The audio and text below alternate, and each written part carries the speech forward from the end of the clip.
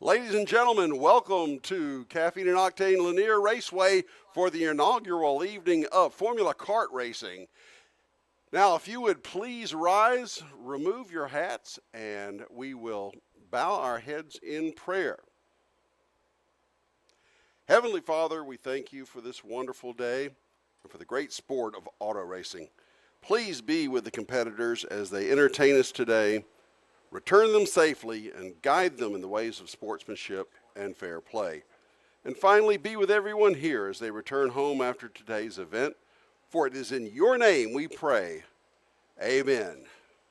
Now please remain standing as we play our national anthem.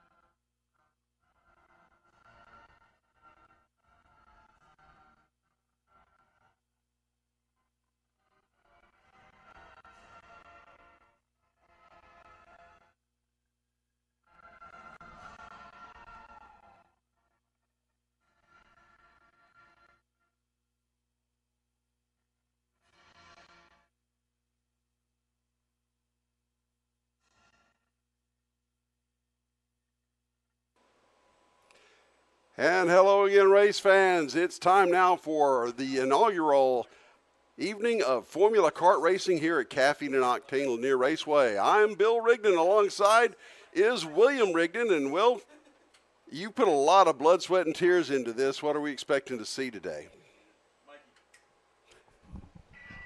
Well, we expect to see a lot of fast, fun racing here at Caffeine Octane Lanier Raceway. This has been an event long in the making. We've been trying to plan this out for about 3 months here. Finally, we're here at race day. We have got the course layout, all 12 turns of it, 0.55 miles. This is going to be a barn burner here. We've got close to 50 drivers signed up today, so pretty decent grid coming out here for a first-time event. Happy to see our drivers coming down from Atlanta Motorsports Park to support the races here at Caffeine Octane Lanier Raceway. And right now we are looking at a great shot of the paddock area down there. Drivers getting in their carts, getting ready to go. Coming up first, we are going to have our Lo206 Cadet, Lo206 Juniors. They're going to be making their way on track for the first of several pre-final races. These pre-final races are going to be 12 laps in length. Once we get through the first round of pre-final races, that's when the fun really starts to happen. The sun goes down. Track starts to change a little bit. The lights come on, and then we are racing for the 15-lap final races, and that is set to hit the track around 8:30, 8:40, right as it's getting dark outside, so should be a real fun atmosphere, something different we haven't seen here in Georgia in quite some time, racing under the lights, and so we are excited here. Look at that great drone shot right now, showing you that course layout. Took a lot of hands to make this happen, folks. Big shout out to Lucas Arnett, to Misty, to Devin, to Bruce, to all the folks here at Caffeine and Octane, the folks at Atlanta Motorsports Park for putting this race on, for making this happen. And so we're excited here. We've been waiting for this, and I know you're excited, Bill. I can.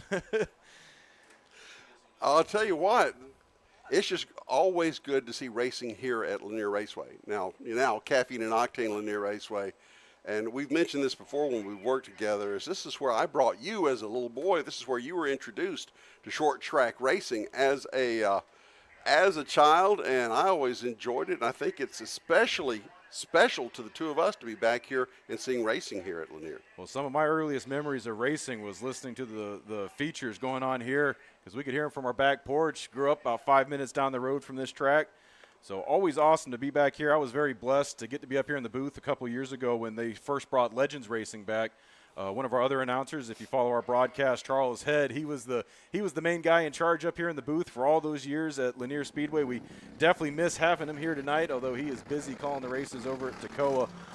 But he was fortunate enough to extend the invite to me to get to come up here. I got to announce my first race here during the Legends event, and then, you know, we've been doing it ever since. They got a full program this year of Legends Racing. So if you like the coverage here, come back tomorrow night because we actually got Legends coming again next weekend here at Caffeine and Octane Lanier Raceway. But always fun to be here, always fun to be up in the booth. The history here of this track, and whoa, look at that. We got a racer already around losing a tire. Is it too early for me to sing? You picked a fine time to leave me loose, wheel. There, I got it out of my system, so I won't do that again. So apparently this is a 4-minute practice for that driver, although I don't think he's going to be making it too much longer in the session. He just took the green flag and made it through one turn, and then it looked like the wheel came off. That is an unfortunate break. We'll see if we can get a name.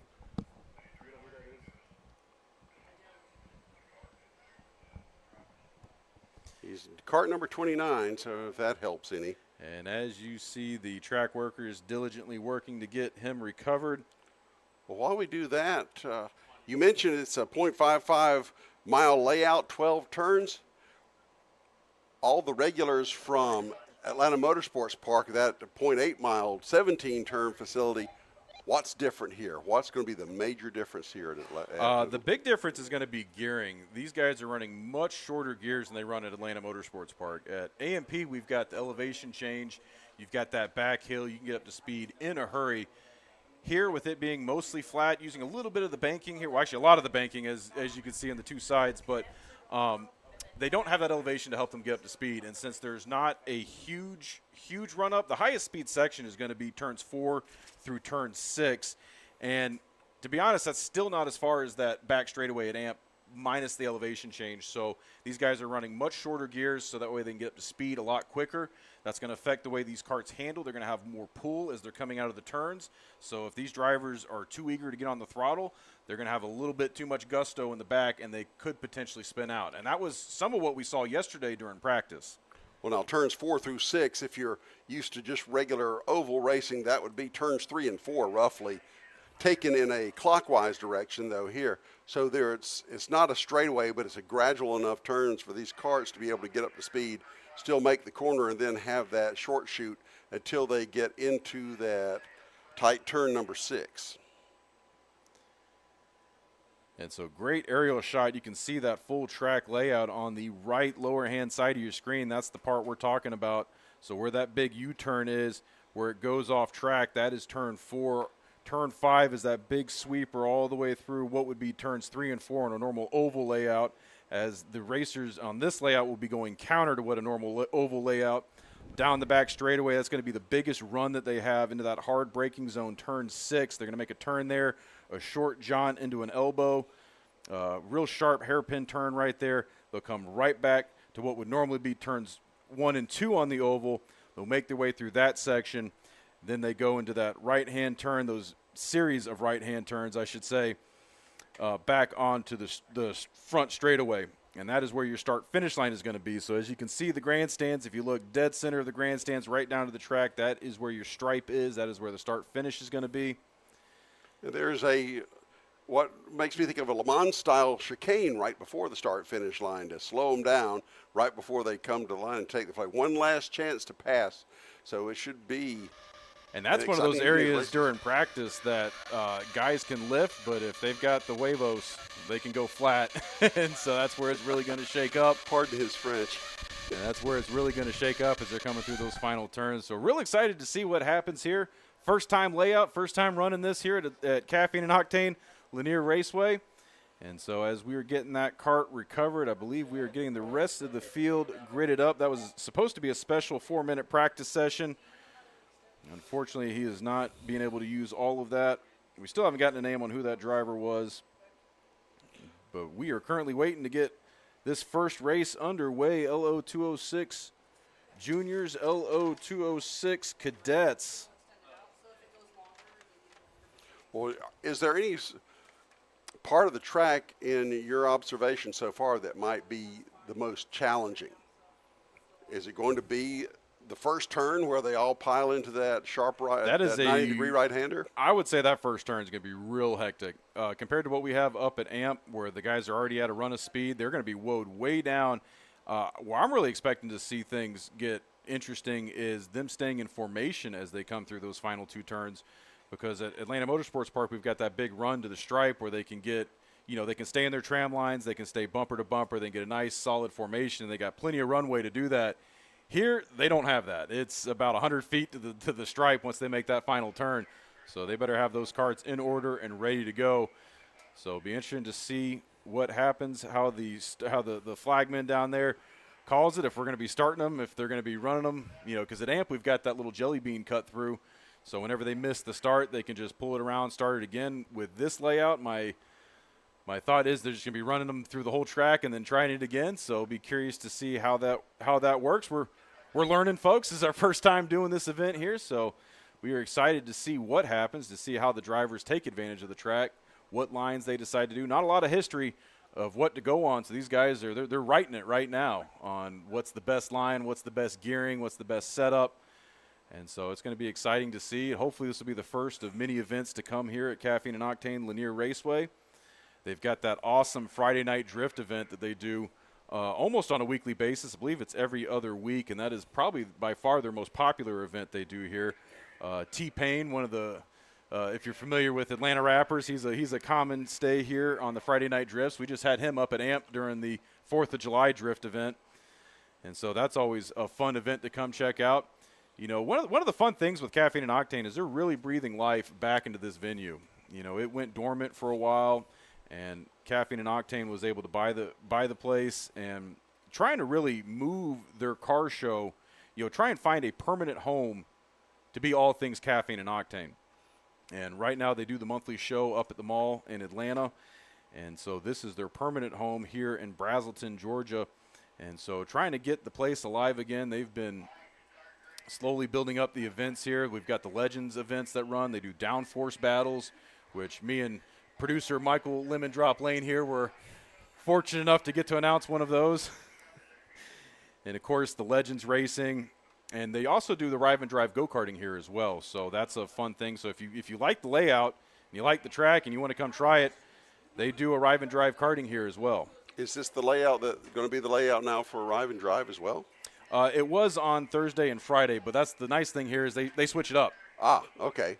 So you're never going to get bored with the layout or get too used to it. No, and they do leagues, enduros. They do a lot of the same things we do up at Atlanta Motorsports Park, and they are conveniently located here in Braselton, Georgia, about 5 miles off the highway. If you go all the way up 985, get off at the Oakwood exit, take a right, and make your way all the way down here, right across the street from Road Atlanta. Such an awesome venue. Such a great time to be here. And it looks like we've got a special guest joining us in the booth. I can't say special. You've been up in the booth the last couple broadcasts we've had. Mr. Al Edwards, the man himself. Al, say hi to everybody. How are y'all doing? He's on 4. Hello. How are y'all doing? We are deaf at the moment. We'll see if we can hear it. A little. Maybe I can yell. William is using his technical expertise to bring Al's mic up. And Al's mic is up. There we go, There we go. yeah. Now I can hear myself. Now, I met Al under less than ideal circumstances. We were talking about an injury because he had a horrible karting accident at AMP, and we were talking to him the next week, fortunately. But I've taken everything is fine and dandy. Now, it's been a couple of years since that happened. Yeah, it sure has been. It's been a couple of years and a lot of recovery time, and lots of family events going on. And my team Will Bite Racing now is 14 strong. We've got 5 people here tonight. Just want to give a shout out to the Will Bite guys and hope that they do well tonight. Got some stiff competition, that's for sure, in the Lo206 classes, both Masters and Senior. and we are looking forward to those battles coming up. Now, the track conditions are going to change drastically when we start getting into the evening races here. The sun's already starting to go down, but the track still is very hot, and the track conditions change pretty drastically from the or qualification to free finals. So, or we're going into pre-finals. So it's pretty significant. We're looking forward to it. There's going to be lots of adjustments to be made, and I may have to get called back down to the pit, but I'll be up here for as long as I possibly can be, and it's great to be up here with you two. Well, it's great having you here. Tell me, what kind of feedback are you getting from your team about this new layout? Oh, they love it. They absolutely love this. We were a little apprehensive of it at first, and I tested 3 weeks ago and had a little crash. So that was kind of funny, and Frank Baldozier will not let me forget that one, that's for sure. But I hit a barrier and bent an axle, and that was that. So, really the feedback we're getting at this point is very positive, and we are hoping that we can grow this series and get some more folks out here, because this facility has so much to offer and has for many, many years, and we're just glad that we can use it in the capacity that it's purpose-built for today. Well, it's, again, exciting to see this, and I cannot wait to see the first lap of competition once we get these karts underway here. And I've actually been given notification by Timing and Scoring that we're actually going to be skipping over Lo206 Cadet, Lo206 Junior right now, so we're going to be pushing them to further back in the schedule. So right now they are getting Tag Senior, Tag Master gridded up, so everybody's patiently waiting with bated breath up here as we get ready to take the track. So I should have worn my sunglasses. I took my sunglasses off specifically for this, and we've got the sun on our, we have a westerly view here in the press box, and it's kind of blinding, but we got some tint on the windows, and the track's looking really, really good. I got to hand it off to the staff here at Caffeine and Octane. They did a really good job when we first showed up, and we're like, wait a minute, this doesn't quite look quite right. And they rose to the occasion, and they got the barriers up where the barriers needed to be. The track really looks awesome, and the racers, again, their positive feedback has been pretty significant. So thanks a lot to the team here at Caffeine and Octane. What are the considerations, say, for putting up a barrier? Is it something a racer's eye sees, that you've got to lead a little further out or coming out of a turn, or how does that work exactly? Barrier racing is really unique in the fact that you don't have as clear of a view as you do at something like AMP. So your head is, in the seniors and the masters, for instance, the fully grown adults, your head's just above these barriers. So you really have to look ahead.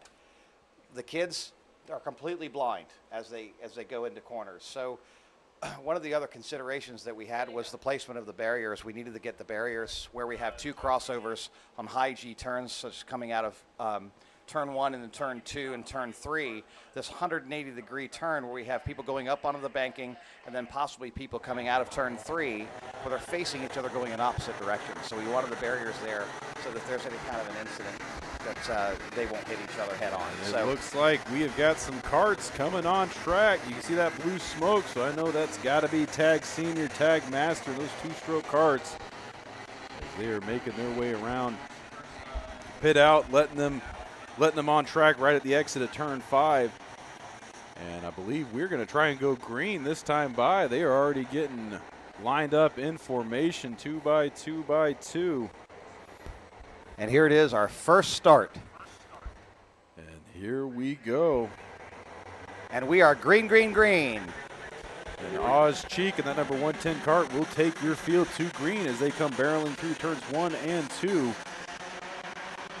Making their way into Arnett elbow right there onto the back, onto that big long sweeper, turn 5 into the back straightaway. The Seabrill straight right there as we're going with. Diving into that hard braking zone into turn 6. There we go, down the chute into turn 7, back up the chute into turn 8, around the high side here on the high banks of Lanier, diving into turns 10, 11, 12, back onto the front straightaway, and your first lap of racing here at Caffeine and Octane Lanier Raceway is complete. Well, there was no issue going into the turn 1 as we were concerned about. So that was good, but these karts definitely are hauling for the short distance of this track. They are certainly getting up to speed in a big hurry. And Al, I see what you're talking about the places for these karters to be able to see. so there is no barrier all the way around, but just where it needs to be. And as you'll see, sometimes these guys run a little bit wide. It's essentially a football powder that defines the inside and some of the outside lines here. And so you'll see them run over this a little bit, and it'll kick up some smoke. There's nothing wrong with the karts. It's just they're hitting a temporary white racing surface marker. It's kind of reminiscent of running through the speedy dry That's after exactly a right. caution. After a caution in NASCAR, which would be very fitting here. Coming into lap number 3 that we are currently working on, Oz Cheek is your leader. Second is Oz Cheek. Third is Kyle Clark. Then Talon Laney and Sean Atkins, your top 5. I'm not sure who Oz Clark is unless they just give him the middle name 4 to distinguish him. So here we go. Finishing lap number 3. The pack's kind of strung out a bit now, but they're within sight of each other going in. But Oz Cheek is actually the front 2 is pulled away from 3rd place.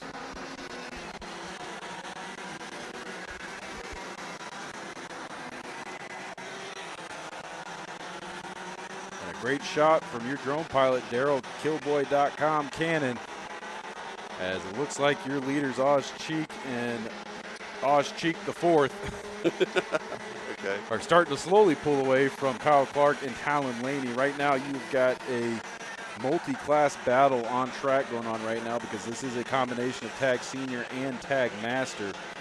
So all those drivers you see on your screen that say Tag Master next to them, those are your Masters. And then everyone else would be Tag Senior. So, and that looks like, yeah, you've got Oz Cheek the 3rd and Oz Cheek the 4th out there. There we go. Okay. It's a little father-son action, kind of like what we got going up here in the booth right now. That's That's right. exactly right. Boy, it's good seeing you two up here again. Build the 2nd and build the 3rd, I guess, with Collins. And look at these guys just hammering down this course, go flying through turns 2 and 3 around the big screen and into turns 4 and 5. This is going to be your highest speed section of the track right now as they make their way counter down the back straightaway. Liking that big screen, too, though. Bristol has nothing on us here at That's Caffeine right. Octane Lanier Raceway. And that is for all the fans lining the fence right now, all the friends and family of the drivers hanging out in the pits down there. That is your spectator section. Look at them. Now we have somebody coming off the track. It looks like Scott Butler is coming off the track. He's been having some issues and was about to get lapped there. So that's a good thing. We don't have to work around him at this point. We wish him luck in the final. And these lap times are slowly getting quicker and quicker. Oz Cheek with a 37.44 that last time by. That is. Oh, wow. Almost went into the wall there. He just brushed the barrier. You got to be careful with that wall, Al. As we saw in practice, you barely scratch that thing, it's going to rip your kart around. That's absolutely right, and I was a victim of that. But one of the things we have to remember here is that the infield 20 years ago was dirt, and this was an oval track, and there's a transition, and a significant one, from the inside where they've paved and over the inside where they paved, where you literally see the seams in the asphalt here. So there are places here where you have to get off the brakes completely, otherwise it really upsets the kart. And one of those transition points is this hairpin turn here onto the north side of the, or south side of the track, where we go from the infield into the banking with a 180-degree turn.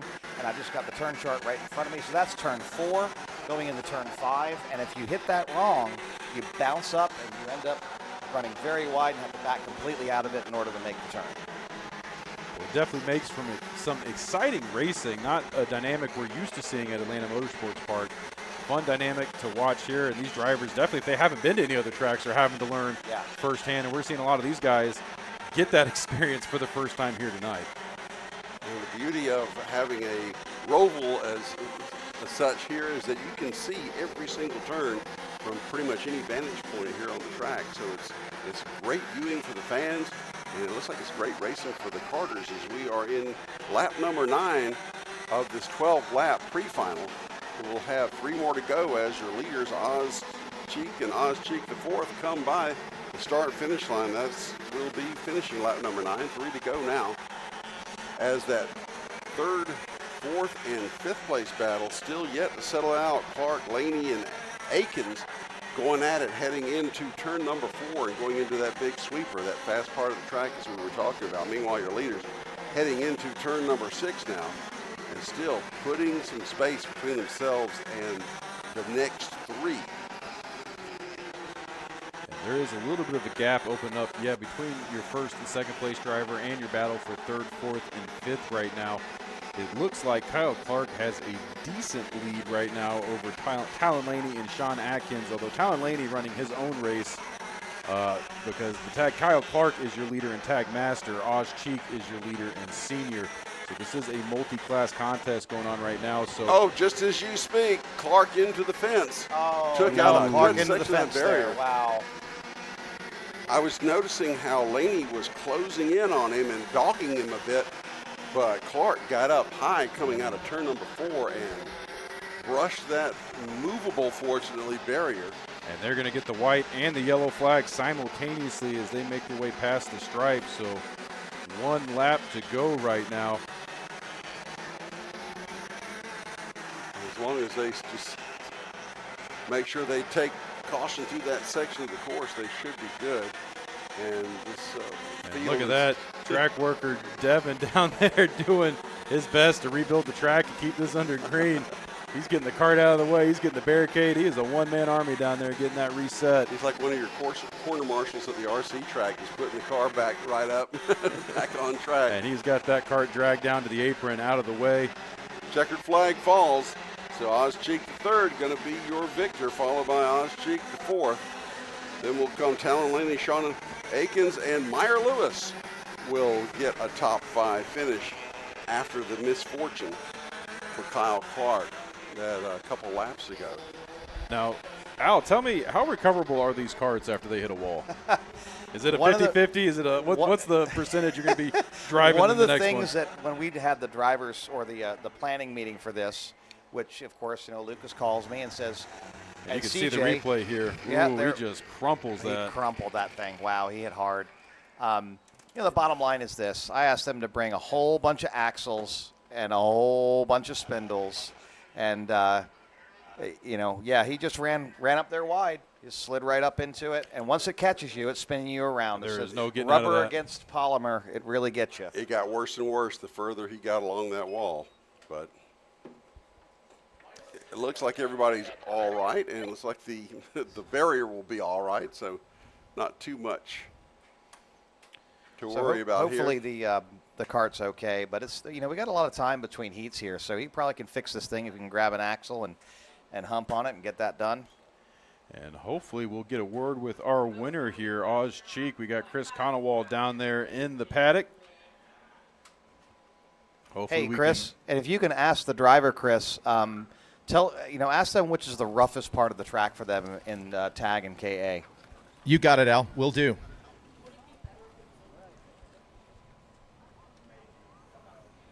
And it looks like Oz has got to get his helmet off, but we'll get a word with him here momentarily. Chris Conowall, trackside with your race winner, Oz Cheek the third. Hey, Oz, how you doing? I have we're having a blast. Having a blast. Having an absolute blast. Yeah. So I had a question from the booth from Al.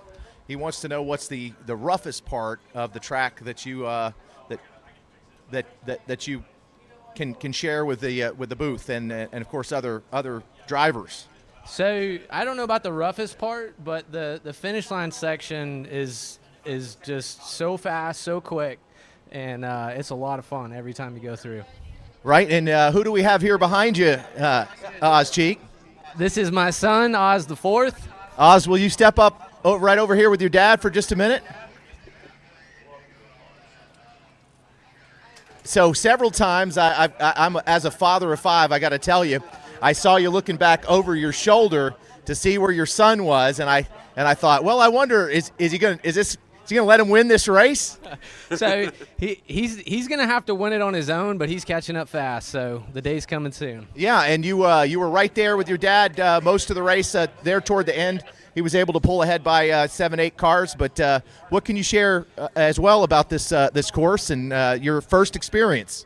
Well, I like it, but I think I just got to get a bit more consistent in the back section because that's where I can catch up to him. But I kind of lost it towards the end, but. It's a fun track. I like it. The only part I would change is maybe before that bank on this side, I'd make it a little bit of a later turn maybe. Okay. Well, Oz Cheek and Oz Cheek the fourth, congratulations on your win. We'll see you in the final. We'll see you in the final. All right, guys, I'm going to send it back up to you unless you have any other questions for these drivers. No, we're good. Thanks a lot. And good to get some feedback on the configuration of this. Hey, Al. Hey, Will. Any other questions for these drivers before I send it up to you? Send it back up to us, man. We're good to go. Okay, thanks so much. Back up to you guys. Well, an eventful finish here for our first pre-feature here at Caffeine Octane Lanier Raceway, Formula Kart Racing, inaugural Saturday night, and good run there for the Cheeks. Sure was, and quite frankly, we witnessed a little piece of history. Yes, we so did. Our first feature race for karting in how long? I don't know. Or I've never. I don't think we've ever had a feature race here Last at time Lanier. I saw a kart race here, it was junior fast karts, and they were doing a little miniature oval on the front course, on the front straight, and that was it. They weren't doing the big roval setup here. I don't even know the last time I've seen a roval setup at all here. I don't think there has been. Well, there wasn't when it was dirt in the infield, of course. Right. Well, and they always had the infield wall. They had the pits and all that. So really, until they shaved it in the late, I believe it was 2010, 2012. 2012 when Downing owned it, right? Yeah, when they did the shaving, and then they went out of business pretty soon after that. So yeah, I don't think unfortunately. I really don't think they have run a roval kart race here. No. So this is history. This is history, and it's rich history. This track has so much history, and quite frankly, I got to give a shout out to him, Charles Head. I wish he was here because he could tell us some stories. That man could tell us some stories. Man, the one race when we need all his NASCAR stories here at the place, at the home of racing in Georgia.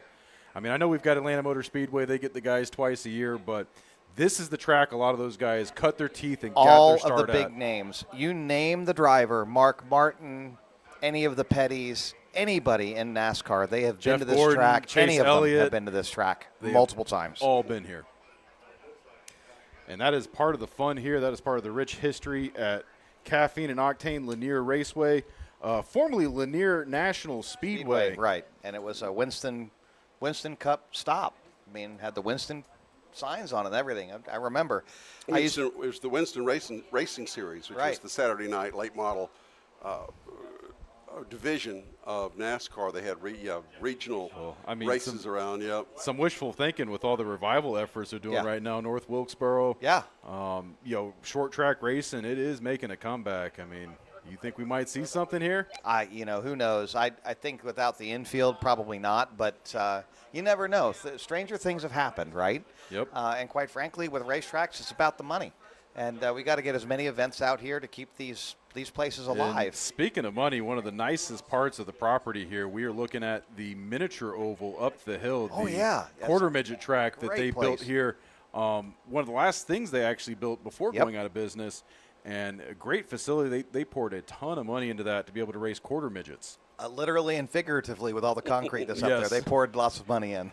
And that was almost a donation from the track itself because they've pretty much subsidized quarter midget racing, charging the guys next to nothing because that was pretty much the entry point for racing. And the way you get more drivers is you make it attainable. You make a low barrier cost of entry. And that's what quarter midget racing is. That's exactly right. Well, depending on who your shock guy is. Right, who your shock guy is, right. As me and Al were talking last night about shocks and why quarter midgets are way more than karts. But in terms of oval racing, that is where a lot of the oval racing guys get their start is in quarter midgets. All right, we just got the clear for the Lo206 Masters race coming up here. This is one of my favorites. And this is the class you most recently have raced in, Al. Yes. And you have you hung up the towel for good? No, not at all.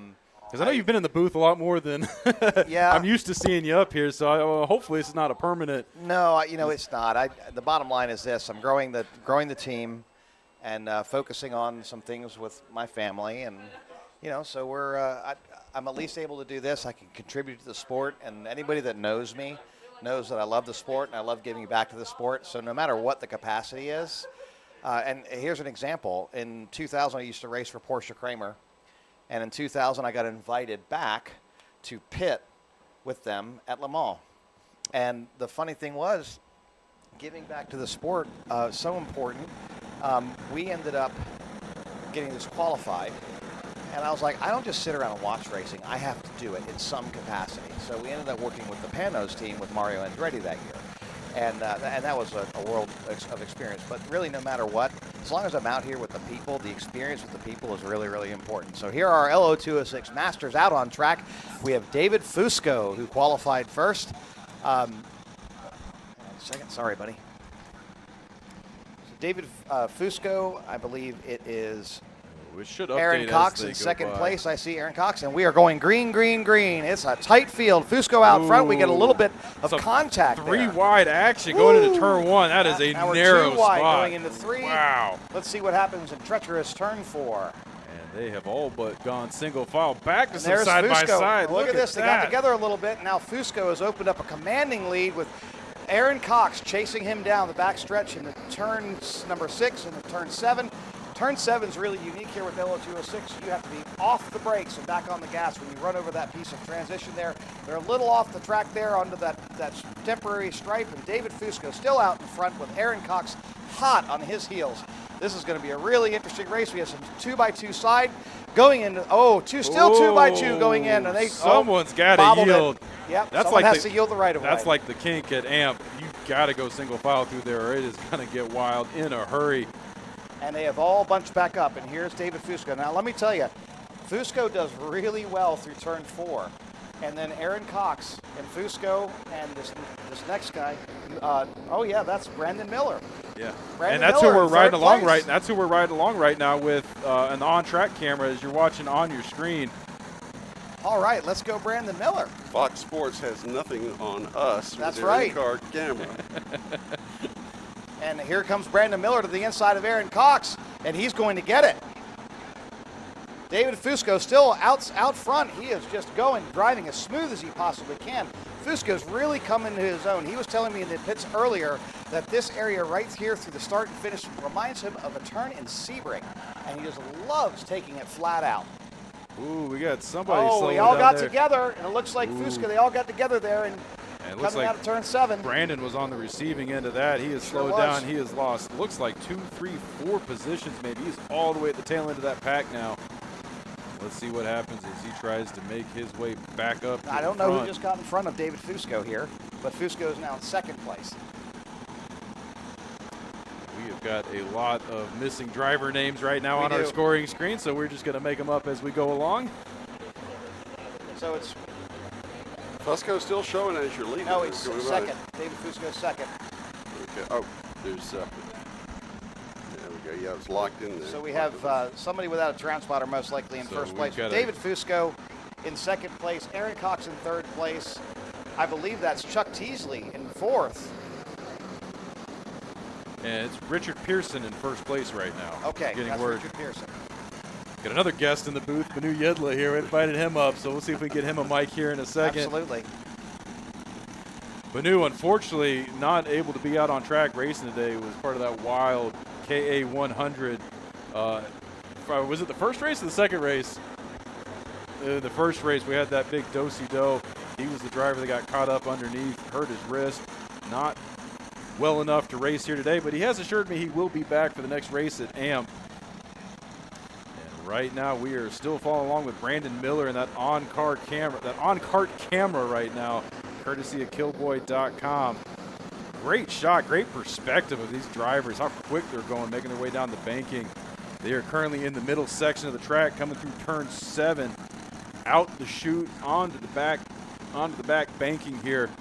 As they make their way through turn 9 into turn 10. Look at this little side-by-side. Thought better of it. Now they're back single file as they make their way across the stripe, back into turn 1. Oh, wow, some real contact right to the back of Aaron Cox there. And I'm not sure who that is, but he's got Aaron Cox on the inside. But Aaron Cox is going to go back up through turn 4 and maintain his position. But they're going to get it. Yeah, with he's David going to have the Fusco. line. But, Here a little crossover comes action. Aaron Cox back. Might cross him over. Ooh, they're all over the line as they make their way through turn 7. But This look is how what much you want ground to see. they've lost at this point. They keep on racing each More other like that. contact. Looked like Brandon Miller getting to the back Yep. of the 21 cart. Sure are. Brandon Miller once again with his elbows out and his foot on the gas. That 21 cart trying to take advantage of that battle just ahead of him, too. Not quite able to, but they were definitely racing and losing ground ahead, but also losing ground to who was behind them. Ooh, look at the pass there. Brandon Miller gets right the underneath inside. Chuck Teasley just contacted him a little bit. And Brandon, he was one of those guys that was on the receiving end of contact. Here comes during Chuck practice. Teasley right back up on top of him. Oh, he didn't like that. No, not at all. But Brandon, he smacked the wall during practice, tore up his axle. He was down there frantically ripping his wife's cart apart so that way he could get his ready to go. Sorry, honey. Got to take some parts off your cart. I wonder if he does that with the jewelry collection, And too. look at this, getting passed through the backside, banking. Brandon Miller, and who was that you said in the 21 cart? Chuck Teasley. That is Chuck Teasley. And let's go Brandon Miller. Now, Brandon Miller, he does this little hop when he comes off the turn 4 there into turn 5. And look at Chuck Teasley just right back up on top of him. Now, I'm not sure if Chuck has enough weight on his cart per se, but he really has the acceleration on him. And let's see how we're doing. So Richard Pearson with a commanding lead at this point. Richard's an excellent driver. David Fusco in second place. I don't recognize the number. That might be Chris Orencia in third place. Yeah, that's the Aaron 171. Cox. Yep, Aaron Chris. Cox in fourth place.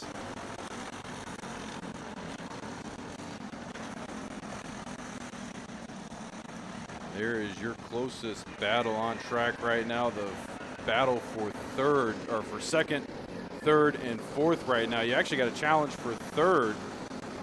Looks like Chris Orencia, and he is your current third place driver. Oh, little bump and run action there. Sure was. Good. Excuse me, don't mind me. I'm just going to go on by you. That was the number 20 cart. Don't That have was a name Aaron for Cox that. that got through there with Chris Orencia. So now Aaron Cox is trying to chase down David Fusco. Chris Orencia really struggling there through the front stretch, trying to make that right hander. You can see his helmet just way out to the left-hand side.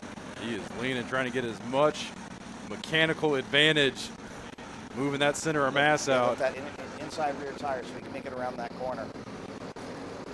This is the feedback that I'm getting. This course is incredibly physical, and you are on the steering wheel all the time. There's no place to rest like there is at AMP, going back through the back stretch and a lot of other places where you can relax your hands. You are always in it here. So the drivers are going to come out of this with pretty sore hands, and if you bobble it even the slightest little bit here, someone's going to be right up your bumper, and they're going to be making a pass. Drivers getting the halfway to go from flagman Eli Bearden down there. So we are. Should be 2 to go. I guess that's the right? 2 to go. I lied. That's 2 to go. Yeah, Give him the halfway 2 to mark. go. So No, we've been racing a while. Really? I was going to think, oh boy, Yeah, just let him keep on. another Wow, 10 that's- laps of this. It's an endurance race. Yeah. So David Fusco might get a challenge from Aaron Cox here. He started to slow down a little bit. Aaron Cox is starting to catch back up to him. He's almost completely on his bumper. Man, they Dave keep Fusco pushing that. just touches a cone there. They keep pushing the exit of turn 7 They sure wider do. and wider. That one cone is getting abused every Sure time they is. come through, but It's they been are hit 3 pushing or 4 harder and times. harder. And here's the white flag for Richard Pearson, David Fusco in second, Aaron Cox in third.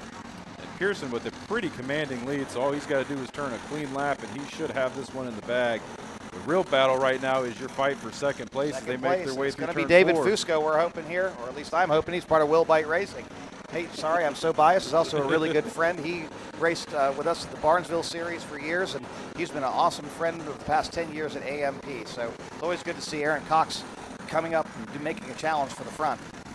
And look at that, about kissing the barricade there, coming through turn 7, making their way into turn 8, onto the back, banking through And here that long comes turn Richard 9. Pearson. Richard Pearson takes the checkered for the pre-final. David Fusco second for the pre-final.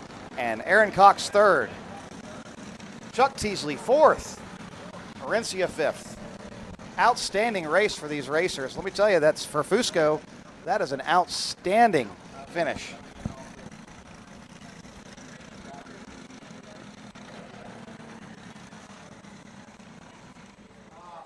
It looks like Brandon Miller had some mechanical issues there. He's here in the middle of the track with a corner worker tending to him.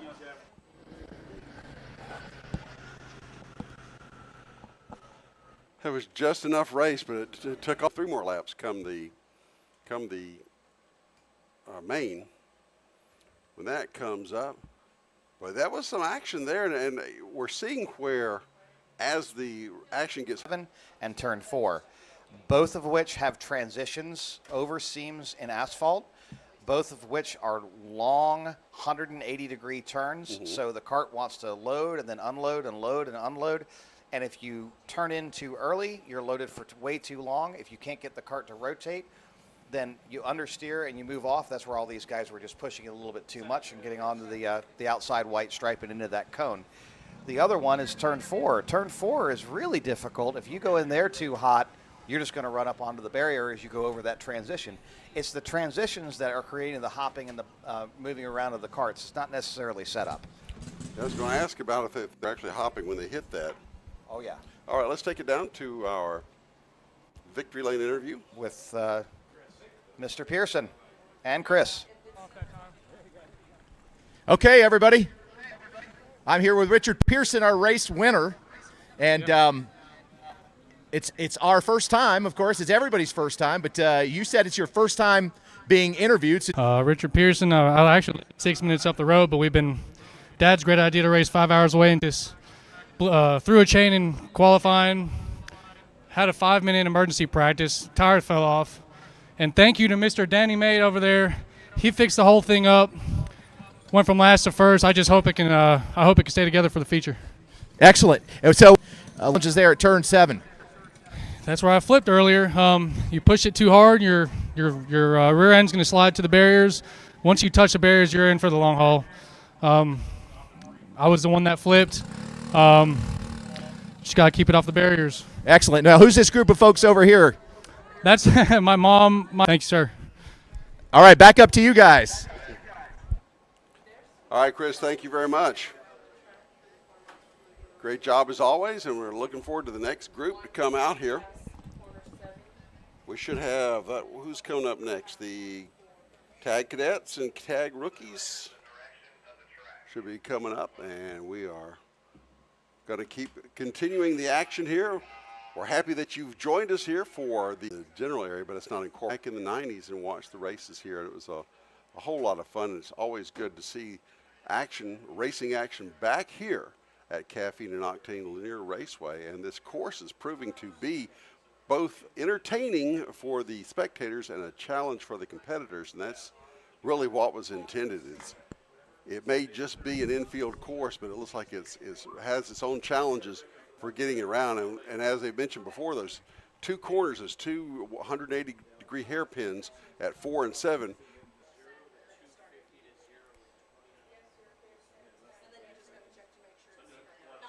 so our next pre-final coming up very soon. We should see the carts coming out onto the track, onto that entrance on the back straightaway momentarily, he said. And we're getting on the track here. I actually see carts moving. Now, at AMP, we'll hear them fire up for movement. Of course, we're in a nice air-conditioned, glassed-in booth here. So, don't worry about our comfort here. We're going to treat the lines as suggestions in some cases. Here we go. Fields coming in through turn 4, heading out, starting the second lap now. We're 1 lap underway. So we have two distinct gaps here with Camila Canache and Callan Berghofer up front. And then we have Isaac Carvalho and Ryan Perez in the second crew. Then we have Ruben Greer and Isaiah Williams rounding out the back of the pack here. And they're all 3 sections distinctly different. And he pays for it in turn 7 there. Sure does. A little bit too much momentum, and he went a little wide there in turn 7 and had to correct. Beats hitting the barrier, though. Sure does. And let's see if he can pull the rubber band a little bit and wind these guys up. Runs a little bit wide there out of turn 1, going through turn 2 and turn 3 into turn 4. Let's see, don't push it. Let's see if they can catch back up with one another here around turn 5 into turn 6. He had a little bit of a twitch coming out of 3 just before he went into 4, whether he hit an imperfection in the surface or whether the tire just hopped. We'll see if it happens again when he comes back around. So that would be Perez challenging Isaac Carvalho. 3 laps in the book. We're underway for lap number 4 here, and look at Camilla. She's just gliding. She's rocking away through the corners like a Sunday drive, pretty much so far.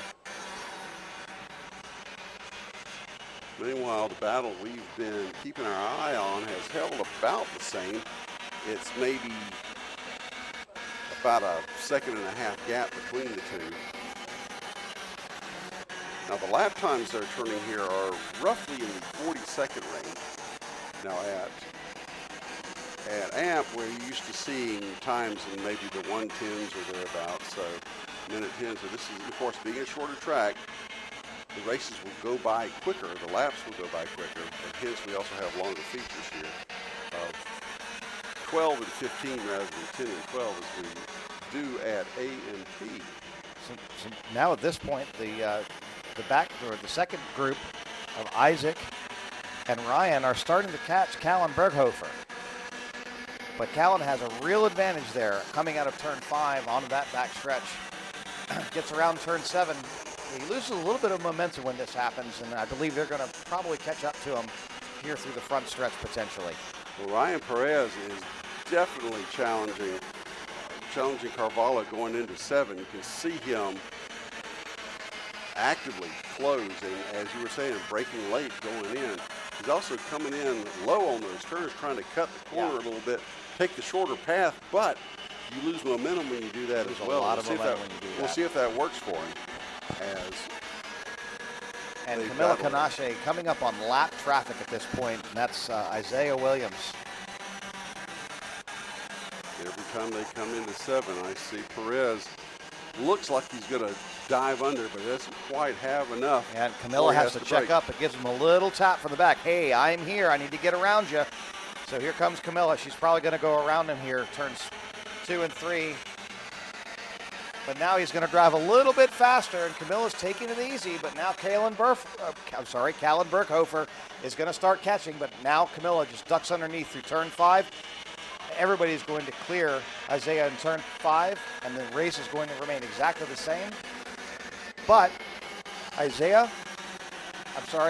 and Ryan have now caught each other, and they are really in a heated battle. They've gotten a lot closer to Callan Berghofer as well.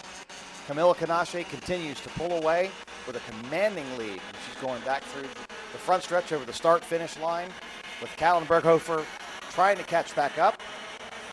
8 laps complete, 4 to go. 8 laps complete, 4 to go, so we're 2/3 of the way through. But yeah, you're right.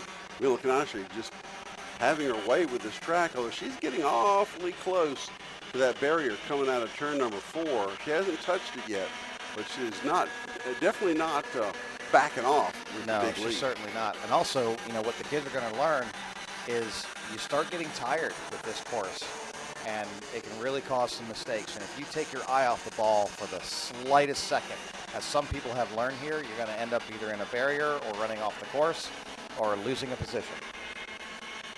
The centrifugal force is a real challenge here because you're having to fight your own weight being amplified as you go through these corners to crank the cart to turn that way. And yeah, you're right. Oh, Camilla got really close to the wall on that one. I think she's getting tired. She's been doing that. She has plenty of room and plenty of time. Just calm down, drive the course, get a look behind you, and you'll be fine. There'll be 2 laps to go this time by. 2 laps to go. But 2 laps to go, and we've got challengers for Callan Berghofer. He needs to just check up over his shoulder real quick and see how close these guys have gotten. They might be giving him a tap hello in the next lap. Here we go. There's a thing that you can attest to here is those walls are not forgiving. They are not. Even if you just brush it, that can be disaster because they're in sections and they'll reach out and grab you and turn you. In fact, we just saw that happen to Perez. He got a little hot coming out of 4, and he lost a good bit of ground. Wow, and here they come. They're coming after Callan Berghofer right now. There's going to be a challenge up here running through turn 8, 9, and 10. There will be a challenge here. So your leader coming out of turn. And here's the white flag.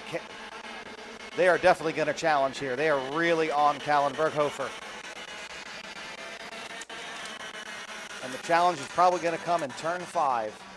If Berghofer runs the slightest little bit wide or slows down up. And here we go. Here's the challenge. Berghofer slams the door on Isaac. And they are one on top of the other right now with Camilla Canache with a commanding lead. All she has to do is make this last half of the track.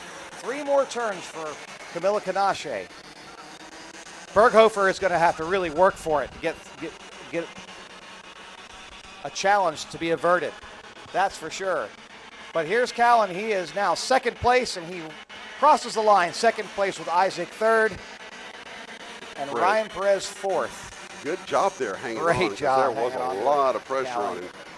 And it's real easy to mirror drive. Of course, it's a lot harder to mirror drive when you don't have mirrors. So good for him there that Yes. he really didn't see what was going on. But he held his line and was able to bring home the second position. Now, one thing I'm curious if it's a big factor or not is the fact that the start-finish line is so close to the entrance of turn one. You know, when you're fighting for that final place on track, you know, when you're at the line and you're giving it everything you got, you can't send it too hard because then you could go right into the wall at turn one. And how do you play that dynamic? And Well, you know what you can do is you can floor it all the way through the line. You've got that gap right there where the cones are. If you want to take it like an escape road, I don't know if that's advisable or legal. You'll see this in figure eight racing where the line is right at the entrance to turn one, and when they do qualifying laps, they'll actually spin out on the final lap trying to get every last tenth of a second that they can. That's exactly what I was thinking about when you said that about the line being so close. And I wonder why that is. So it's been 15, 20 minutes since the Masters race. And David Fusco just came up here to give me, what's going on. And he's still huffing and puffing. Now, and he's just turned 60. So, it's going to be the kids trying to keep up with him. So it's really great to see Fusco's really happy. This is the best he has done in about 2 years. With a second place, I'm hoping he can definitely make a challenge for first. And it looks like Chris Conowall has got Camila Canache down there in victory lane. Chris, take it away. Hey, guys. Here with Camila Canache, race winner. And from my perspective, it looked like it was a pretty easy going till about halfway through the race, and then something happened. Why don't you tell folks what happened there? Well, there was someone that I was trying to pass him, and then I couldn't, but then he went like this because he was micro and I was mini, so he let me pass, and then I kept going first. That's when they catched up a little to me because I was fighting with him when he was micro, but I still got first, and I'm very excited. Yeah, and Callan was trying to take advantage of that time when things slowed up just a little bit for you. Callan, you want to come over and talk about the race too, please? And congratulations to you, by the way, on your win. Callan, if you can step over here for me. So, Callan, really quick,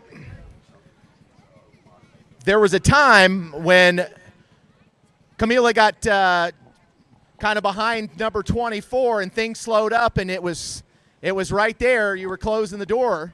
Tell us what you were thinking in that moment. I was thinking I had to push hard and I was going to try to catch back up. Yeah, and right at the end, you almost got past. Do you remember that? Yeah. So how did you hold off the other driver and secure that second spot? I pushed him down and he had to let off. Okay, both of you, I got a question for you. So going into the final, what can you tell the other drivers? What hints or advice do you have for this track, Lanier? I don't know. I don't know. What about Camila Canache? Well, you need to really hold your steering wheel because sometimes you can hold, you need to hold your neck because the track is you barely have a straight. It's very hard. All right, and all these folks are here in support. You guys want a shout out for everybody? Yes, I really want to shout out for my dad and my mom and my grandpa. They had been working very hard and working for my go-kart. And my dad said, well, I want to go to this race because in Las Vegas it's going to be the same. They're going to have barriers. Okay, I'm going to send it back up to the booth. Congratulations to both of you. You're both on the podium. All right, guys, back up to you.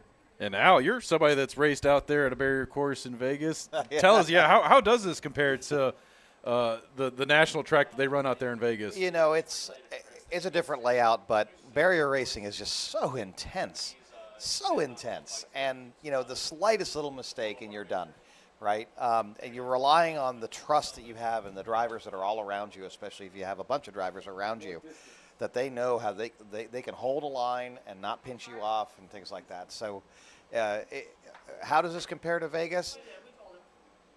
This compares because it's barrier racing, but Vegas is Vegas, and we leave what happens in Vegas at Vegas. And, of course, we're talking about Super Nats that happens every year out there in Vegas. They also do this down in Orlando, too, right? They do. The USPKS does some, but SCUSA has the Pro Tour, and they're all over the place. It tracks all over the country, and some are barrier races. Another one, the finals, the Super Nats, are very specific in the fact they're done in the hotel parking lot, typically. Now, 2 years ago, it was done at Las Vegas Motor Speedway because at the last minute, the Rio canceled their order and basically said, no race for you 1 year. And so the year after, they went back to the Rio, which I was a little surprised about. But the racers loved the Rio, and the reason why is because, you can just kind of roll out of bed, walk out of the hotel, and you're right at your pit stall. So it's a really unique experience. Now, how does a hotel parking lot in terms of track length, how does that compare to being on a 3/8 mile oval? Very similar, except for the fact that because the Rio parking lot's huge. It's probably twice the size of this racetrack, but they put a lot more turns in. I think they have 16 or 20 turns in some track configurations. They also have rumble strips that they put down, and you bolt them down, and if you hit those, you're launching, right? Oh, wow. So the Nats also, they have double barriers, and the barriers are filled with water. So they don't move at all. They are not as forgiving as these barriers, and so when you hit, as a matter of fact, there's a great one of I think it was Norris that got pinched off in KA 100, and he just brushed the barrier, and his wheel just exploded. It was really interesting to watch, and of course that was the end of his and 3 other racers' day. But the SCUSA guys are really good about getting the carts off. They basically just pick them up, put them up on top of the barriers, and go green, green, green, and off they go. Well, it's got to be nice with the water in there. They won't have to worry about it toppling with the weight of the cart on there. The show must go on, as they say. So. And right now we are currently waiting. That was the Tag Cadet, Tag Rookie class that just went on track. We are waiting for KA 100 to come up next. I am getting told no. Well, my problem with going to a kart race in the casino parking lot is I have to walk. I believe we're going to have LO Senior coming up. We've combined 3 classes. This is going to be an interesting one. The LO Seniors, as always, are very competitive and very physical, and we'll see on this track if we don't have some carnage. I'm praying for no carnage, but that's the one we see 35-plus entries over an amp and Ye of little faith. and 5 wide racing. Oh, it looks like we are ready to go trackside with our pit reporter, Stephen Newbold. Looks like he's down there with Danny the Iron Man Lieutenant Danny May. Stephen, take it away. How's it going? So we're here currently with Danny May. We're going to discuss a little bit about his kart setup. Tell us a little bit about all the different karts you're fielding out today. Yeah, so I've usually run 3 karts per race, but now we're fielding 3. So I've got Spencer Mass started on pole in the senior. Richard Pearson, he just won the Masters race. Then I'm starting second in the senior race. So I'm doing a lot of wrenching and a little bit of driving. So from a driver's standpoint, how is the track feeling? Is it bumpy? This is technically an oval track. They've got it set up as a roval. Tell us a little bit about how that is on the body, because, I mean, sitting here watching, we've noticed that drivers are tilting their heads, bouncing up and down, just trying to get comfortable. Have you developed any methods to control that? Not really. What I'm noticing, especially for the guys running tag, your torso is really hard on your obliques and everything, holding your body straight up. But as far as me, my neck has been a little more sore than it usually is, like an AMP or Barnesville GoPro, all that stuff. So I guess we are going through a lot more stress, but every time I get in the truck, I notice my neck's a little tight. So you just got to stay loose out there. So for the people that have just now tuning in, tell us why they call you Iron Man Danny May.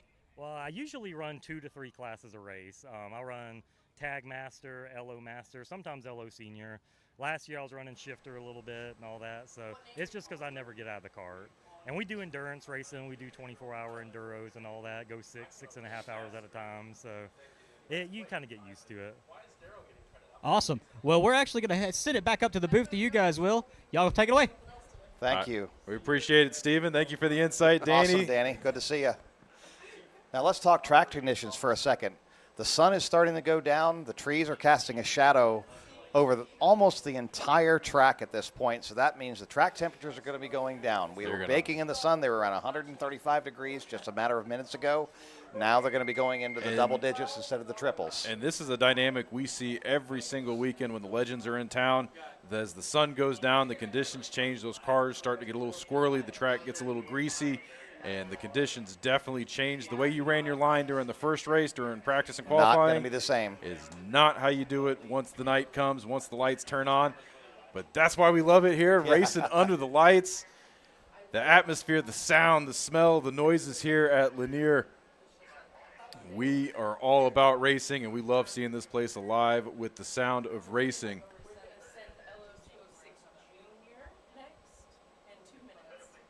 And I am getting word that Lo206 Junior is up next. So we are 2 minutes till grid release on Lo206 Junior. So if you can hear me all the way down there in the paddock, Lo206 Junior, better get in your carts and get ready. That group is about to get released.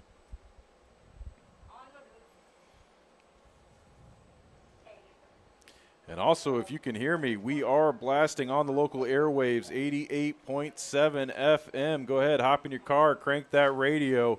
You can hear all the calls from up here in the booth with myself, Bill Rigdon, and Al Edwards, bringing you all the race coverage here from Caffeine and Octane Lanier Raceway. I've always got to stop with that because I am on autopilot with saying Atlanta Motorsports Park. Yeah. But we are not at AMP today. We are at Caffeine and Octane Lanier Raceway on a one-of-a-kind special Roval setup here. I'd say first of its kind. First of its kind at race, this platform. Yep, here at Lanier Speedway, or Lanier Raceway. God, we're going to call it which name it's ever been called. Right, I know. And again, that's just because of the rich history here. You know, us as kids and, you know, what we grew up with. So it looks like we're going to go Lo2 Junior, Lo2 Senior, and then vintage. That is our order of operation at this point. We've just been handed by race control. And those are the carts we are looking at. Well, we've just passed a couple of the vintage carts. Looks like we're on to, that's a tag cart. There's an LO cart. Yep. So everybody not quite gridded up by class. It's just kind of first come, first serve in the paddock. Yep. Wave to the camera, guys. You're live. For the camera, Facebook you're and alive. YouTube. And we appreciate you guys coming out, all the drivers. We wouldn't have a show without the drivers, so much appreciation to them, to the tuners. We'd have to fill a lot more. Hey, there's Aaron Cox's pit. We'd have to fill a lot Say more. hi, Aaron. There he goes. Yeah, it'd be a lot harder to fill the airtime. There's the without Will the show Bite to tent. cover. Here's the Will Bite tent. And all the guys, Paul McElry. Hey, Paul, thanks for coming out. Really appreciate you coming out and supporting the team.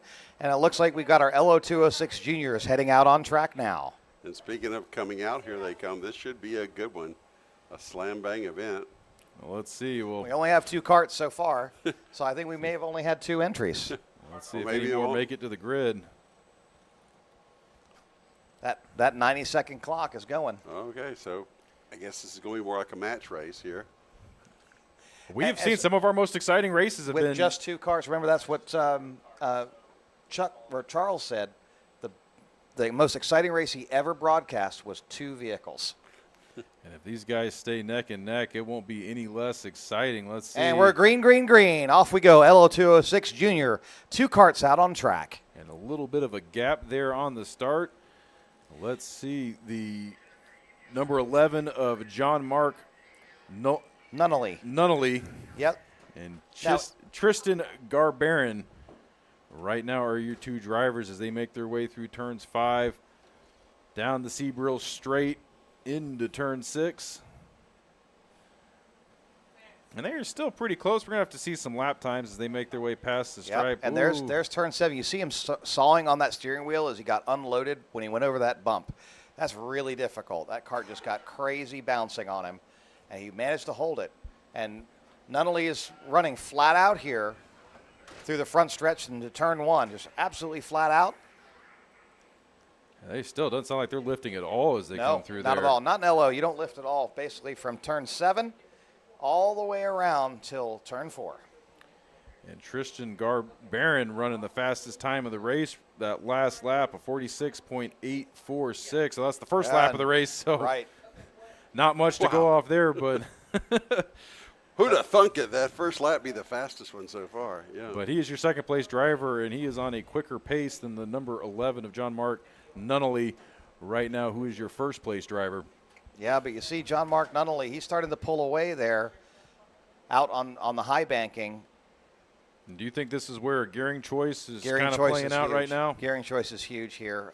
Coming off the corners and keeping your RPM up, especially in turn 4, into turn 5, and so you can accelerate away. As a matter of fact, the Lo206s, they should be on their rev limiter when you get to the race course entrance over here at the other opposite side of us. And here we go. We have a challenge. Tristan's challenging Nunnally, and he's going to make that pass going into turn 6. And he is going to take him on the inside as they go diving into 6. Pretty clean pass there. He's got a long ways to make that pass. I feel like that's going to be one of your better areas if you can set up a good turn 4. And now he's kind of outpowering him here. He's started to get a commanding lead, but here comes Nunnally.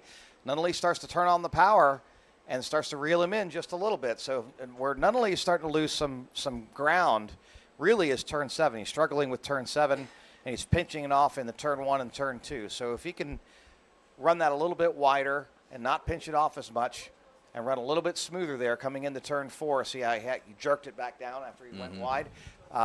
You know, he's got to learn how to slow down to go fast, and that's really crucial there in turn 4. And right now they're making their way through turn 6, down the alley into turn 7. Oh, but he's staying with him. He's staying with him. Yeah, he's not letting Tristan get too far ahead. Nope. And he can't because these laps are going to start winding down. We're only 3 laps into this 12-lap contest. 0.6 was the gap at the line last time. This time by, it is now still 0.6, so you're right. He's holding service right now. He sure is. But if you're watching the score screen, John Mark Nunnally, he has been ticking faster times every single time by. That lap has stayed green each time by his last lap time, which means he's consistently getting faster and faster. And they were only 1/1000th of a second difference between those two drivers on the last lap. So if he's down 0.6, how many thousand laps will that take for him to catch up at that pace? It might take a little more than we got left on the clock right now. It might. Now, but here's the thing. This is a very physical course, so one of these kids may get tired, and he might slip up. He might spin. There's lots of things that can happen here. So an Lo206 race is really not over until it's over. Garbarine picking up another 10th that time by. Of course, these are only taken at the line. There's no indication of when they accordion elsewhere on the course, but at the line, the gap was 0.76 so of a second. He's losing some ground there. But see in turn 7 how he just kind of rockets back up on him, and it goes in, saws on the steering wheel, and they're going real slow through turn 7. And we've seen that in the races so far. I guess you see that really at any track. Is there places where one competitor is faster than the other, and then it's balanced out on the other end of the track. That's right. Are you good with grip? Or are you good with acceleration? Is your gearing a little taller than the other driver where you can catch them, but then they can out-quarter you? So it's a real balancing act here at Lo206, that's for sure, especially at this course. Tristan's starting to pull away now, at least as the gap indicates. It's now a full second over second place John Mark Nunnally. And visibly, he's pulling away.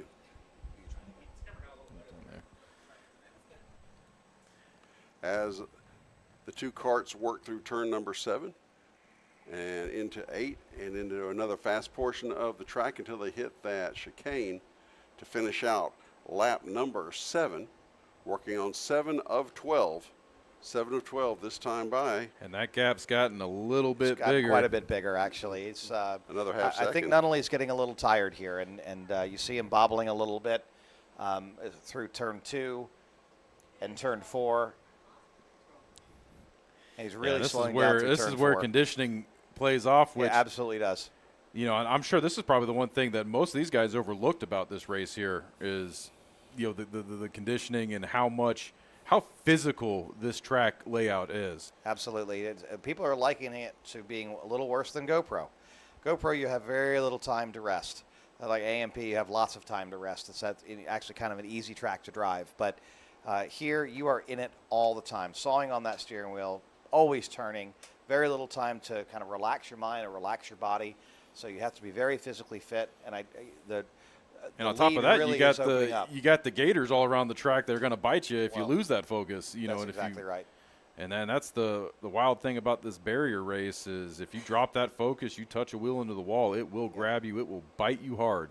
Well, Al, as a driver, what's the psychological difference whenever you lose contact with the cart in front of you? It seems like once that 0.6 was gone, then it just gets further and further because we're up to 2 seconds now. Actually, 2 seconds. Yeah, it's nothing but frustration, but also knowing that you have a final race with just the two of them. He can go make some setup changes potentially. It looks like not only his kart's tightening up quite a bit, so he might be able to do some things to loosen it up. He might go up a gear, you know, and not be able to catch him that way. So sky's the limit as to what to be done here. And so, they're going to be busy in the pits with his dad trying to get things done so he can catch back up. And I'm sure Tristan's dad's probably listening to this going, ow, shut up. We got to have a technical side to it. But again, driver conditioning and this, if you look at him going through turn 7 there, see how the kart just bounces over that transition and he has to saw on that steering wheel. And that's because it looks like he's kind of on the brakes there. And so you want to be off the brakes and on the gas at that point. And you have to have a really good setup on your kart in order to make that happen so you get on the gas really early. 2 to go this time by, and the gap keeps widening. It's now almost 3 seconds, 2.9 to be precise, as Tristan Garbarine is your leader, and John Mark Nunley hanging in there gamely. He's still there, but it's lengthened out to close to 3 seconds. Garbarine's race to lose right now. He's just got to keep a couple of about 1.5 clean laps. You see, he bobbled it right there. Oh my gosh, he bobbled it there in turn 7, and that definitely there's going to be a little bit of a catch up here, but not much because they both did the exact same thing. As soon as I said something, maybe I'll keep talking. We'll have a contest by the end of this. We are with this last lap. With our white flag. What did that come down to? It went to about 2 seconds, didn't it? Yeah, he lost about half the lead on that. Yep, because now sure did. It's a 1.6. That's the announcer's curse, as we like to call it. Whenever we talk about how and he's catching him here. Look at this. He's Look at this. He's catching him. Watch out. Here he comes. Oh, he's Not only got with run. a rally here at the end on the last lap. Look Here he at comes into this. turn 6. Is he going to make a challenge into turn 6? Late braking. Turn in. And here he comes up into turn 7. He's got a Don't second bobble wind. it. Don't bobble it. And here it looks like they almost ran perfectly through turn 7. They're going to be going up into turn 8 and 9. Ooh. And it looks like it's going to be Tristan winning it unless he really messes it up here. But, wow, look at that. Not only coming back on him. Oh, man. One more lap. We would have had the finish we were looking for there. Shaved over a second Wow. off of the gap. That was that one little slip-up that created that issue. And both drivers running their fastest laps of the race that last lap. What a race that was. You know, I thought it was going to be kind of, Sunday drive, and all of a sudden it got exciting here at the end. Wow. For 2 karts, yeah. As you were saying we should call Charles. Yeah. We could phone him, man. He could pull up the live stream, and we can have him on a little bit of a time delay. Charles comes in about 30 seconds after us. Oh, look at that. Yeah, Charles, we already talked about it. I want to hear what happened there. Was it an error, or was it just No, he over-rotated that kart in turn 7. That Nunley found something, one or the other. He did turn his best lap that last lap.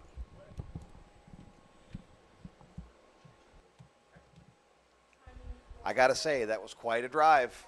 Quite a drive there by Nunley. But he's got some catching up to do. He obviously has a technical issue that he needs to address. And hopefully they can give an even better show and be a little more closely matched the next one. Looking forward to that. Now, remember, when that sun goes down, the temperatures are going to fall. And this is going to be a completely different track under the lights, especially if it's in the mid 70s or low 70s. Last night it got down to 64 degrees. Really? And it was slippery to the point where it's dew point, and there's dew on the track. Okay. And it was very, very slippery. So all of a sudden we went from trying to release grip in our carts to trying to find grip in our carts. So it was a completely different setup.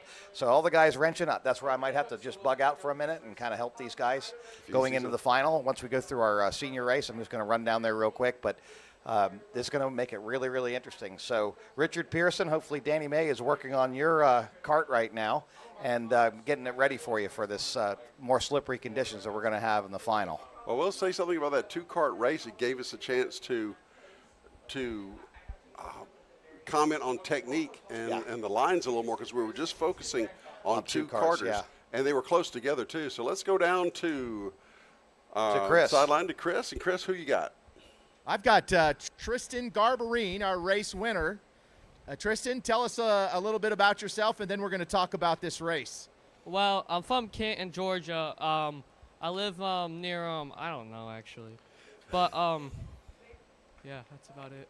And how old are you? I am 14 years old, about to be 15 in December. Okay, all right. So now let's talk about the race. You led handily, and then right there toward the end, your next competitor there got very close. Tell me what was going through your mind as he closed the gap. Well, I tried to come around on the I don't know the numbers for the track, but try to come around on the corner, and then my tires slid behind me, and I lost speed from the straightaway. He came up behind me and got close to me at the end, but I took the win, and yeah. Yes, you did. Yes, you did. And who's this couple right here behind us? That's my mom and dad. My dad's the technician for my cart, and I don't really. I help a little bit, but not much. Well, congratulations on your win. We're going to see you in the final.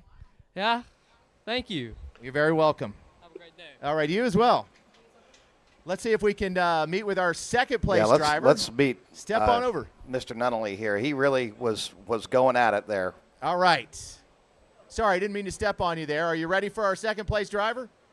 Yes, we're all ready. Sorry, I was just all saying right. some Tell out of me. commentary. Let's start with your name. John Mark Nunnally. All right, John, and we were sort of all talking about what if you had one more lap? I don't know. I mean, yeah, I don't know. Maybe, but I might have caught him, but I don't think so. And tell us where you're from. I'm from Braselton. From Braselton. What'd you think about the course today? It's pretty good. I like it. Yeah. I like the banking. Yeah, a couple tight turns there. Turn 7. You got to speak with your team here. Who's here filming us over? It's my dad. And you guys going to talk about, obviously, and during the break and come up with your strategy for the next race. So, but either way, you're getting on the podium. So congratulations. Thank you. All right, guys, I'm going to send it back up to you. Maybe we'll get around with Steven and do some pit interviews. Back up to you. Thanks, Chris. Appreciate that very much. And I got a question. He said that he lost the back end or lost traction. Now, is that track conditions? Is that a driver error? Is that something else beyond his You know, I would say that late in the race, as consistently as he was running, that was a driver error. I'll tell you, that was turn 7. As I told you, you upset the cart there through that seam and that transition, and that cart will step out on you, and you will lose all of your momentum in Lo206. It's hard enough to get an Lo206 to rotate and turn a 180-degree turn like that very easily, and then when you put a big bump in the middle of that, and that's where you saw the rear end go up, drop back down, and he almost came to a stop, it seemed, and that's where Nunnally just reeled him right back in. I guess you consider yourself lucky because you could snap around too in a situation like that. This is where Richard Pearson, he over-rotated and went into the barriers over here and flipped over. I mean, those barriers are no joke. So, that was a lesson learned. And that's the thing, it's so deceiving here in turn 7. You have to be really well prepared in slow and out fast, and that has to be very consistent. Well, as we near the halfway point in our program tonight, the sun is getting almost behind the trees. We can see the lights on here as well. At least some of the lights are coming in over by the pit on the south end of the track. So conditions will change. Have they changed? Did they change during that race? How severe is it? How gradual is it? Well, it's not gradual at all, especially the fact we have a little bit of a breeze today, and the track conditions will change as the track starts to cool off, and they cool off pretty quickly, because the only thing that has sunlight on it right now is in our eyes and the grandstands. The track is now 100% in the shade, and so hopefully these drivers have maybe pushed their tire pressures up a slight bit and are ready for that changing track condition. Then we may see different results from the pre-mains in the 15-lap mains, which will be coming up once we are concluded with the pre-mains here. And I believe we have, is it the one more? This is our Lo206 Senior class right here. And I think I'm looking at Lieutenant Danny May there up front, and I see Carson Craig out there as well. So these guys are just getting ready to go and raring to go. And there's Lucas, our race director. Thanks a lot for all your help and patience, Lucas. This has been really great today. Yeah, there he is, giving us a thumbs up. Really have to hand it to Lucas and this partnership. Lucas has put a lot of hours. The whole AMP team, as well as the Caffeine and Octane team, have worked very well together in getting this event together. So thank you so much to everybody. And the racing has not disappointed at all. It's been a great premier event here at Caffeine and Octane's Lanier Raceway, and I'm looking forward to more, especially say when the honor is on the line in the mains, to see what really happens, because these guys are competitive. You see a cart in front of you, you want to pass it, and that's what these guys do, and they go after it hammer and tong. It's been great so far. We've still got a lot of action coming yet, and we thank you all for joining us there in the World Wide Web land. Appreciate you being here. I'm Bill Rigdon. Alongside me is William Rigdon and Al Edwards, giving us the karters' driver and mechanics perspective, which is great to have, especially as everybody is learning this track today. Nobody is a veteran on this track yet. No, not at all. So, well, maybe me. I mean, I raced here when I was a kid, but it was just going around in circles, and you know, certainly not a roval. And here we go. We have our field moving. They're just coming out on the track right now. And here we come, getting ready to get these guys underway. And we haven't had any false starts, but then again, there's nobody with a flag to wave them off if there is a false start. Yeah. So that just may work out that way. Yeah, it's funny how that works out. And so they are lining up two by two. They sure are. Now this makes for a really interesting start here through turn one and the chicane. Well, knock wood, we've had no issues going into turn one. And it is pretty tight. It's right after the start-finish line. Let's take a look here. Are we going to get green, green, green? Off we go. It's Lo206 Master. Danny May immediately gets shuffled back to second. They are side by side, going 2 wide through turn 2, 3. Coming into fourth. They're 3 wide coming to fourth. Juan Pablo Garcia gets to the inside of Danny May. Woo, that was really, really tight there. Juan Pablo Garcia has now gone from second all the way to fourth, and they are on the gas trying to get the late braking into turn 6. And they were still 3 wide coming out of turn number 4. Now they're going to start lining up and getting their groove going. We have Carson Craig in, looks like 4th position at this point, and they're starting to wind up here. Now that little incident there, our number 1 driver at this point is Spencer Mast. Michael Succo in 2nd, Harrison Browning in 3rd, Carson Craig in 4th, Juan Pablo Garcia in 5th. The key is at this point, find yourself somebody to work with, please. Just do a little bit of bump drafting here on the high banking and work together, because we have 12 long laps to go. And this should be one of the most exciting pre-final races we have on tap here today at Caffeine and Octane Lanier Raceway, as your pack of 3 leaders going through turn 7 right now. Whoa, look at this. Some side-by-side action. Side-by-side action again. Looks like 3rd place. Here we go. Whoa. 3rd place is under challenge. And 2nd place just tapped the wall as he was getting overtaken. Sure did. And man, oh man, Ashevitz, that is going to So string that's Harrison things out Browning here. now moved behind Spencer Mast in the 2nd position, and Michael Succo got shuffled to 3rd. Carson Craig still in 4th. Juan Pablo Garcia 1st. Danny May is now, I would say, 5th. And timing and scoring is showing him as 6th right now. Yes. But we will see as they make their way by. Can't always trust the scoring tower. can only trust what we see with our eyes, and that's the beautiful thing here about Caffeine We Octane. can see the whole racetrack. We can see it all. Oh, got trouble. Oh, trouble. Oh, into the wall.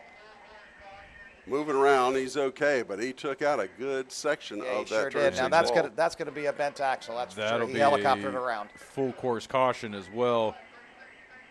So I'm not sure how this is going to work here because we don't have a safety car, but all corners are waving yellow right now, which means no passing is allowed on track. So these drivers are keeping pace, but Yep. Well, we hope that they keep their eyes up right now because they're coming hot. as soon as into we turn say that, 6. there is a challenge in turn 5 right now. Carson Craig looking like he is getting Carson passed. Craig and Juan Pablo Garcia are going at it for, crossover. Carson Craig goes back onto the inside with Juan Pablo Garcia going to the inside. Carson slams the door on Juan Pablo Garcia and maintains his 4th place position. But now we have 2 packs of karts that have broken away from each other. The first 3 positions and the second 3 positions are about 3 seconds away from each other. And, man, that full course caution really did stretch the field up. Sure I don't think the did. drivers knew what to do there because they kept racing. Some of the guys were letting off and looked like Carson was getting passed under caution. He got both those spots back. Was it full course or was it just in that That was a zone? full course It was- caution they called Okay. for. That's what we heard on the radio, but Okay. looks like they are done waving the flags. Now they're just at standing yellow. Looks like the corner standing out there by the big screen.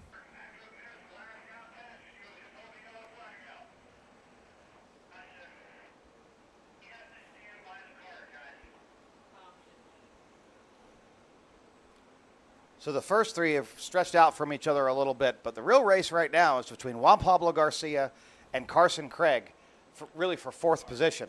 And Juan Pablo Garcia is just all over And Carson they Craig's are bumper. trading blows right now as they make their way through turns 4 and 5, picking up all that speed, heading down the back straightaway here, barreling into turn 6. And look at that, Carson Craig doing everything he can to get that kart to rotate around that hairpin turn, ripping that thing from side to side. That is a fun section of the track there. The line goes from left to right, left to right. You were all over the track making your way through that section. They're getting the halfway signal this time by, so six laps already out of the way and still trying to get turn 6 reconstructed as they get a waving yellow in that zone coming into 6. And it looks Corner like Marshal they've got, wisely getting out of the way while they come through because they're going at it hot and heavy. and it looks like they got most of that barrier back up. Enough to arrest anybody overshooting it again, but that was quite a. No, it's just one of those we've been seeing. You catch a section and you're in. I mean, that's it. There's no recovery at that point. It's like The leaders are battling. We got Harrison and Spencer Mast, and they're going to be going at it. Now our 3rd position, Michael Succo, is just out of range, but they accordion out a little bit, and then they catch each other in the corners. All it takes is one mistake, and he'll be back up That's in exactly that pack. right. And look at that, as he's gaining on him a little bit as they come through turn 7. Yes.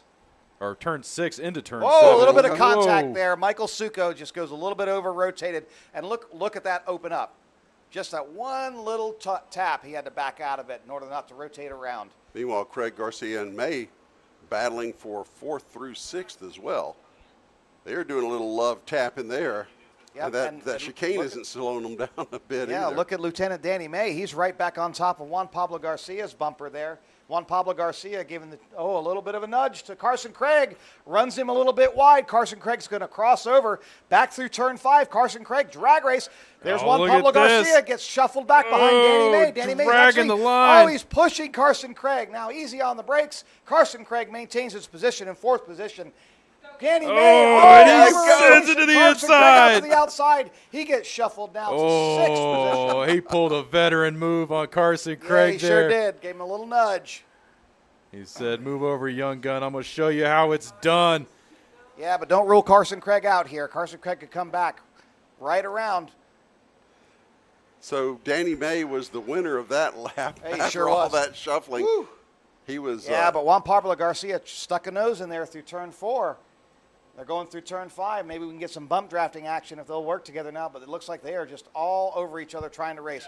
Carson Craig now gives Juan Pablo Garcia a little bit of a shove there. The 3 front runners are still kind of nose to tail, but they are spaced out a little bit with Spencer Mast and Harrison Browning really close to each other. And Michael Succo is falling behind just a little bit. And we are currently watching in picture that fight for fourth, fifth, and sixth. On the main part of your screen is the battle for first, second, and third right now. These drivers really making the camera guys work. Don't know which battle to follow right now. Action heating up all over the track. And look at this, first and second place drafting down the back straightaway. Yeah, they're working together. Well, I'll tell you, as a spectator, I don't know where to look right now between those two battles because they're both going at it hot and heavy. Well, as a commentator, I'm watching the screen, calling what you guys at home are seeing, as this action is exciting. This is why we are here. This is what we paid to see here at Lanier. And the white flag is out. Who's going to make the move? Is it going to be for fourth, fifth, and sixth, or is it going to be for second place here with Spencer Mast and Harrison Browning? And let's see as we follow your leaders through turn 4 into that big sweeping turn 5 onto the back straightaway. Look at this. Oh, they're bump drafting each other. They are Here comes shoving Harrison each Browning. other. Give Spencer Mast the business.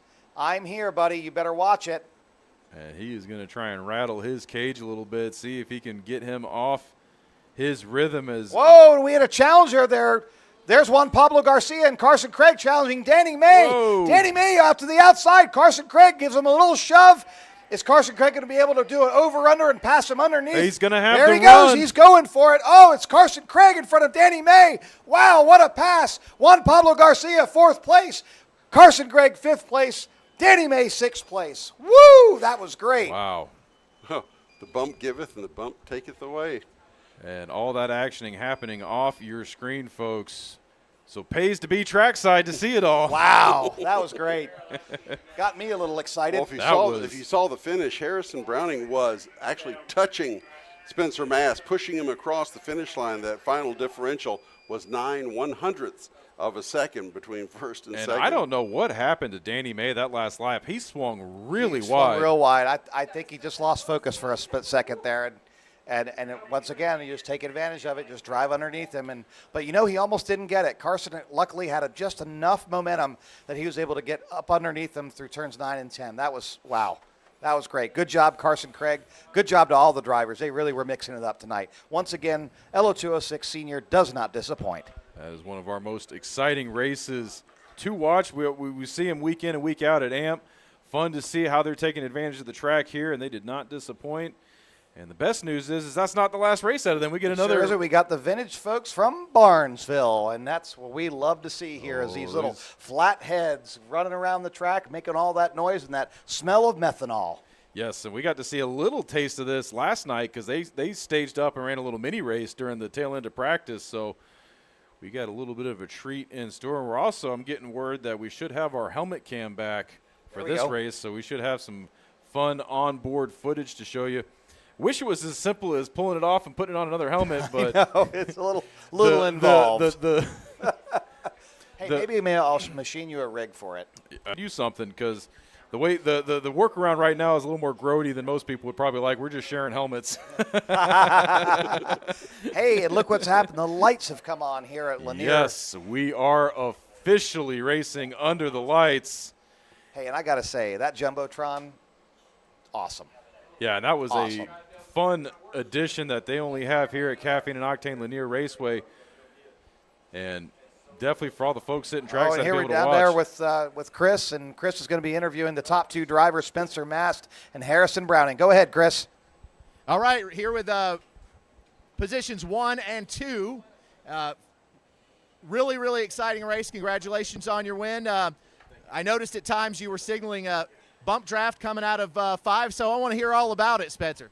Yeah, so my whole plan was for me and Harrison to kind of break away and work together. We're running about the same pace. We're good friends, and we can trust each other. So if we can draft with each other and break away from the pack, it'll make it more exciting for everybody else, and especially for us getting podiums and wins, you know? For sure, for sure. And Harrison, come on over. And so we had the bump draft there at 5. Were there other places on the track that you guys were putting that teamwork to work? Yeah, definitely through the last turn in turn 1, we were pretty strong. You know, I just was trying to pull away. There's no reason for us to fight in a pre-final. It doesn't really count for anything, so just get our heads down and try and do the same thing in the final. Okay, so it's our first time here at Lanier. What can you tell me? Tell us, strengths, differences. What do you say, Spencer? I really like the layout. The barriers are really grippy, and if you get into them, it kind of screws you over. And having drift rubber and clean track, it makes the dynamic really weird, and it's interesting. I kind of like racing at it. If the cracks got cleared up, it'd definitely make the racing a lot cleaner. It wouldn't be as harsh on chassis, but it's a great track. I like it.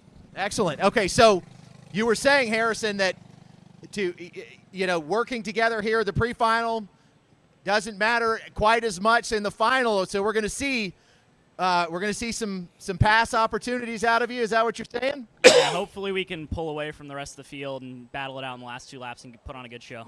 Okay, well, we'll be looking for it for sure. Guys, great race. That was exciting stuff. All right, we're going to send it back up to you. All right, thank you, Chris.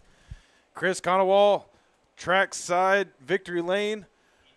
Always awesome to hear what he has to say with the winners. And we are sitting up here patiently waiting for the vintage karts to roll their way on track. Well, they're old. They take a little while to warm up. Yes, they do. I know what that's like, being vintage myself. Our vintage announcer. Yeah, they just dust me off, pull the dust cover off, and roll me out every once in a while. But another great aerial shot there of the track, and there's your vintage kart sitting down there on the grid. Looks like one of them's taking a nap, making sure he's got every bit of energy saved up before the start of this race. And they are sitting down there getting ready to go. There is your race director, Lucas Arnett, standing there about ready to send the grid.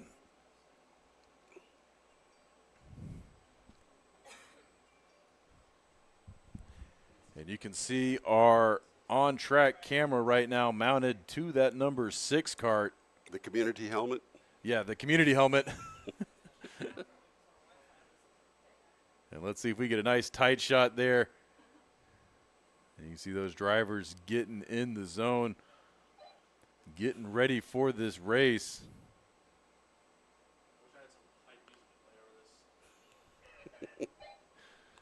You just do some. Give me a beat.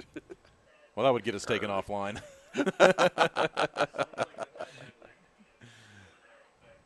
Well, tell me about the vintage karts. What's vintage about them? They, I believe, are chassis older than 1990, and they run. I learned last time, so we're still learning about this. This is a class that runs down at Barnesville, and I learned that they run old tiller motors, little flathead tiller motors. It was real lawnmower motors, not tillers. It was any kind of real lawnmower. They used that exact model of engine. So at some point it was out doing somebody's garden, and then here it is on the racetrack. Here it is, living its best life. That's what tillers dream of. Real mowers dream of. When if I was to put a tiller on Facebook Marketplace, that is how I would hope the new owner would use it. And they've used everything. They used to run chainsaw motors in these things back in the day. Really the thing with yard equipment is it's meant to run at high RPMs for extended periods, which make real good for racing engines. And plus there are lots of scrap ones to be found, and you can tinker with them. And I begged my dad to make me a go-kart, over and over again. He never quite did, but that's what I think he was still using the lawnmower is the problem. The other thing with these vintage karts too that you'll notice is the lack of a nose cone, lack of a fairing, lack of side pods. These are basically steel chassis, an engine, and a driver, and not a lot of cushion. And so when these guys, you'll see a lot different racecraft out of these guys, because the last thing they want to do is get into each other, because there's not much to bump off of. And so when they get together, and I was going to say, during all the races so far, we haven't had anybody hook anybody. No. The real barrier is the barrier, but not the opponents themselves. They've been racing pretty clean, and when they do touch, they're built so that they are meant to touch. These, I think, I could see where you could do it like an IndyCar. Not a lot of launch protection for these. your feet right there. Yeah, or getting up over a back wheel or something as well. And that's part of the excitement, part of the risk of driving in this class. Excitement, yeah. And I'm sure it's really exciting when something goes wrong, but that's the way it was. Things, technology advances, things get more sophisticated. So it's good to see these throwback machines out there and remember how things were and still are really in some cases. So that's a lot of fun. I mean, vintage racing in every category is very popular because nostalgia is a big thing. We like to talk about the good old days, and it's always good to see that there's a little piece of the good old days still out there. And operating. Speaking of vintage, one of the tracks that does see a huge turnout for vintage cars right across the road from us, Michelin Raceway at Road Atlanta. They run the HSR Midi event there every year. They do the Ferrari Challenge where they whip out those old F1 Ferrari cars. But whenever they have the Midi event out there, that track is packed. It is, 50, 60 car grids. They'll line up the old vintage NASCARs. I got to see Bill Elliott out there last year wheeling it, and always fun to see, anything that's older than me out on track racing. Well, way to name check the sponsor there too. Ever the marketer is William. Well, and here we go. I wasn't alive to see him when they first ran, so it's like we're watching a piece of history. And there's that great onboard camera shot. And it looks like we are sending those vintage carts out on track right now. And we will get those drivers in that running position as they make their way past the stripe. A little under half a lap to get formation and get gridded. I don't know if these guys need to get more of a warm up. And it looks like we already got one driver around. I think he's going to have to yield that position. Don't think they're going to let him back up through the grid, so he's going to have to hustle just to catch him before the start. I like that these cards get one chance to go, and they just go. They let them go regardless. Definitely gets the program underway and keeps it on schedule, and everybody is tight as we go. Are. Green flag is We out. are underway under the lights here at Atlanta Motorsports Park. That is the number 6 of Jason Tidwell, your leader. Look at this, some side-by-side action as they make their way through turns 2 and 3. Whoa, getting around, whoa! And we got 3 drivers into each other in turn 4. And it looks like one of them is struggling to get back underway. I think he might have lost a tire, or maybe that's just chalk on the tire. And, whoa, we got another one around here on the back straightaway. And, man, these guys are already slipping and sliding as this pack has already spread out. And here we go on instant replay. Here's that incident at turn 4. Let's see what happens. Whoa, looks like a little bit of contact was made there. And the driver that made the contact got underway, but that accordioned everybody behind him. Let's see this again from the overhead view. Looks like third place just over-rotated a little bit, came in contact with fourth. And that created the snowball effect that caught everybody behind him. And look at this, your field already spread out now because of that turn 4, lap 1 incident. And we are on board right now with the number 6, Jason Tidwell, as he makes his way through turn 7, coming down the chute into turn 8, over through those high bankings, what used to be turns 1 and 2 on the oval, bringing it back down into turns 10, 11, 12, onto the front straightaway, to complete lap number 2 here at Caffeine and Octane Lanier Raceway. And we are currently following your leaders right now. Eric McMillan trying to chase down Jason Tidwell. Tidwell got a great jump on the start, managed to be ahead of all that contact that happened behind him. And so right now these are your only 2 drivers that are even close to the lead. And so this is going to be the battle to watch right now as we are 2 laps into this. I believe it's a 12-lap contest. 8-lap contest. I am being corrected by timing and scoring. So this is kind of the kid karts version from well, these vintage cars, they don't run as long. They'll start to struggle the further they get. And that's something we really saw happening at Atlanta Motorsports Park as the laps wind down. They were really struggling to handle that elevation change. So they should enjoy the more calm nature of the elevation here at Caffeine and Octane Lanier Raceway. But we'll see. This is the first time we're doing it, so we're going to see how they handle as your leader, Jason Tidwell, coming through turn 6 right now off the back straightaway into turn 7. That hairpin turn down the chute. These drivers running about a 44.729 on the pace right now.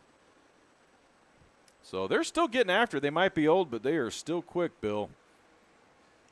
Halfway this time by. Started giving them the cross flags, and Jason Tidwell still your leader with about 1 second lead over Eric McMillan. And you can see these drivers really struggling to learn that turn 2, 3, 4 complex because they really are having a hard time setting up the lines coming through 4. We've seen a lot of guys pushing real wide, getting dangerously close to that outside wall as they're struggling to figure out what is the fastest line through here because it only takes one time to bite that wall and your day's over. Interesting you should say that about learning because the back half of the field, that last lap, for each one of them was their fastest. So they're figuring it out as they go along here. Lap 4 was the fastest for really 5 through 9. And a great shot, great perspective from our onboard camera right now, riding along with the number 6 of Jason Tidwell, your current race leader. And you can see on his screen they've got those microns that they run on the steering wheel. So all the lap data that we're seeing up here in the booth, they've got that and more at their fingertips. Well, wait a minute. That's not vintage. Well, there's some concessions. I demand authenticity and with my vintage. I'm sure they're not running 30-year-old tires, Bill. Well, darn. And right now, oh, look at that, pushing it way wide. In some side-by-side action, that looks like the battle for 4th, 5th, and 6th. That is 5th and 6th duking it out right now. Looks like Jeb Thigpen going to the high side as he gets around. Todd Breedlove gives him the cold shoulder as they go through turn 12. Forced him to take a really bad line through turn 12 as well. He pinched off any racetrack he had and forced him to take a really rough line. He was staring at that barrier and managed to zigzag, but and you're supposed to straighten that guy out. The difference of approaches as these guys are taking to the backside of the track coming out of turn 4, one of them going high, one of them going low. And right now we are falling behind Brian Tidwell and Billy Johnson. Tidwell and McMillan taking the white flag, so this will be the last time by. So the gap holding at about a second between first and second, so I think I think at least Tidwell's content to ride this one out. Let's see if Eric McMillan has anything to say about it, but he's got to make up a whole second. I mean, in the last half of this barring lap. an act of God, it is Jason Tidwell's race to lose right now. He has got a decent bit of track between him and Eric McMillan as these final turns are winding down. Turn 7, turn 8, coming through the high banks here. Only got 2 more turns to go. And Jason Tidwell will take the checkered flag. He is your winner in the pre-final for the vintage class. I'm still waiting for somebody just to go straight through that escape road there. And we are Just watching. the last little bit we are out. watching the back of the field right now. This is Jeb Thigpen and Brian Tidwell right now duking out the number 9 and number 10 carts. Look at this as they are fighting to the line. And Brian Tidwell will hang on to secure that 6th position. Jeb Thigpen. Thigpen was thinking about setting up that inside line going into turn 12, but just ran out of racetrack. That would not have been pretty. The discretion was the better part of valor in that case, and he pulled off. But good racing there. I mean, this has been good racing top to bottom here today. Yes, it has. And your final running order for that race, the number 6, Jason Tidwell, was your race winner. The number 30 of Eric McMillan was 2nd place. The number 98 of Ken Ballou was in 3rd. The number 2 of Billy Johnson in 4th. The number 12 of Todd Breedlove in 5th. The number 9 of Brian Tidwell in 6th. The number 10 of Jeb Thigpen in 7th. And the number 11, Tommy Jernigan. He was the driver that had to pull off after that contact on lap 1. But that will round out your field of vintage kart drivers. As you can see, 2nd place, Eric McMillan currently sitting on the scales. He says, $10 if you take some extra weight off that for me.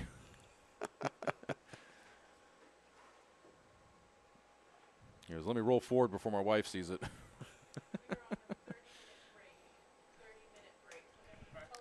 And so looks like Jason Tidwell high-fiving down there. Happy to be the winner of your first pre-final. Chris Conowall, he is down there with the number 6, Jason Tidwell. Chris, take it away. With Jason Tidwell, but affectionately known as Puddin'. That's what they call me.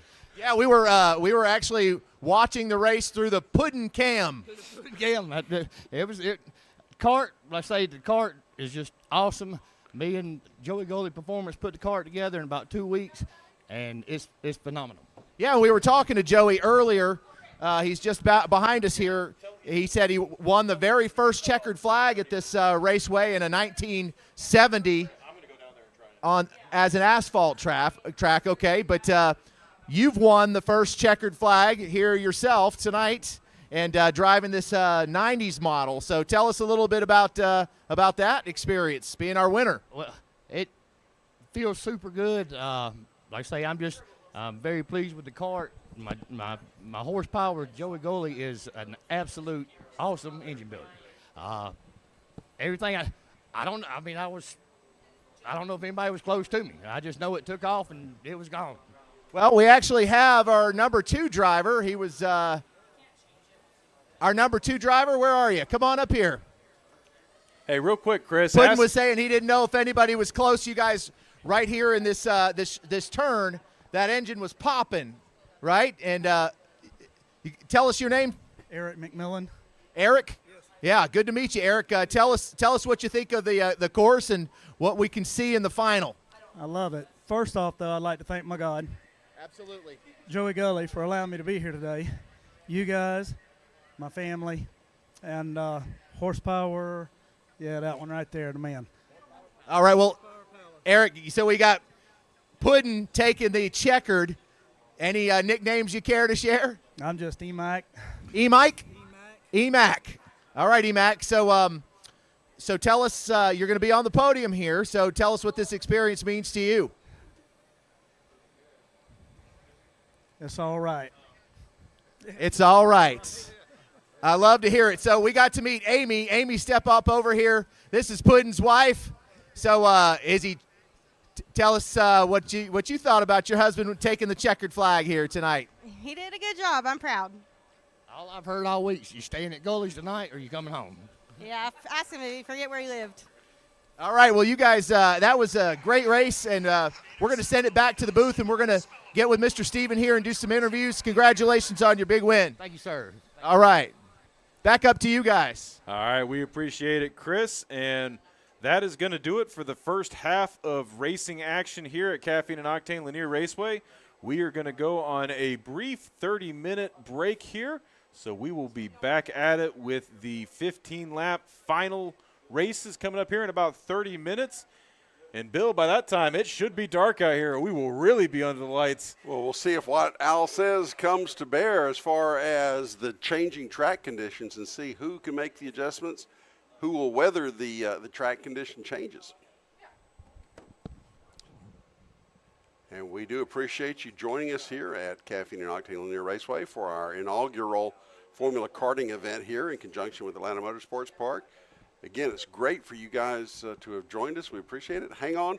We'll be back in about 30 minutes. We'll stick the camera on. We might get some driver interviews in the interim. We'll stick our heads down there. We got to walk around, see what we can find, and try and keep you guys entertained for the next 30 minutes. I know the drivers are taking a break, getting some water, getting caught up with their hydration, repairing those carts. And there are a couple of guys that are probably frantically down there wrenching right now. But we will be back here with you guys in about 30 minutes under the lights here at Caffeine and Octane Lanier Raceway. All right. Don't go away. We'll be right back.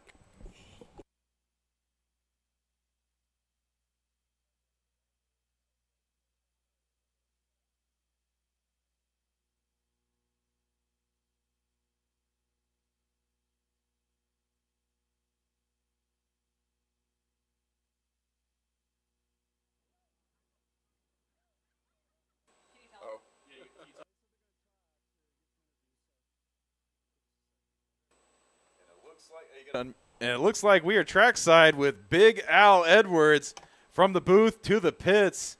He's putting his steps in today. Steve, take it away. As you heard, we're here with Al Edwards. Al, you were talking about how the temperature of the track's going to change, the driving line going to change the setup. How exactly are you calculating all this? Because the guys at home kind of want to know. So we've got guys out right now measuring track temperature. Track temperature went down by 10.5 degrees in a matter of minutes. And look at the air temperature right now. The sun's gone down basically. It's just a little bit of a glow, and we have no direct sunlight, and it is cool. It's going to be in the 70s. Track temperatures, after they get heated up, maybe in the 80s. They were 130 earlier today. So the setups are completely different than what we had earlier today. So we're trying to find grip now rather than get grip out of the kart. So explain to the guys at home exactly how you do that. I mean, would it be lower tire pressure? What exactly would you have to do? Change the weights around? Just tell us what to do. It's a combination of things. It varies from chassis to chassis, from person to person. Some people like to use caster to add grip. Some people like to use track width to add grip in the front or the rear. Some people, they like to use tire pressure, and tire pressure probably is the number one thing because we're trying to predict when we want our tires to come up to about 155 degrees. That's what we're looking for with these Vega Reds. And if we can do it with tire pressure, that's great. The longer the race, the lower we have to go, the more of a gambling game it can be, and we've seen that. We saw that late in the race. All of a sudden, people started getting sideways, and we saw a lot of passing happen in the last 4 turns because someone decided, hey, I'm going to get a little sideways here because the track got greasy at the end of the race, and they were starting to lose their grip in the rear because of maybe too high of a tire pressure, right? So here, instead of doing mechanical grip, we'll raise our tire pressure to get that more mechanical grip. And Carson Craig is really acting out right now. So I was about to say they keep doing some funny stuff behind us, trying to make us a little crazy. But either way, mechanical grip, tire pressure is the number one thing that gives you more mechanical grip. Some drivers really are comfortable with running a higher tire pressure, which gives you a crown, which gives you less grip but more temperature, and so therefore at the later part of the race they're going to have enough grip to finish that race as the track keeps on cooling off. All right, Al. So you got a Coca-Cola in your hand. Is this one just you got a plug? Or what's the deal here? No, I'm actually a recovering Coca-holic, and I used to drink like a 12-pack of these a day. But whenever I need to kind of get juiced up, which I need to do broadcasting, then I'll drink a Coke and have a Coke and a smile. Well, that was probably the best shout out to Coca-Cola I think I've heard in a long time at a short track. Al, it's a wonderful opportunity to sit here and speak with you. I always love coming out here talking with you guys. Fusco, everybody that's out here. Thank you for the opportunity to come out here and talk to all the guys in the pits. We're going to continue walking through the pits, talking to any driver that wants to talk to us. So give us just a second. We'll find somebody else to talk to.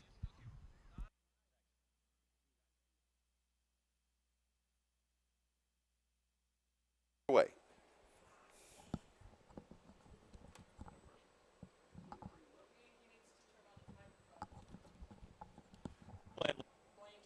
Okay, well, when it was dirt, back in 85, 86, I was in high school.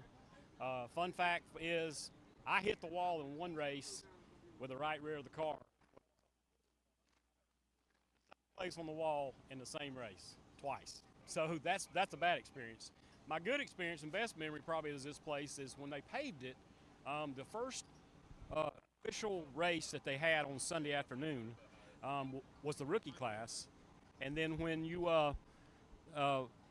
they threw the first race, which was a rookie class, they threw the checkered. I was the one that took the first checkered flag. So that's my fun fact about this place. I have great memories here, and I have some not go so great memories here.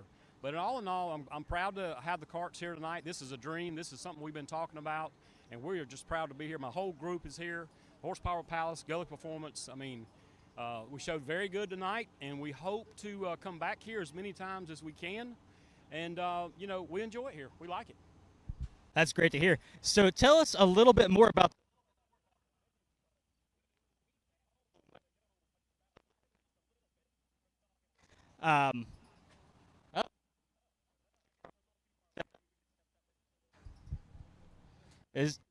Is that helping a bit? Can you hear it? A little better? Come on, we're walking closer. Oh, there we go. I can hear myself now. I don't know if you guys heard all that interview, but we're here with Joey Gully. and performance. So he was telling us his experience here on the track as it was an oval. So we were trying to get a little bit of information on the vintage karts that you see behind us. Give us a little bit of information on the horsepower package that you guys are running and just overall information about the chassis you guys are running. Okay. Well, the chassis are somewhere around the mid-90s to earlier, back in the late 80s. They all were, 1.8" frames. They're vintage frames because we just kind of named that class as the vintage stuff because it is so old. And a lot of these chassis that we're finding is in barns. People's had them for years and years, and we're going back and restoring them. We run the flathead Briggs, which makes about 13 horsepower. We turn them about 69 to 7,000. And, they're old. You can't buy new parts for them as blocks and side covers and carburetors and stuff, but you can find plenty of used stuff that you can use, so that's what we do. Guys filter your parts. Do you guys just eBay? Do you have vendors that you guys go to? Is it just all over the place? A lot of it's Facebook Marketplace. eBay has a lot, and just word of mouth. We do buyouts, even if we have to buy something that we're not necessarily looking for. To get the Briggs parts, we buy them out, and as well as go-karts too. If we have to buy a whole lot or buy somebody out to get a cart, then we will do that, and then just turn it over to somebody else. I have people all the time calling, and actually got a waiting list for vintage carts because people are wanting to get into it. And I kid everybody a lot. I say, this is a phenomenon. It's taken over, and I think tonight with 9 carts here on short notice at this place is awesome. That's great to hear. So tell the folks at home exactly how much it costs to run one of these per race. Oh, goodness. For one cart coming to an event like this, you're in the $500 to $750 range, I would say, me personally. But like I say, I do a lot of my own work, and I lend out motors all the time. We've had 3 guys here tonight that has never raced before that we've put together vintage chassis, and I supply the motor to them just as a courtesy thing, because I'm encouraging the class. We want to build the class, and that's the best way to do it, I feel like. Awesome. So it was great talking with you. Hopefully, well, actually, you probably will be in victory lane because don't you have majority of the carts out here? I do. Horsepower Palace carts, 2 of them I have myself, as well as a lot of carts with my engines on them, Gully Performance, but we're all out of the Horsepower Palace. Jersey, Georgia, baby. Yes, sir. All right. Back up to you guys in the booth.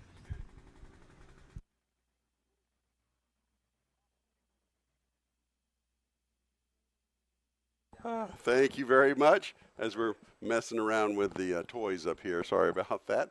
We are just about ready to get back underway. We've given the call to the junior and senior, the senior and master tags and the KA100 juniors to get on the grid about 5-10 minutes ago. So we should start to see some action very soon here at Caffeine and Octane's Lanier Raceway in the premier Saturday night of the Formula Karting here, and it's been a great program so far, and we're looking forward to those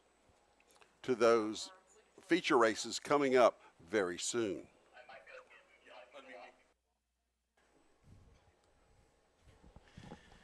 That is right, Bill, and we are 35 minutes into this 30-minute break, so that means we are getting close to getting the racing action back underway.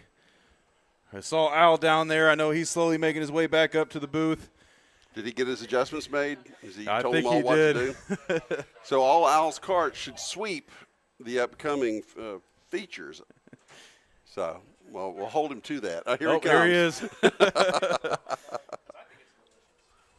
But as we are waiting for the carts to get the grid and get released, we should be underway here shortly. Oh, yeah.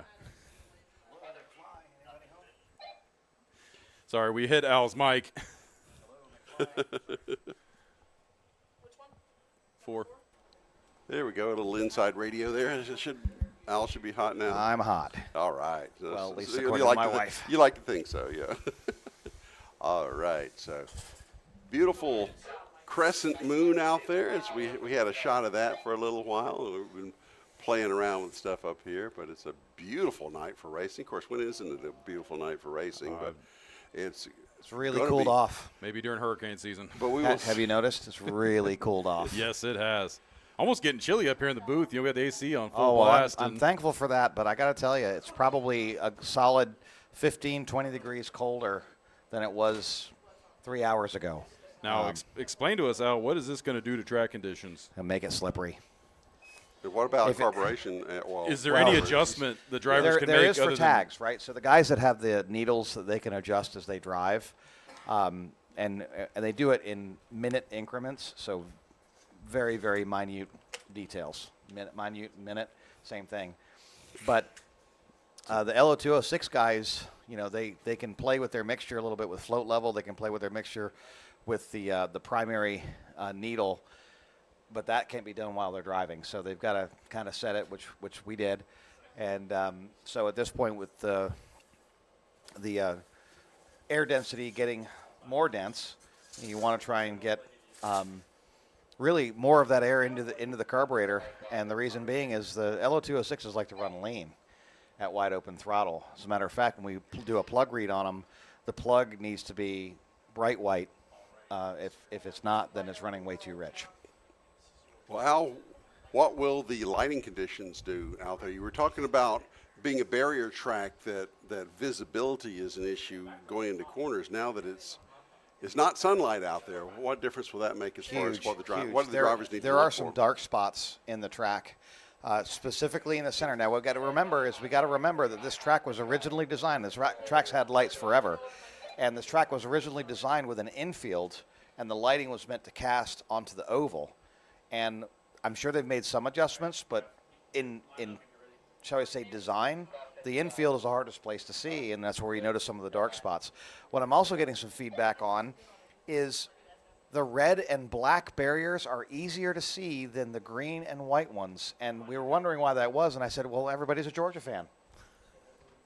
Speak for yourself. Actually, I am college agnostic, so I just did that as a joke.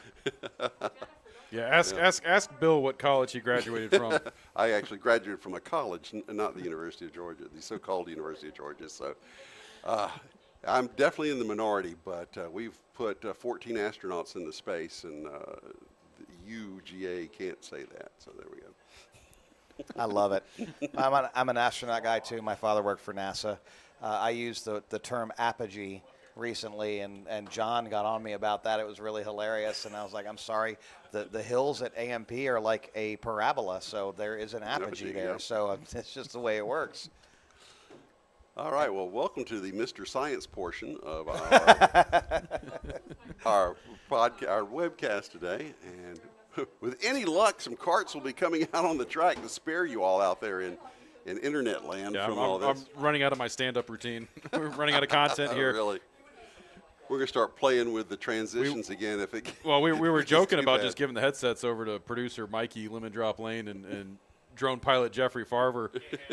let them have meme broadcast round 2, which fun bit of knowledge for you guys out there. Our best broadcast that we ever had viewer count wise was the day that we put Mikey Lemon Drop Lane and Jeff Farver on the show. Over 10,000 views. Don't ask me why. All have sex girlfriends. And the only thing we learned during that broadcast is why go-karts don't have 6 wheels. Although, wait a minute, Formula One cars at one point had 6 wheels, and that's pretty. They had these crazy fans on them. They've had jet turbo. That was actually Joe Leonard. If you remember Joe Leonard in IndyCar, Joe Leonard was a turbine car driver. Pretty incredible. The Granatelli turbine made it within, I think, 2 laps of winning the Indy 500, and a 10-cent piece broke on it. That's cartwheels. Oh, look at that. Interesting.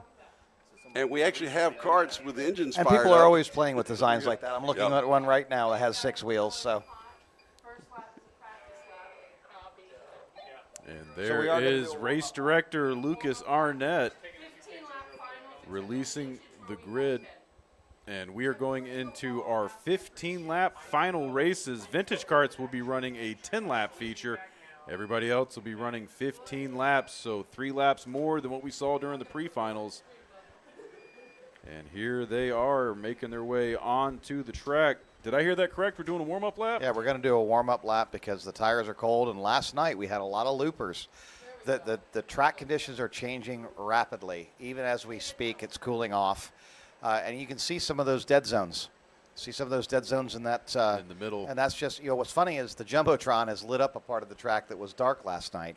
And that's definitely a welcome sight here because you can see all of the lighting is cast on the oval, and on the inside is just an infield. So, light only goes so far. So it's something that we have to be aware of. It's not a criticism. It's just something that we have to be aware of. And that's why it was so important just to get muscle memory laps in earlier and yesterday, getting out here for practice. And a lot of folks were like, well, I just want to test under these conditions. Well, guess what? You just need to get some muscle memory under there. You might be into a barrier at night. So, well, it's definitely going to make for some interesting racing action as we've got karts all over the track right now, about half a lap between the last kart and the grid right now. So let's see if they can woe it down enough to let everybody catch up. We might have a bonus warm-up lap here. Let's see.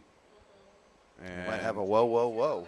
And let's see. There's still one guy. We're still under yellow. Yep. They're going to send it around one more time. Now, what they could do is have a cut through right there, right before you get to turn 2. Yes, they could. And go right back through like. Well, you could do straight through up to turn 6 and then come down turn 7 again. You could do 2 to 7. Hey, that's a good suggestion. You could run the kid carts on that. And also we could do false starts that way. And it looks like everybody has caught back up. We saw Oz Cheek III getting the win during the pre-final, and he should be your pole sitter here coming into this final race. And we'll have to see that scoring tower update as they come past the line for lap number 1.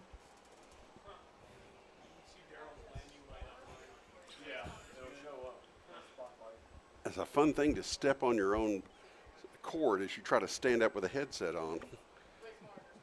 And here we go. We have 2, 4, 6, 8 ready to go. And your starter. There we are. Green, green, green. Off we go. It gets a little crowded there into turn 1. Watch out. Some contact. And they pinched it down real tight. They sure did.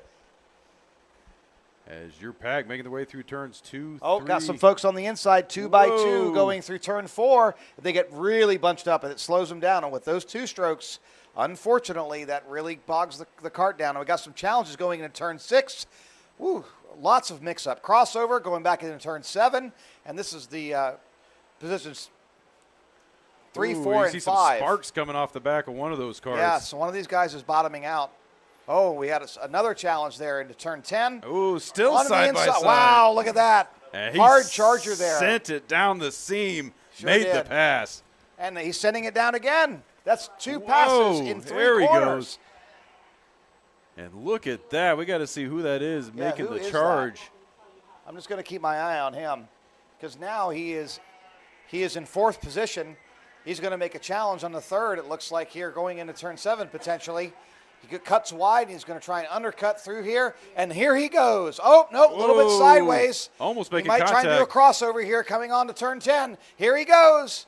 They're side by side going into turn 10. And he makes And the he pass. makes the pass. Now he is 3rd position. And Let's that see would who be that is. Sean Akins. Sean Oh, Akins man. with a hard charge to 3rd place. Meanwhile, the Cheeks have checked out, and with a 1.2 second gap from Oz Cheek to Oz Cheek the 4th, and an overall difference of about 4.2 seconds from 2nd place back to 3rd. So the race looks to be from 3rd on back for the moment, but given the changing conditions, anything can happen and probably will.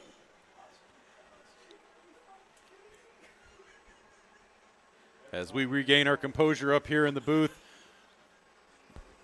We're having a laugh. And Oz Cheek the 3rd and Oz Cheek the 4th have all but checked out right now. Oh, side-by-side action going into turn 4. They're getting really rough and tumble there. This is for And that looked like the 4th, battle 5th, and 6th. that looked like Talon Laney and Kyle Clark Yeah, getting that's into who it. it was. They really got into each other there. And, oh, yeah. And oh, still, wow. oh, that was a that was dirty close. line. That was almost a T-bone. The Sure pass was. on the outside, though, going into turn number 6. Man, so. everybody's hot on this final right now. Just take it easy. We've And got a lot more laps to go. Looked like Talon Laney about to split Chris Orencia in half at turn 7. It was actually Kyle Clark. Kyle Clark is the one. Chris Orencia. He made that move just on made the the outside. pass. And here we go again in turn 4, another challenger. And that's more towards the back, but they are starting to mix it up there at the back. And look at that. Kyle Clark getting around Chris Orencia and immediately putting about a football field between the two of them as they make their way through turn 6, 7, down the chute, around the backside into the high banks. We are Now the Oz family has completely checked out, but they're very far away from each other by about 4.5 seconds at this point. Third place is also about 4.5 seconds behind second. It's really starting to spread out at this point, so there really is not much of a race going on except for 6th and 7th position. Which is what we are watching right now. That looks like Chris Orencia and Meyer Lewis Yeah, going that's at who it right that now. is. And they're actually starting to race each other here. Everybody else has got a lot of spacing. Yep, that's Chris. Recognize that helmet any day. And here they go down the chute through turn 8. Let's see if Meyer Lewis has anything in store for Chris Orencia as they go through the final 2 turns and past the stripe. 6 laps complete. 6 laps complete. So we're only 6 of 15. 9 to go. Only 0.2 of a second right now. Chris runs a little bit of wide, and now Meyer's right on his tail, but Chris manages to pull away. Yeah, he put him offline there because he went wide and crossed right in front of him, so it looked like Meyer had to get off the throttle for a second to avoid contact. Yep. And that gave the advantage back to Chris. Huh?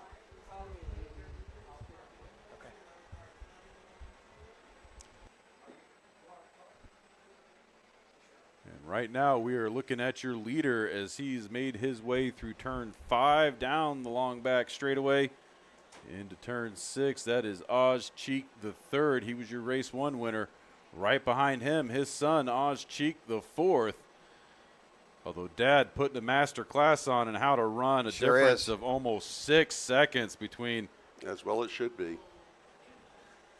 And now it's starting to get darker and darker, and we have that kind of dead zone there in the middle of the track at turn 7. Actually, it looks like Oz Cheek the 4th is pulled off the track. I'm showing him as 2 laps down. Yeah, he is. He's 2 laps down at this point. So that's actually Sean Atkins, your hard charger, going all the way from, Sean I believe Akins. he was about 7th on the start, 6th or 7th Sure on the was. start, charged all the way up to 2nd. We'll definitely need to get Chris to get a word with him after this race. There's right now a little passing action happening right there. Meyer Lewis going underneath Chris Orencia. Look at this. He makes a clean pass coming through turn 5.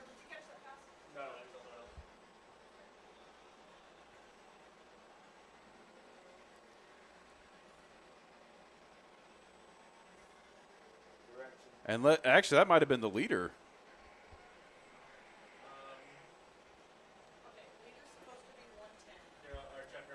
Oh, it looks like Chris Orencia has got some sort of an issue. He has really started to slow down here, and Meyer is just checked out on Chris Orencia.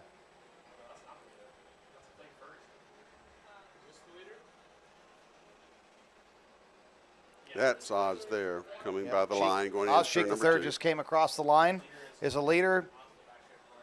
Sean Akins, 2nd place. Kyle Clark, 3rd place. Talon Laney, 4th place. It looks like Cheek is expanding his lead still. It's over 6 seconds now, but it's over 2nd place Sean Atkins now. There's Meyer Lewis and Chris Orencia. Chris Orencia has obviously got some sort of an issue with his kart because he was really right with Meyer for quite a long time. That would explain how Meyer just shot past him that last lap. Yeah, he's got to have some sort of an issue with his kart. But he's staying in it. He's not giving up. You know, Chris Orencia loves to drive. There's one thing about that guy. And also his another member of his team, Clay Ferguson's out on track. I didn't notice he was racing today. And right now it looks like, yep, there goes your leader around Chris Orencia. Going to put him a lap down. Be 3 laps to go this time by. We're on lap 12, currently working lap number 12 out of 15. And you know, we were talking about the vintage karts earlier. To put things into perspective, they were only about 6 seconds slower a lap than what we're watching right now. So really not that far off pace. This is one of the fastest classes we have out here today. If we were running the shifter class, they would be faster, but right now these are the top dogs in terms of speed on track. And they're all turning lap times in the 37 and 38 second range. And Cheek is turning laps about 2/10 better than Akins, so he's steadily adding We got to some his lap lead. traffic here coming by.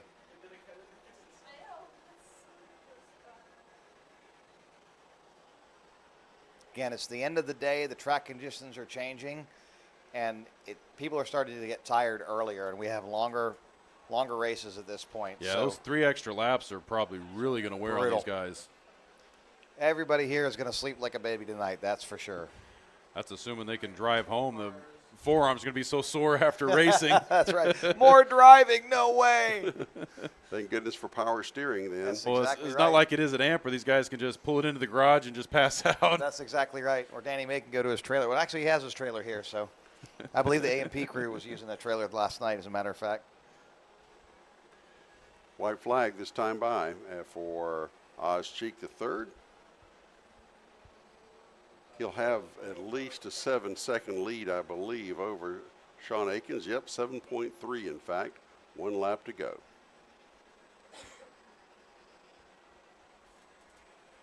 As the rest of the field takes the white flag, we should see Oz Cheek. That's Meyer Lewis coming by. So your leader should be coming through the backside right now through turn 7. There he is. And there's Oz Cheek.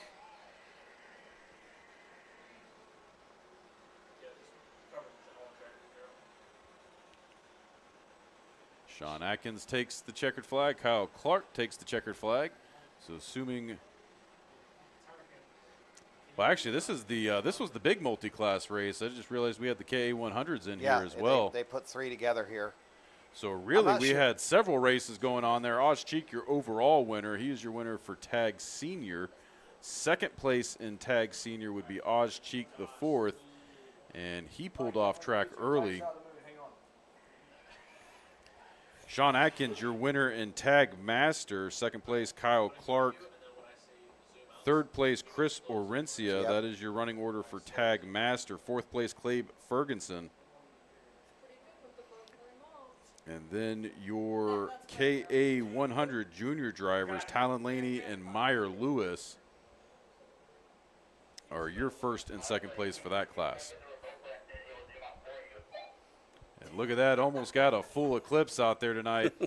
Such a great looking crescent moon. No wonder everybody's going crazy up here in the booth. Yeah, the waning crescent. Just imagine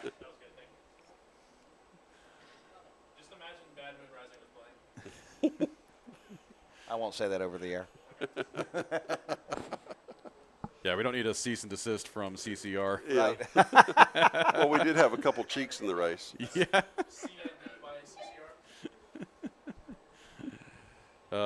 There's that awesome. Just around the bend. There's a bathroom on the right. Yeah. And hopefully we can get down there trackside with Chris Conowall here soon. This driver should be making their way across the tech scales and That's into 3 interviews we have to do. Yes, it is. And as the pace has gone tonight, I think we'll have time for it. Unlike up at Amp where we're running 12 back-to-back races. So that's been some of the fun here is we got more time to talk to people. So More time to talk to people. We got here later. You know, we didn't have to get here at ODark 30 to get all set up and everything. It was much more relaxed pace. And that's just the way it is with our inaugural round. We don't have that many drivers. We have, 56 entries? yeah, And that's still good for a first time. It really race. is good. I know there were a lot of folks that were nervous a week ago when we had 9, but that's just the way this stuff works, and we're really glad that we're going to get some good press out of it. And it looks like we are ready to go trackside with Chris Conowall. He's got your race winner, Oz Cheek the 3rd. Chris, take it away. Yes, Will, here with Oz Cheek, and a handy victory, but the story of the night is Dad looking back, not nearly as much this race, and sort of learned late that your wingman wasn't back there. Yeah, it was bittersweet.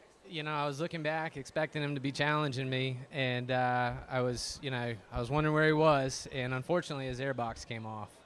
So ended his night, but I know he's going to be back, and my day's coming. That's right. Well, great performance here. You're going to take the podium here tonight, and tell me about racing under the lights. And we'll also try to get a question from the booth here in just a minute, but until I know that question, tell me about racing under the lights. Was this a first? This is a first. Yeah, it's more difficult to see than what you would think. Those barriers come up quick. Right, and of course the lights there toward the interior, not quite as much, huh? No, you've really got to pay attention. If you lose focus, you're going to be in trouble. Well, congratulations to you. We'll see you on the podium. Ozcheek, and I'm going to send it back up to you guys. All right, we're back to the booth here with. We should see if you can get second place. Yeah. Or I guess first overall in the class. But we've got karts on track, so we're probably not going to have time to go to that interview. Maybe we can catch it mid-race. Yeah, we got a little tight there on the schedule. Right as we talk about how great it is to have all this time to interview. No worries. No worries. But right now, Lo206 Master getting on track, getting their warm-up laps in. Going to let them do one full lap, put some heat in these tires. Whoa, look at that. Yeah, a little run off the stripe there, that temporary stripe. It always gives a little bit of a show. That looked like third place might have went a little wide there trying to scrub heat and almost made contact with fourth place. And we'll see if that favor gets returned on the opening laps here. Yeah, we hope not. Well, they'll be side by side. Yes, they will. It's going to be interesting to see what happens. 6 karts taking the grid for Lo206 Master. One of our more exciting classes to watch up at AMP. Anything could happen here under the lights at Caffeine and Octane Lanier Raceway. This is the one that resulted in the 2-3 kart battles in the pre-main. So we'll see if that is still the case, or will they close it all up and have a 6 kart battle as they come out of turn number 10. And it looks like we've got that on-kart camera with Brandon Miller. And he is all the way in the back. And we're going green, green, green. And there's Dave Fusco. He's got to defend second place right away and get behind Richard Pearson. Let's see if he can keep up with Richard Pearson. And they're starting to go 1, 2, 3. Richard Pearson, David Fusco, Brandon Miller. Richard Pearson is really good at that turn 4. He is great at unwinding the cart and unbinding the cart and running as fast as he possibly can around that turn 5. Dave Fusco runs a little bit wide. Let's see how turn 7 goes for this first 3. It's getting interesting now. They're right back up on top of first place there, Richard Pearson. And they're pushing real wide coming out of turn 7. They sure are. And look at this. They're starting to catch back up. We are back into a 6-kart battle. And this is Lo206 at its finest. These guys are first, second, third, fourth. They're right on top of each other. A nice, tight pack of 6. Now, Richard Pearson through turn 1 and turn 2 starts to pull away. David Fusco is going to try and catch him here through turn 5. Let's see what happens. They're starting to break away a little bit. David Fusco and Richard Pearson starting to break away. With Richard Pearson with a commanding lead. We got some challenges for fourth place right now. Looks like Aaron Cox being challenged for fourth place. Not much is going to happen there. Thought about it, looked to the inside, had to dip back in line as they go into that hard braking zone as they make their way through the middle section of this track. And here comes Richard Pearson in a challenge on the inside. Aaron Cox taking it back. Dave Fusco and Richard Pearson have really started to pull away from the pack. And the battle right now is for third place. You have third, fourth, and fifth right on top of each other. Aaron Cox is right in the middle of third, fourth, and fifth. And that's Chuck Teasley. Chuck Teasley just ahead of Aaron Cox right now. Yep, in that and Chuck mid-pack. Teasley is coming up on David Fusco. Now, granted, Chuck Teasley is underweight, and we know he's a little underweight, and hopefully he doesn't get in the way or trying to make a challenge here at first and cause an outcome of the race to change. But Teasley's getting in the middle of it, which he And needs look at this race experience. Brandon Miller. Brandon Miller going for it for 4th position. And Chuck Teasley underneath David Fusco. Gets past David Fusco. His kart must be really doing well because he was tighter in the earlier race. David Fusco, Richard Pearson out with a commanding lead in 1st place at this point. Chuck Teasley in 2nd place. David Fusco in 3rd place. And Brandon Miller making the pass is your 4th place driver. And here we are riding on board right now with Brandon Miller. You can really see the contrast on track right here from these high lit sections on the Outer Banks going to the inside where it really starts to get down in visibility. Great shot right now from that onboard camera. Yep, and David Fusco might actually get a challenge here from Brandon Miller. Ooh, they were side by side, had to dip it back single file. Oh, Teasley just got by Richard Pearson. Wow, Teasley's really going completely send it. He had the Absolutely momentum coming out of turn 10 and took him through the chicane to the start-finish line. Call him the mailman. He sent it. Sure did. Now Chuck Teasley's starting to pull away. David Fusco's really got Brandon Miller on his tail. He better drive a flawless race and not let Brandon by. Oh, and Brandon Miller goes around. Oh, that's too bad. Tough break for Brandon Miller. And now the back guys, Chris Orencia and Aaron Cox, got involved in that, so they are really far behind. So that gives Chuck Teasley 1st place, Richard Pearson 2nd place, David Fusco a commanding lead over the remainder of the pack. Aaron Cox is fighting for 4th position at this point. But look at Pearson. Pearson looking underneath Chuck Teasley as they go into turn number 3 there. And this is your battle for the lead as they go barreling into turn 6. Diving in the chute to turn 7, back out of the chute. Taking a little chalk with them as they go. Sure are. And they keep pushing the exit of 7 wider and wider and wider. You're going to pull a Brandon Miller. It's going to be out. The exit's going to be on 53 here before the end of the night. That's exactly right. Well, they did take the opportunity to reline it at the break, so they did go out and restripe. But here we go. Yeah, so Right David on his tail. Fusco is out all by himself, and it looks like that Aaron Cox may be catching up to him, but Aaron is driving the wheels off of that kart. He's trying to go for that 3rd position. Pearson lost a little bit of ground on Teasley with that move, trying to get through turn 4. He sure did. But he closes it back up as they go. Look at that around light 7. from that drone. Just they're following it like a cat. It's really funny to watch. It looks like a cop chasing. Yep. And what's fun, too, is you can actually see the Oh, landing and here, lights. oh, wow, there's Richard Pearson sticking it on the inside of Chuck Ooh, Teasley. he's thinking about Yeah, it. he's got it. Oh. Chuck Teasley ran a little bit wide there, and Richard Pearson Chuck left completely the back took door advantage open. of it. He sure did. And Richard. And that actually gave David Fusco a chance to catch up a little bit. And look at that. Yeah, the gap But is David closing. Fusco just ran wide, almost hit the barrier there, so now the gap is really opened up with Dave Fusco. But Dave Fusco still with a commanding 3rd position. Dave Fusco, unless he messes it up, will podium tonight.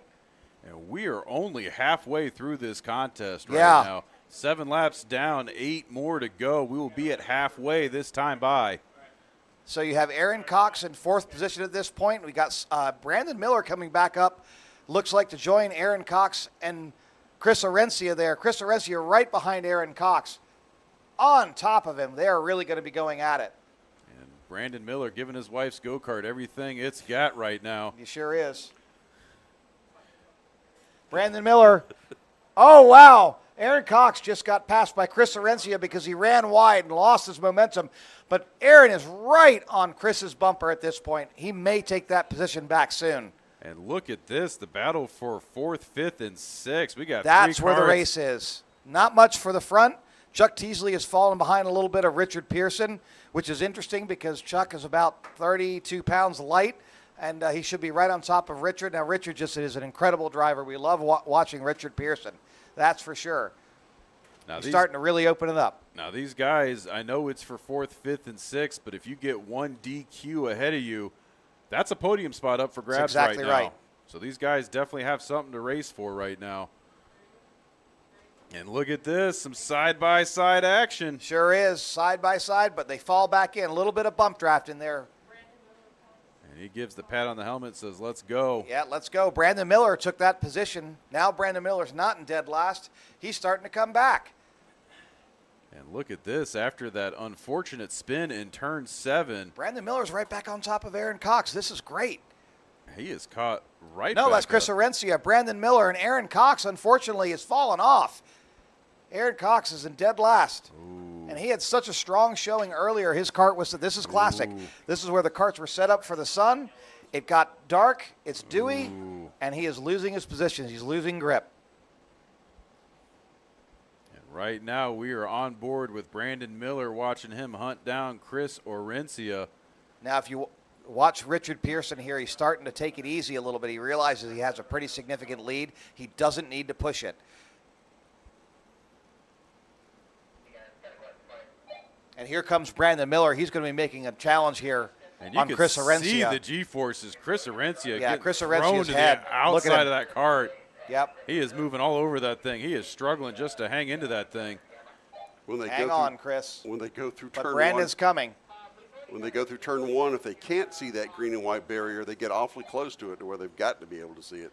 And this is where conditioning is really going to pay off here, because these drivers, we are. Brandon Miller, here he comes. He gives Chris a knock from the back, letting him know he's there. Oh, I thought he was going to try and maybe slingshot it in there.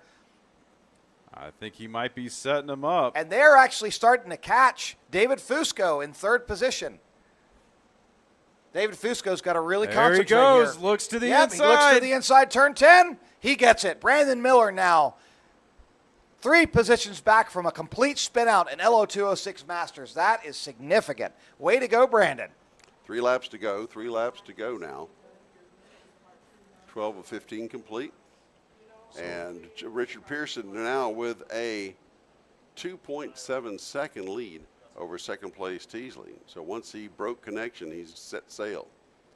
Well, I'm going to tell you, as I think Chuck Teasley's getting tired. You've seen that he's just falling off and falling off and falling off, and Fusco's starting to catch him. But Fusco's also starting to get caught. So, again, tire temperatures are probably a little too low. The temperature's going down on the track right now, and it's anybody's race still, even though we are on lap number 14. 14. So it'll be white flag the next time by. Well, Richard Pearson ran his best lap on lap 11. Yeah, he so sure did. Clearly, conditioning is in his favor right now. As we are back on board with Brandon Miller trying to hunt down David Fusco. He might be able to do it. We don't know. Yeah, but see, David Fusco's also getting tired. He just got to stay into it here. And this is for a podium spot right It now. sure is. Brandon Miller's going to go for it. Brandon Miller has got Oh, his man. eyes on the prize. If he spins and then comes back for a podium. That was a great drive, let me tell you. We're going to lose it up here in the booth. Yeah, we absolutely are. And look at this. And here we go. He is running on pure adrenaline right now. Absolutely he is. He's really driving the wheels off of that cart. Chuck Teasley's really falling off here. Oh, and he's getting closer. He is. Fusco's going to have a run against him. Hopefully he pays attention. He's looked behind him and realizes Brandon Miller's coming for him. And they've got half a lap to go. Let's see what happens. Brandon Miller sending it into turn 7. Yep, he ran that one a little bit tight. I don't think he's going to be able to get him unless Fusco has a mechanical at this point, but he's coming for him. But we are coming to the checkered flag. That's Richard Pearson, Chuck Teasley, David Fusco, Brandon Miller, woo, Chris Orencia. And last but certainly not least is Aaron Cox. Tough break for Aaron Cox coming in last. He was doing so well earlier today, but congratulations to Richard Pearson once again. Chuck Teasley's first race, by the way. Oh, wow. His first race in karting. Oh, wow. He was my student 7 years ago at Atlanta Motorsports Park. He bought a cart, called me on Wednesday of this week, said, I've got this cart. Can you get it ready for me? Here we are.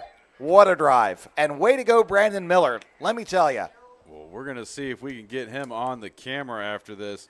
Commanding performance by Richard Pearson, but also equally impressive Chuck Teasley. So we're going to see if we can get both of them on the interview here in just a second. Drivers have to pull those carts across tech to make it official. Or if one fails, then Brandon Miller might get that podium spot. Oh, we're hearing some inside info. That might be a DQ. Don't want to give away too much info. I could use a blizzard right now. Speaking of DQ, but that's where my brain. That's where my mind's going about right now. Buddy, next time you're working tech, not me. You're going to be hanging out DQs, those kinds. I know what exit you got off on the highway to come here. Right by it. You got that right. Now I know we up. I remember getting dilly bars there as a kid. I got to say, that was probably one of the best Masters races we've had in a long time. That was really neat. That was a really good race. And I can see Chris down there almost ready to go. Your race winner. Uh-oh, unconnected. Chris, you want to ask these guys what changed over the race? Karts get loose, karts get tight.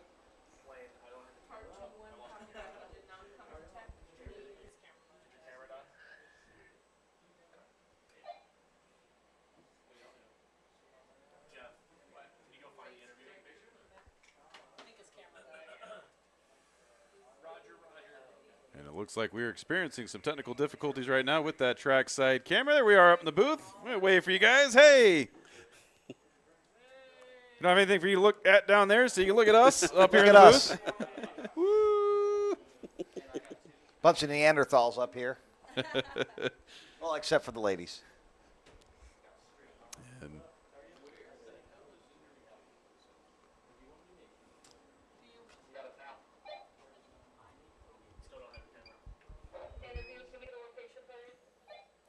And Chris, if you can hear us down there, let's go ahead and take it away. We're trying to find a good camera angle so the folks at home can see you, but we are looking top down at you right now. All right, right this way, guys.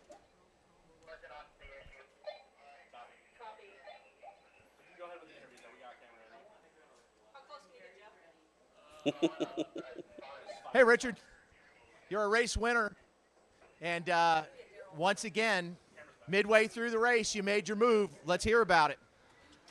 Yeah, I just Danny set up the cart pretty good. I didn't expect whoever was there to get by me, but just worked at him a little bit, a couple laps, and got back by him. Cart felt great, a lot better than it was all day. All that matters is the heat race in the feature, though. So that's right. You're on the podium, so we're gonna move through, talk to some of the other racers. Any shout out before we move along? Yeah, Danny with Blazing Wings. I just want to say, man, I wish my dad was here, and Kenny and Aiden. They're at the late model race down in Cordele, Georgia.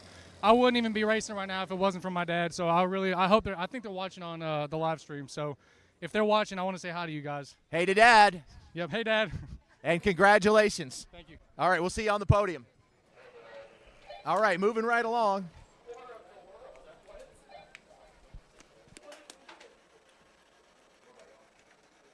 We're about ready to get underway here again. Got a field of 6 coming up, just like the last. All right, here we are, feature. number 2, right? 102. 102, and you got second place, and tonight, tell us the difference, obvious differences. Edwards, me and him have been working on that cart over almost a year now. And, I mean, a year ago, I was great. This whole year, I moved up to Master, so I had to add 50 pounds of weight to my cart. I had to relearn how to drive it. But Al Edwards, he's been tweaking on this cart since yesterday morning, and he got it rolling. That's the best I've done in a long time. Tell me your name. I'm sorry I didn't catch Fusco. it. David Fusco, congratulations to you. All right. We'll see you on the podium. All right, I'm going to send it back up. Thank you very much. I appreciate that. Thanks for that shout out, Dave Fusco. Congratulations on your best finish this year. Look forward to more.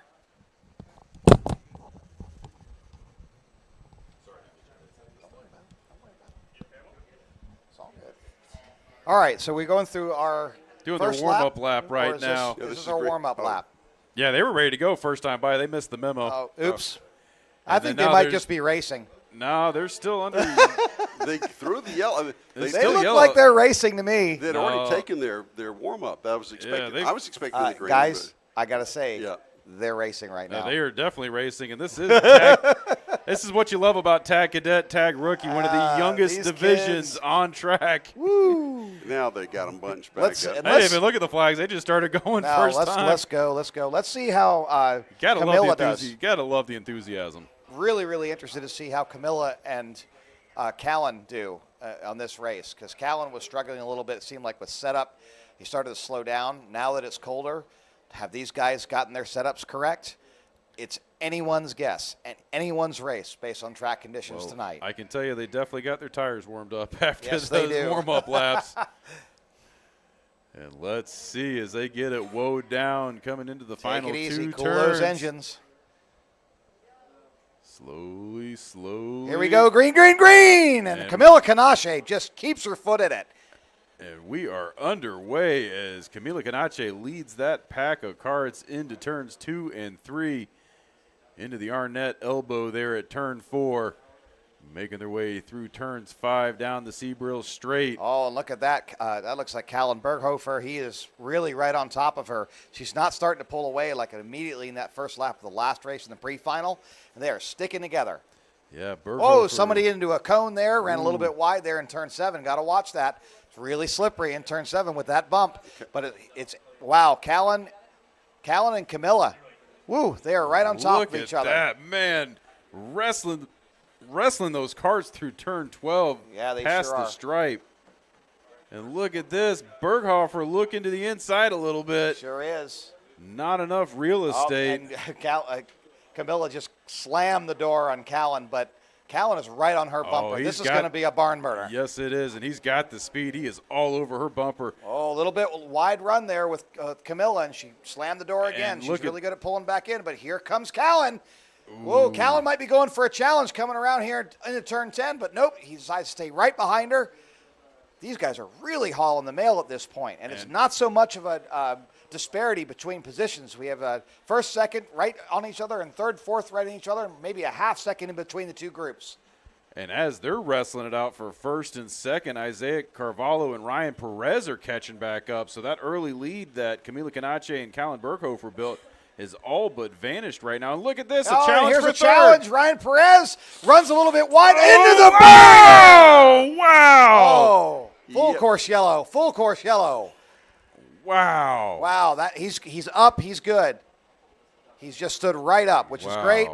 And he T-boned that barrier. That hurt. You know he's going to feel that one. He saw that one coming, too, as he sure did. He had way more momentum than that turn could handle, and he caught the edge of that, the abutment of that wall. Fortunately, it moved. Everybody just needs to take it easy. There's no passing on a full course caution. Yeah. And here we are on the instant replay. He stood up and did a bow after he got it. He did. I see that.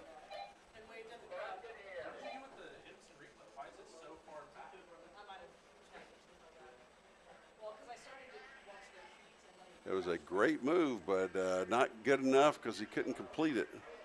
Now it looks like we're still under a full course caution. And here's that replay right there. Whoa, he got. I mean, just bam, straight in. Man, that about launched him in the air. Yeah, that was a tough one. I'm glad he's okay. He stood right up after that. Now there's no passing here, but Callan Berghofer is right on top. And now Callan Berghofer is challenging Camila Canache. We're still on a local caution there now. Just a held caution. Well, and he so made it looks the like pass. Callan got it from He Camilla. did, and it looked like he made it before coming into the turn. Sure did. I'm not sure. Yep, it's not a full course caution. It's a local caution only.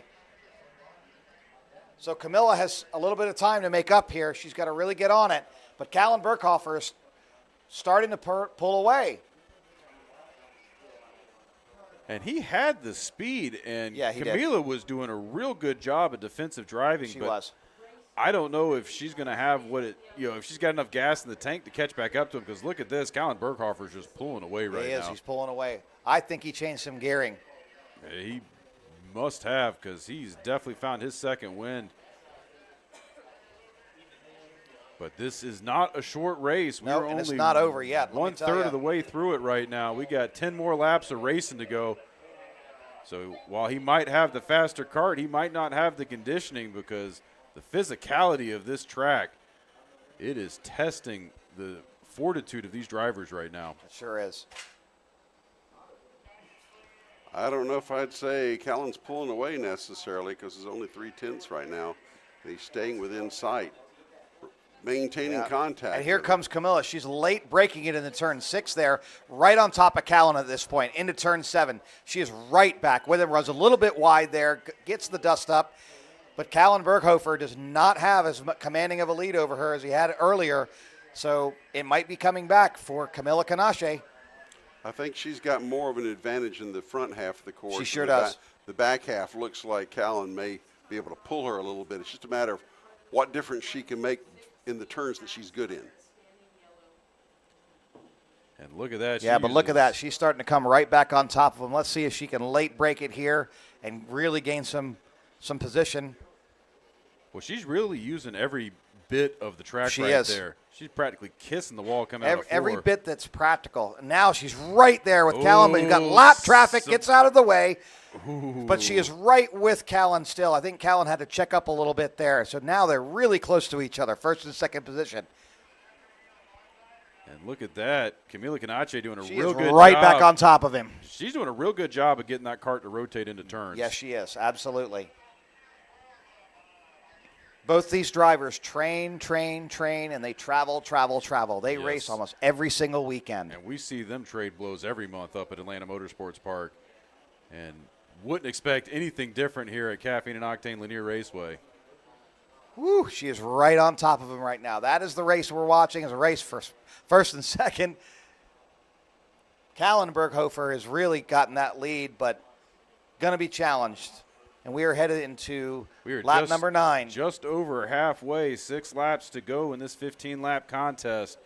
Look at this, first and second, still bumper to bumper as they make their way through turns 2, 3, into turn 4 right now. That long sweeper, turn 5, fastest part on the track. Yeah, look Here at her they game. come. There's a draft that all of a sudden happens right at the end of that straightaway, and she is right back on top of him. So she can make a move here.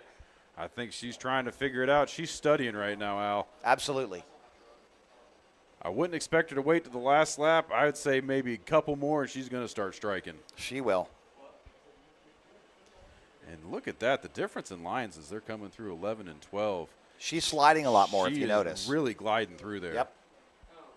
Almost like she's on a rail through Yeah. turns 11 and 12. Callan is more calculating. Callan is tighter.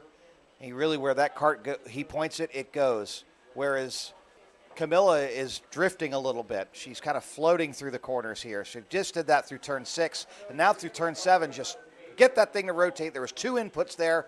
Boom, right back on top of Berghofer. And it's fun to watch how this unfolds right now as they make their way through the high banks along the back She's got a section. little bit of a run going here. She's starting to close that gap. Well, as soon as I said Camilla had the back half of the track, now she seems to be dominating She the sure first did. half, and then Callan's got the back half. And this or the could front be half. where conditioning is playing a part as these drivers start to get tired. Yep. And Callan pulls her a little bit there, but she late breaks, makes it, wow, really hot into turn 6. Into turn 7, she gets right back up on top of him again. She's about a cart length and a half behind. Can she make this up? Callan seems to be able to pull her coming out of turn number 5. Good off the corners here. But coming out of turn number 9 is a different issue. And look at that. She makes a ton of time there She through does. those last 2 right turns. there through the first turn 1 and 2. She's right back on top, up on top of him. But Callan, where he's been excelling all night, has been this Right big, here. long turn 5. Turn 5, he just starts to pull away, and then she's good at that late break. Just wait in the draft and late break. See that? Bam, 2 positions or 2 cart lengths. Right back on top of him through turn 7. She takes a little bit tighter of a line, runs all the way out to the stripe. Almost kissed the wall there. Yes, really close. And that would have been fatal. That would have been terrible. And Well, these two are basically guaranteed a podium. It is definitely the race for first position. Third position, 2 to go this time by the way. that's Isaac Carvalho. He is in third position. Ruben Greer in fourth.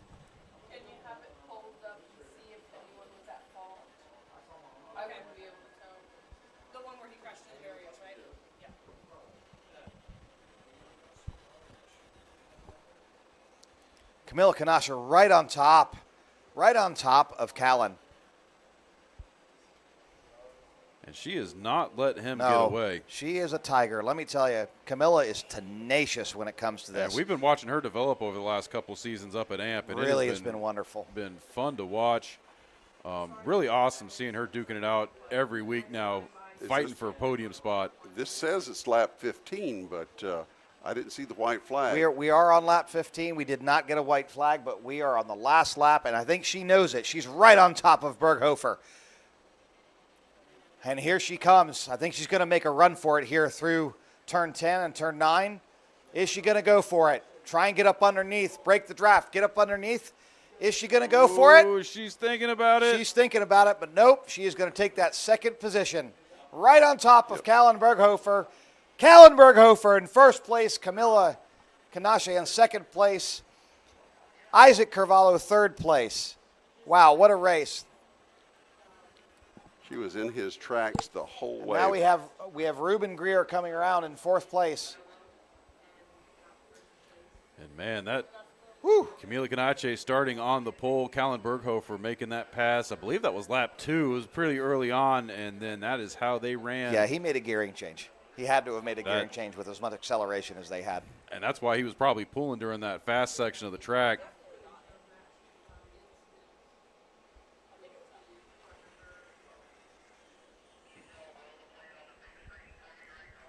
And we are trying to pull that replay back up from about halfway through this race.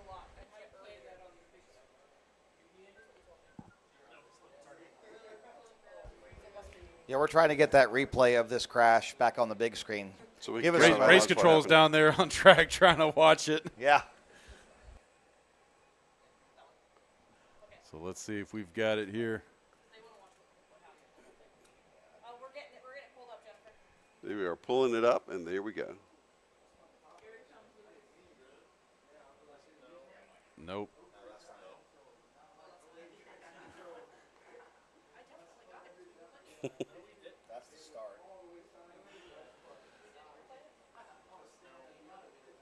You are currently watching How the Sausage is Made, folks.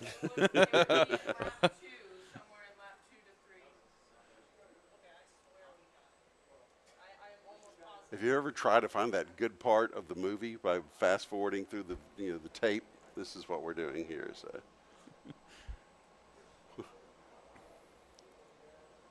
Well, while we are trying to pull that up, we might have Chris Conowall down there in Victory Lane.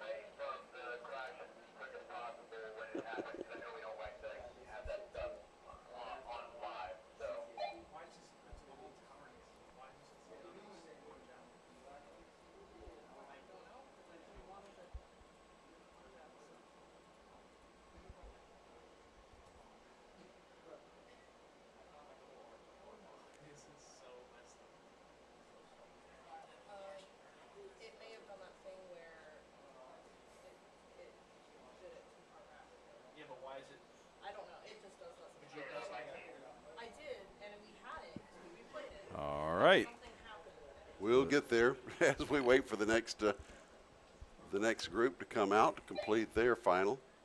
But we're as curious as everybody else to kind of see how that incident developed. It was very spectacular. Yeah, it was so fast. The way it consumed the wall. And by the way, the barrier still needs to be repositioned out there, so we may have a delay just on that front as we go along here. So we'll that poor barrier. We'll keep hunting it. Well, like I say, better that it moves than it doesn't. Those ones that don't move, they keep the cart in place, but they're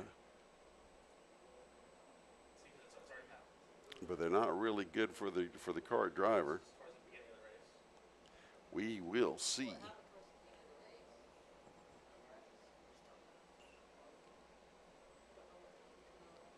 All right. Well, maybe we can go to a trackside interview while they look at that.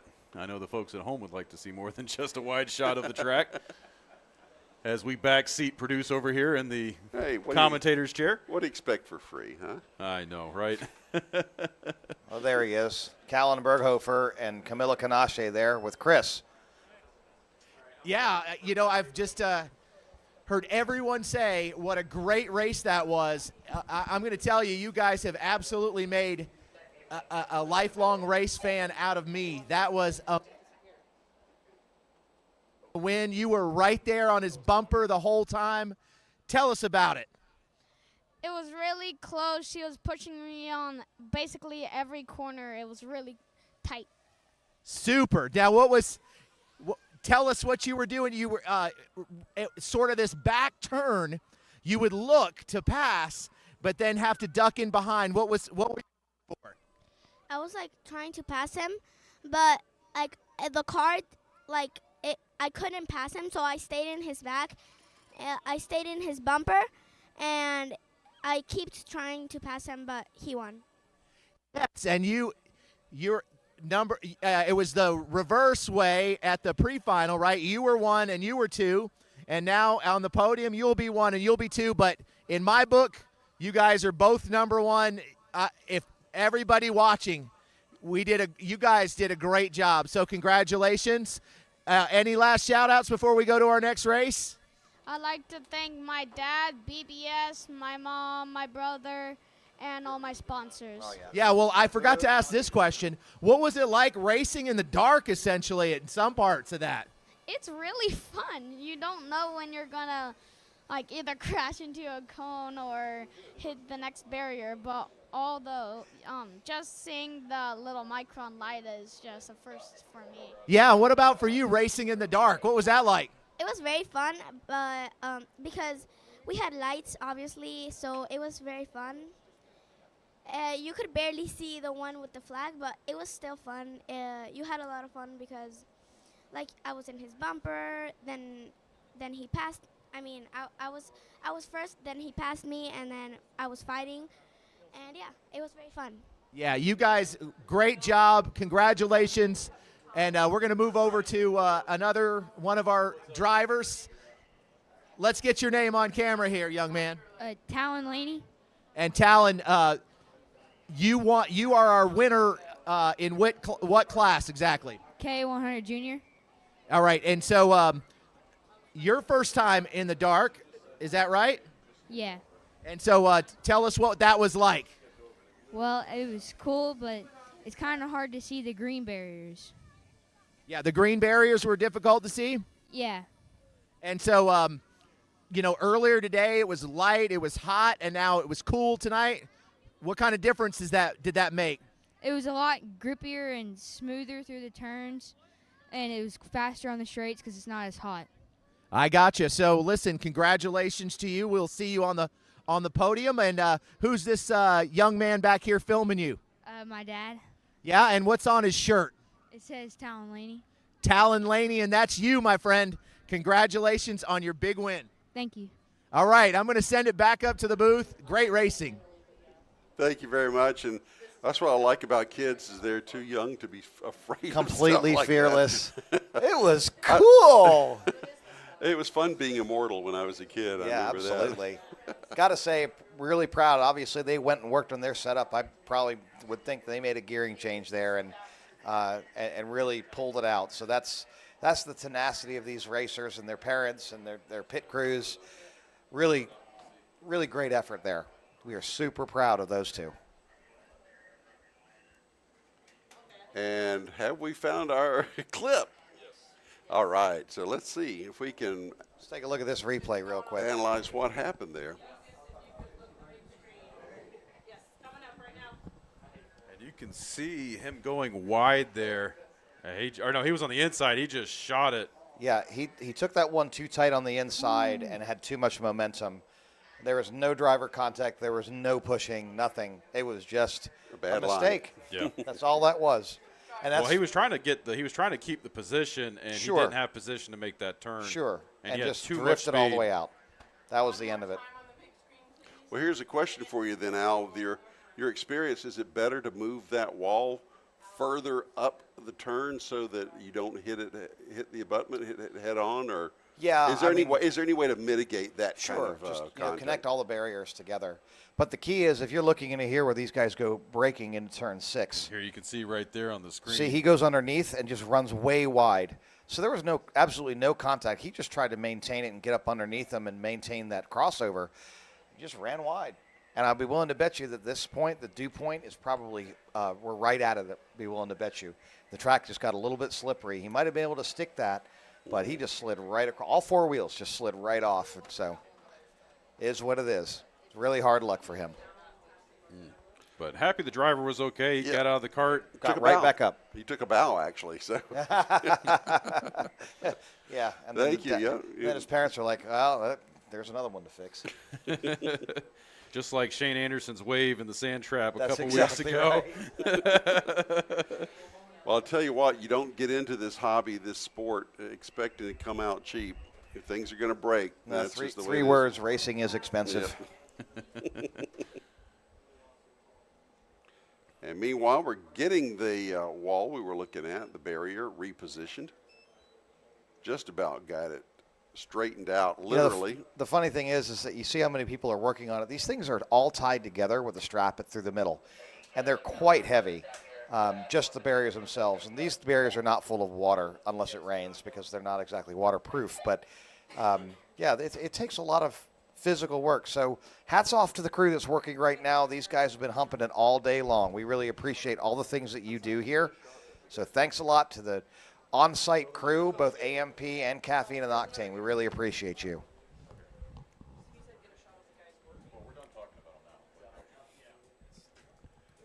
And it looks like they are about to get it in position, and we should not have too much more delay before we get our next feature underway. Here at Caffeine and Octane's Lanier Raceway, again, it's their premier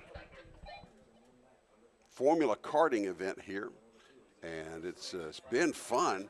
There's been some great racing, and there's still more to come, so don't go away. We'll be back underway very quickly, and we'll get more of this great karting action as we move along here.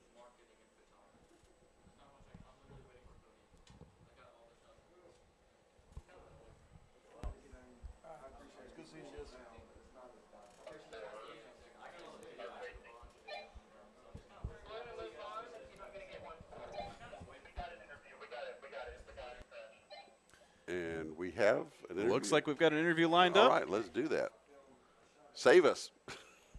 All right, guys, we're currently here with the driver that wrecked in turn 7.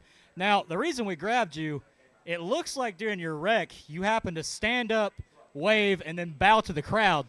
That's a Kyle Busch-type NASCAR-style thing. It was glorious. But are you okay? That's the first thing we want to ask. Yes.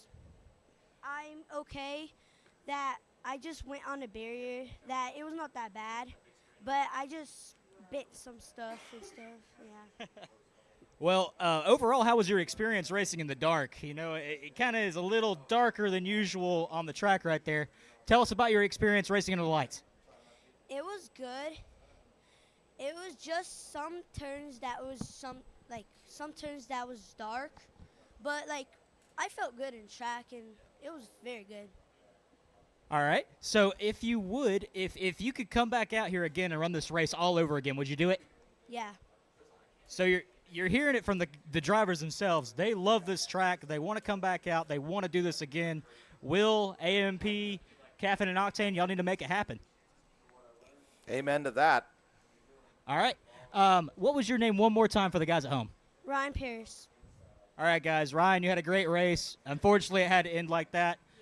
We'll be sending it back up to the booth.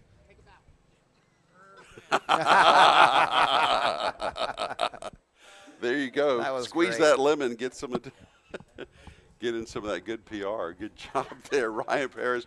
Good to see him be able to bow away from that spectacular incident over there in the interest of turn 6. So Well, when you put on a good performance, you take a bow. it's all about the show.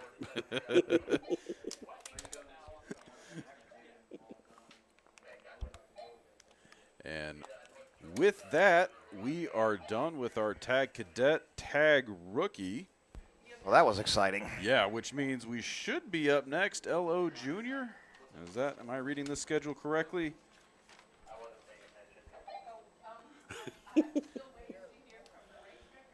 We're going to get words where we are in the schedule. Things kind of are fluid up here. Yes. We're one big family up here in the booth. That's right. But we are pretty certain there's going to be more racing still, so don't go away. We'll have that prepared for you in a bit. Again, we kind of, some things we have to make adjustments to see how things go. And again, all these drivers are learning a new course, and the event organizer also learning, getting the feedback from them and seeing what happens to make the tweaks that will make this an even better event the next time that it happens here at Caffeine and Octane's Lanier Raceway. And we are getting word from race control about we know who's going to run. We're just not sure who is up next. We will get that to you very shortly.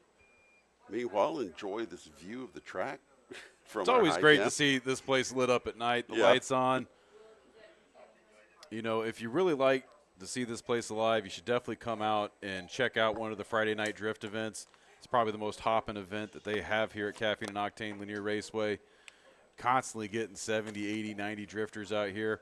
If you also want some more fun, the downforce battles, that's something. If you're watching at home and you want to come out here and drive a track similar to what you're seeing on track right now, they actually let you line up in street cars and run the track, and they'll do a butterfly course where it's basically like a supersized autocross track where you can go head-to-head with the guy next to you. And it's a butterfly track, so it's a mirror image on each side. You don't ever actually go wheel-to-wheel, but you're racing the guy next to you, and the first person to complete the track wins. And so that's always a fun event to come to, and they usually run those on alternating weeks. They'll do the Friday night drifts on one week, and then they'll do downforce battles the next week. And then once a month, they also do the Legends at Lanier, which, Bill, if I'm not mistaken, you'll be back here in the booth for that next week. I will be here. I'm sorry, don't hold that against the folks here, but I was all that was left. No, we're going to have a good time. He answered the ad in the paper. Oh, come right. on. We're going to have a good time here next week when the Legends are back and call these events at Lanier Raceway, and it's the closest thing we've gotten to getting stock car racing back here at Lanier Raceway, and I know a lot of people up here I'm happy to see it, and I encourage all of you to come out and support this, because the more eyes that we get on all the events that happen here at Caffeine and Octane Lanier Raceway, the better it is for the facility and the more that the organizers can bring for your entertainment. So, and just the better it is for racing in general. Yeah, absolutely. It sure is. Racing has kind of taken a hit, as is a lot of activities during the events of the last several years. So it's the more we can get support, the quicker all this can recover, and we can enjoy the sport that we love so much.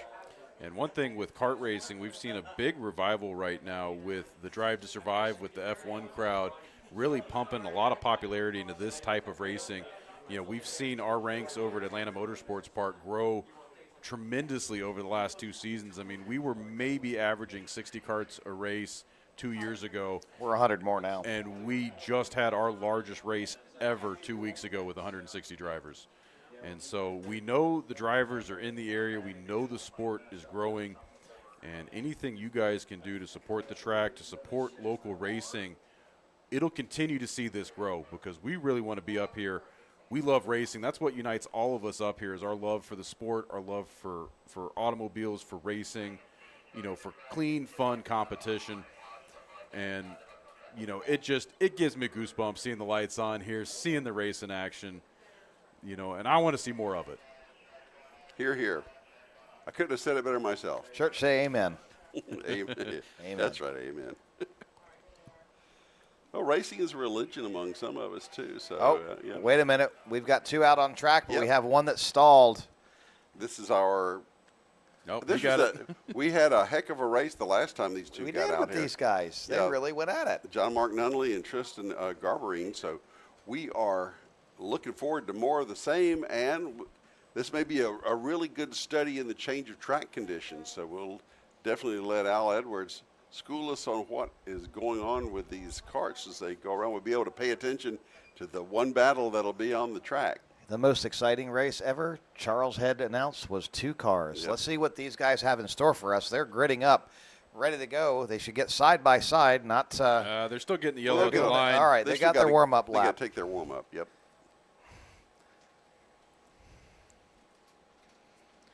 So it was John Mark Nunnally, right? He was triumphant in the pre-main, the pre-feature. No, it was Tristan. Exactly, that's what I said. Yes. It was Tristan Garberdine in the.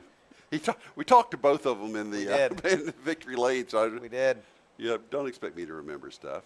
That's not my job. Well, they will both be on the front row during the restart. Okay. They will be, true. but Nunnally is running a little bit slow. I'm not really sure why.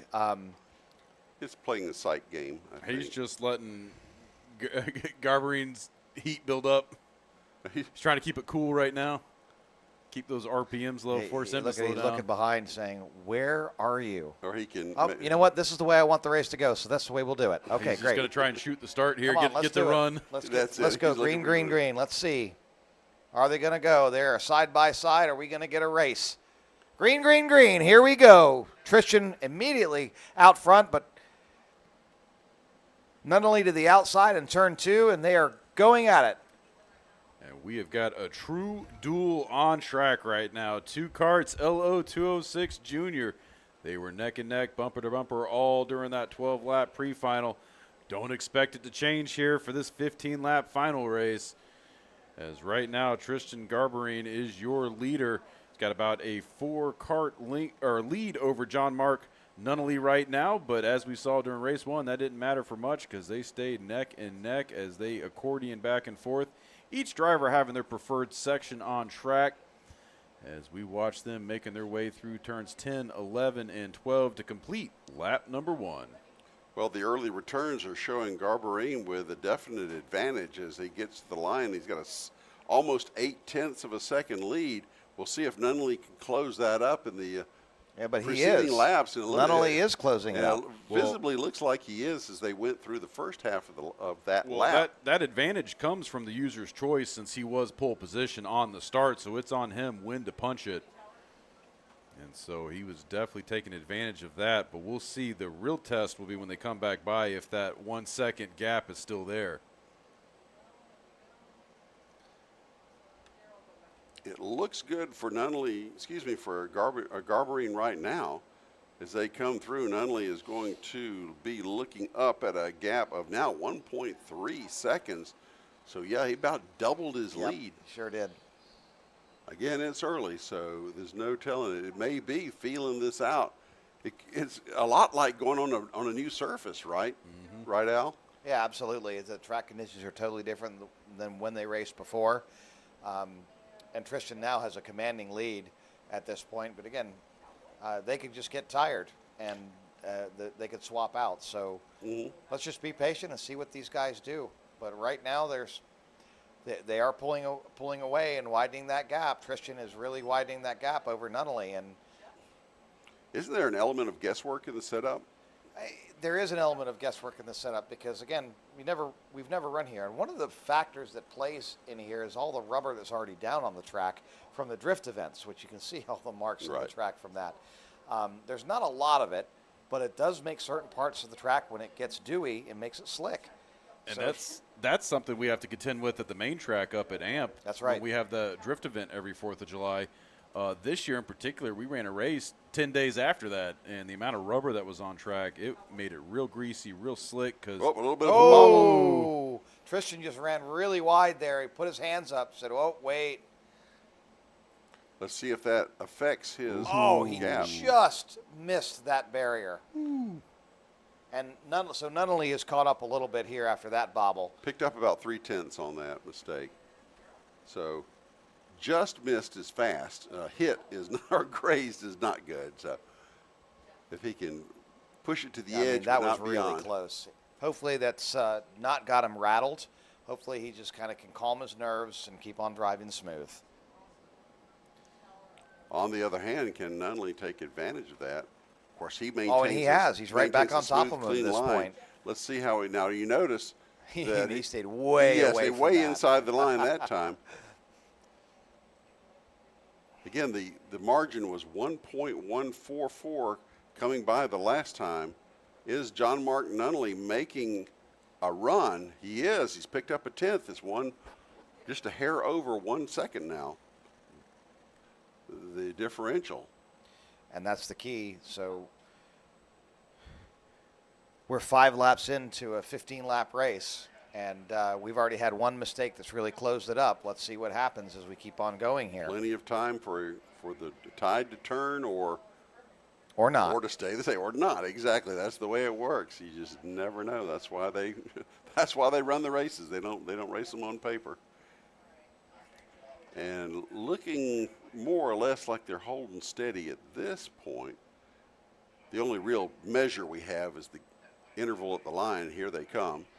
Looking again, yeah, still about the same, 1 second between first and second. Yeah, 1.054. That's within striking distance if one of them has a little problem. And Garbarine got way up there. He sure did. He Coming out ran of really 4. wide here, and he's kind of almost up in the marbles a little bit, but he's stretching that lead out a little bit. And that was something we were talking about last night, Al, as we were standing trackside about what happens if the drivers do go a little wide as that debris starts to build up on the high side. Yeah, the marbles are the worst place to be. I mean, that's an instant ride out to the barrier. And we've seen those guys practically taking it all the way there every time through turn 4. Now, turn 4, that's where the racing line is, right? But you see them pull it down into the middle. Well, that's also the slowest part on track coming Correct. through 4, so they're probably not flicking out the rubber as much as they are probably halfway through. Wow, that went from 0.54 to 1.5, so we pulled out almost a half second on that on that one. Nunnally is really struggling in turn 4. That's where he's losing a lot of his pace. Well, and you can see he's staying all the way to the inside as well. Yep. And so yeah, he needs to unwind that cart a little bit more. Do you think that might be a gearing selection? No, I think he's staying tight in turn 4 and hanging on to it a little bit too long. He needs to run out to the barrier and then pull it back in like Tristan is. Tristan runs a totally different line. And look at this. I mean, this is now a solid 2-second lead. So we're talking 2.6 second he's pulling now. on him He's right starting now. to really rock and roll away. He's unhooked the rest of the cars, and he is. See the way he goes all the way up to the barrier? Yeah. And look where Nunnally is, cart width and a half in, right? He really scrub off speed. He needs to run a little bit faster and unwind the cart, get it up to the barrier, and then start to slowly pull it down to the center, and then run out to the outside again to set up for turn 6. And that is a confidence thing, and with these being the juniors, these are still fairly young drivers they're out young there. drivers. Fearless, but when you saw what Tristan did, he backed way off for a couple of laps, and now he's starting to get his confidence back. And he is really starting to pull on John Mark Nunnally. Well, about 2 more tenths, so 2.8 seconds. So how reliant are these drivers on momentum, or maintaining momentum, as opposed to just being able to goose it? They just don't have the power on these carts? It's 100% maintaining momentum. The power on these carts is so easy to scrub off, either with bad cart setup or with just choosing the wrong line. And that turn 4 is really tough over a bump in the transition. If you don't quite get it right, you unwind it too quickly, you end up in the barrier. If you hang on to it too long, you end up running an inside line too tight, and that really costs you. It literally costs you on the rest of the track. Turn 7 is pretty significant as well. Turn 7, 180-degree turn, just really can hurt you if you run it wrong. Yeah, Tristan Garbarine really piling up the interval now. He added another. See, he goes right out to the barrier Added and 8 then pulls it back in. He pulled it back in a little bit quick that time. Now, can you use some of that downhill action to get speed back up when they pull wide all the way to the edge of the wall and then kind of use That's exactly what they're doing. They're trying to get that downhill action and drive a straight line through there and then run back out to the outside. And you'll see it sometimes. Some of the guys will do that so well that they will just climb back up on the slower driver that ran the not-so-great line. It's really amazing just how much those little nuances can make a difference here, and it stacks up over time. Every little bit counts. And we are at a 4.5-second gap that time by, so Tristan Garbarine's still building. Unless there's a mechanical, it's basically over at this point. Tristan just needs to be consistent and calm and cool and collected. And, of course, John Mark, sorry, I almost call him John William. I have a friend that's John William. John Mark can use this as a learning opportunity. And he is trying different lines here in a turn 7. He's swinging a little bit wider going in and running a little bit slower. And so at this point, he is just experimenting. It's pretty obvious. At the line, it'll be 3 to go now. 3 to go for Tristan Garbarine as he maintains a healthy advantage. It is 5.587 seconds, so 5.5 seconds now. Yeah. And he continues to So in stretch it 3 out. laps, he's doubled his lead. And see, that was a good line there. John Mark ran. He ran all the way out to the barrier, cut to the inside, now start to move to the outside.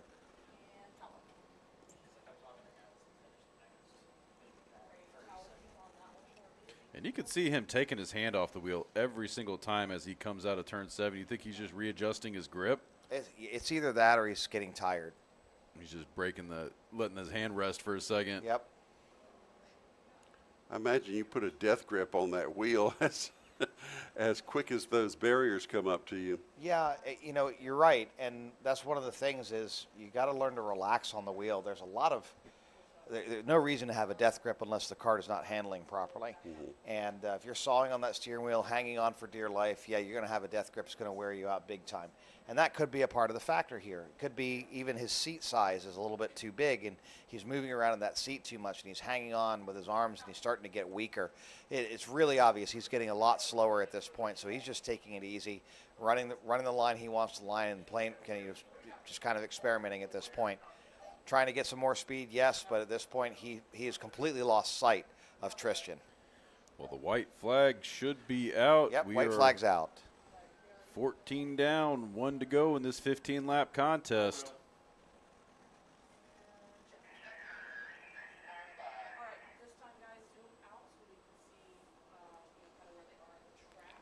.2 seconds was the margin on that lap where they got the white flag. So barring catastrophe, it looks like Tristan Garbarine is going to be our winner in the main. Now, of course, they have to go across the scales and do the tech and all that kind of stuff. So the race could be determined not on the racetrack. It is not legal until it crosses the tech line. That's correct. And there's the checker. That's Tristan Garbarine takes the checkered flag. And John Mark Nunnally, second position. So a guaranteed podium nonetheless. He's going to get a little medal to take home with him. But he probably learned a lot on this race. Well, not quite as dramatic as the last time these two ran in the pre-main. But it's I hate to say it, but I've got to. It was like night and day, the difference between those two races. That one wasn't as funny as your last one. No. I've only got so much material, folks. You set the bar a little high with that. No, the other one was so funny that... we had to pause the broadcast for a second on that one. Anyhow, nonetheless, it was a good little lesson on dynamics and how to drive a track like this or any kart track. I want to go back, though, while we got a second. Al, you mentioned the seat being too large. How does that work exactly? I mean, you've got to be wedged in there so that you're not slamming back. I mean, I can see how that would, especially if you're trying to keep yourself straight, that would work on your arms and parts of that. So this is where I'm going to give David Fusco a hard time, and I have taken years to train him to not lean in, drop his shoulder, and move his head to the inside of let's say a left-hander. He lean in. You're countering what the kart is designed to do. The kart is designed to take your weight and do a weight transfer to the outside of whatever turn you're doing. Well, if your seat's too large and you start allowing that to happen, all of a sudden you're hanging on for dear life and you're bamming back and forth and you're like a pinball inside of that seat. So yes, you want to be held in the seat firmly, but not too tight where you're being squeezed out of the seat and you're still having to hang on for dear life. So how restricted are your movements? Should your movements be by the seat? Your body should stay quite perfectly centered unless you're trying to really, and this is serious racecraft when you're starting to use your weight and your legs and your arms to manipulate the kart for grip. Okay. There's a whole lot more to kart racing as far as physics and chassis dynamics go than one would realize. And okay, sorry we kind of missed a a Oh, yeah. 5-lap race here with the Lo206 Cadet. I believe this is Ruben Greer that's out on track right now tonight. So he's out for his practice session, basically. And Ruben Greer, he took a little bit of time off. I've dealt with him and his father over the past couple of years. Great kid, runs really, really well. And we're about to go down to Chris. Looks to like we interview got our Tristan winner. Oh, there's a Garberine big down hug there. for Tristan from his father. Here with Tristan. Tristan's our race winner from that prior race. Similar performance to the pre-final. And Dad came over and gave you a congratulations. Is this your first win? This is my first win ever. First win ever. Wow. That's awesome. Congratulations. How does it feel? It feels amazing. And so a lot of preparation to get here. And we're going to see you out at AMP. Is that right? Yeah. And so what are you going to do to prepare for that? Practice in my car at AMP a lot. And your dad is your pit crew, is that right? My dad is my pit crew. That's awesome. Well, congratulations to you, and we look forward to seeing a lot more. Anybody you want to shout out to before we send it back to the booth? Shout out to my mom and dad. That's about it. Well, congratulations to you, Tristan. Great job. Appreciate it. All right, you guys. Tristan, we're going to be seeing him out at AMP. Looking forward to it, and we're looking forward to this next race. So I'm calling it the title fight. And Blaine, take us in to see some of these drivers really fast. Here we go. All right, fellas, this is the title fight. In my humble opinion, you guys ready for this? All right, it's 10:13 at night, so keep it hot, keep it fresh. Keep us awake. And good luck to you. All right, we're going to send it back up to the booth. Thanks there, Chris. Really appreciate that. Watching Ruben Greer on track right now, a lone kart go out for his very fun practice session on our wonderful course that we've developed here at Caffeine Octane Raceway. And he looks like 3 laps into this 5-lap session, so should be 2 to go this time by. And 1 to go. The white flag is out. It's Ruben Greer. Ruben Greer and some sort of a ghost cart behind him. Not really sure. The ghost cart's going to be making a challenge at some point for Ruben Greer. He's got a little bit of hop there through 4. Ruben Greer coming through turn 5. Ghost cart gets up beside him. It's a drag race into turn 6. Here comes Ruben Greer. He's going to outrun him into turn 6 with a late break. Oh, they're side by side. Oh, the ghost cart. And Ruben Greer gets the position as they make their way through turn 7, down the chute into turn 8. Taken to the high banks one last time. Al, take it away. Oh, here comes Ruben Greer through the green or the checkered flag. It's Ruben Greer, first place, ghost cart second. And wow, that is a barn burner of a race up here. I am speechless. Absolutely.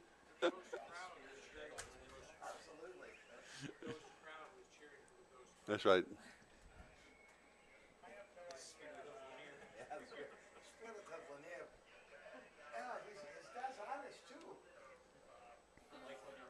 Getting the energy up here, getting ready to go before we dive right into Think this. of that Coke commercial I did just kicked in. I think they're firing them up now. Right before we dive. Great shot of the backside of race director Lucas Arnett. All right. Working it for the camera, girl. Strike a pose. Oh, man. So we kind of get It's punchy getting after late 10 here, o'clock, and we yes. have our Lo206 senior class out on track right now. They're going to get their practice lap, warm up their tires. Hopefully they work on warming up their tires, and we've got a really great race in store for everybody. It's anyone's guess right now as to who is going to come home with a podium on this one. The 206 Senior community does not disappoint. No, they don't. They're already starting the race a little here, trying to warm up their tires. That's Spencer Masters rocketing through the start-finish area. Juan Pablo Garcia looks like he's in 4th position. Got Carson Craig there I think he's in 2nd position because that's where he's going to end up on the grid. These guys are weaving back and forth trying to get that heat in their tires. really concerned about. This is what our latest race, so we have the vintage class after this. I believe that's going to be an 8-lap final, and it is going to be a barn burner for Lo206 Senior. I can just feel the excitement up here. We have got 2 races to go in our program tonight, arguably the 2 most exciting races to go.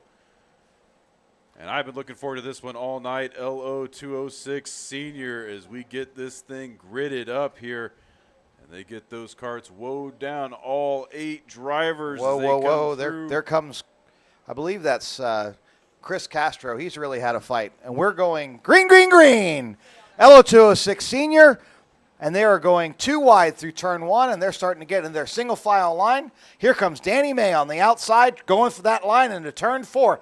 Danny May, he's going to get shuffled all the way back to the rear. Danny May, that is right behind. He's now second to last position. And there was contact there in the turn. And we're side-by-side battle into turn 6 right now. Woo!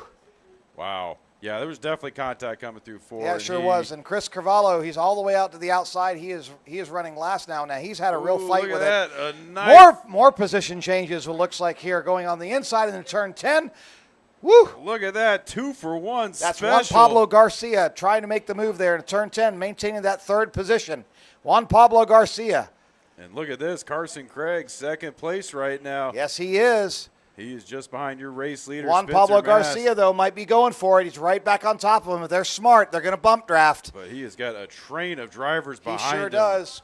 Carson Craig just needs to keep it cool and calm and race the race. Don't worry about trying to catch that front driver. He needs to be working on a defensive line. Ooh, and look at this. Michael Succo sticking his nose in there. Sure is. Michael Succo's really good at doing that. He loves sticking his nose in where it doesn't belong, but that's Michael Succo. That 2-cart battle's turned itself into a 4-cart battle now. Sure from is. Second on back. Juan Pablo Garcia, a lot of contact there through turn 2. Ooh, the gloves are off right now in Lo206. They sure are. Someone going in on the inside, and Juan Pablo Garcia and gets it. Slowed everybody down. So now Carson Craig has a commanding 2nd place. But people are running right back on top of him. Look at this. You can't beat the draft as they catch right back up. Oh, Look at there's this. Succo with his nose on the inside, contacting the bumper of Carson Craig. Race director, watch that one.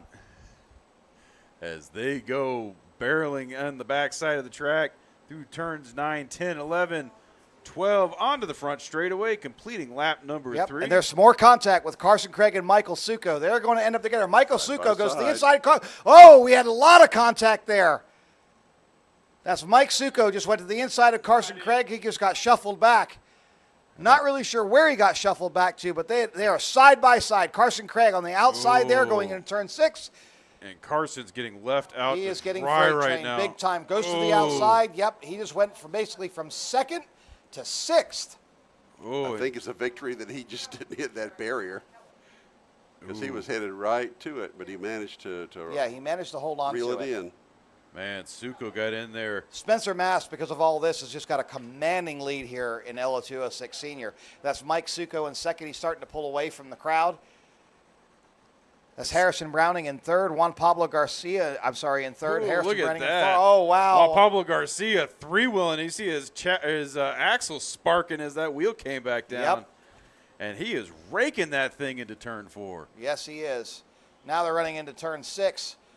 Trying to look for that multicolored helmet of Juan Pablo Garcia and what he's doing now. And here's some more 2-wide action. Danny May getting a spot back. Yes, he is. He is slowly climbing his way Coming back back up up. on Juan Pablo Garcia. Danny May is trying to climb his way back. If Danny's smart, though, Danny's going to give him a little push and try and get a 2-cart battle, get back up to Michael Succo, unless Danny really has a commanding lead. But now Carson Craig on the inside of Danny, but almost got it. And you can see those carts really working their way through that Yeah, turn. they sure are. They're riding it hard. They are practically 3-wheeling it. They're stabbing the brakes so hard as they're turning in.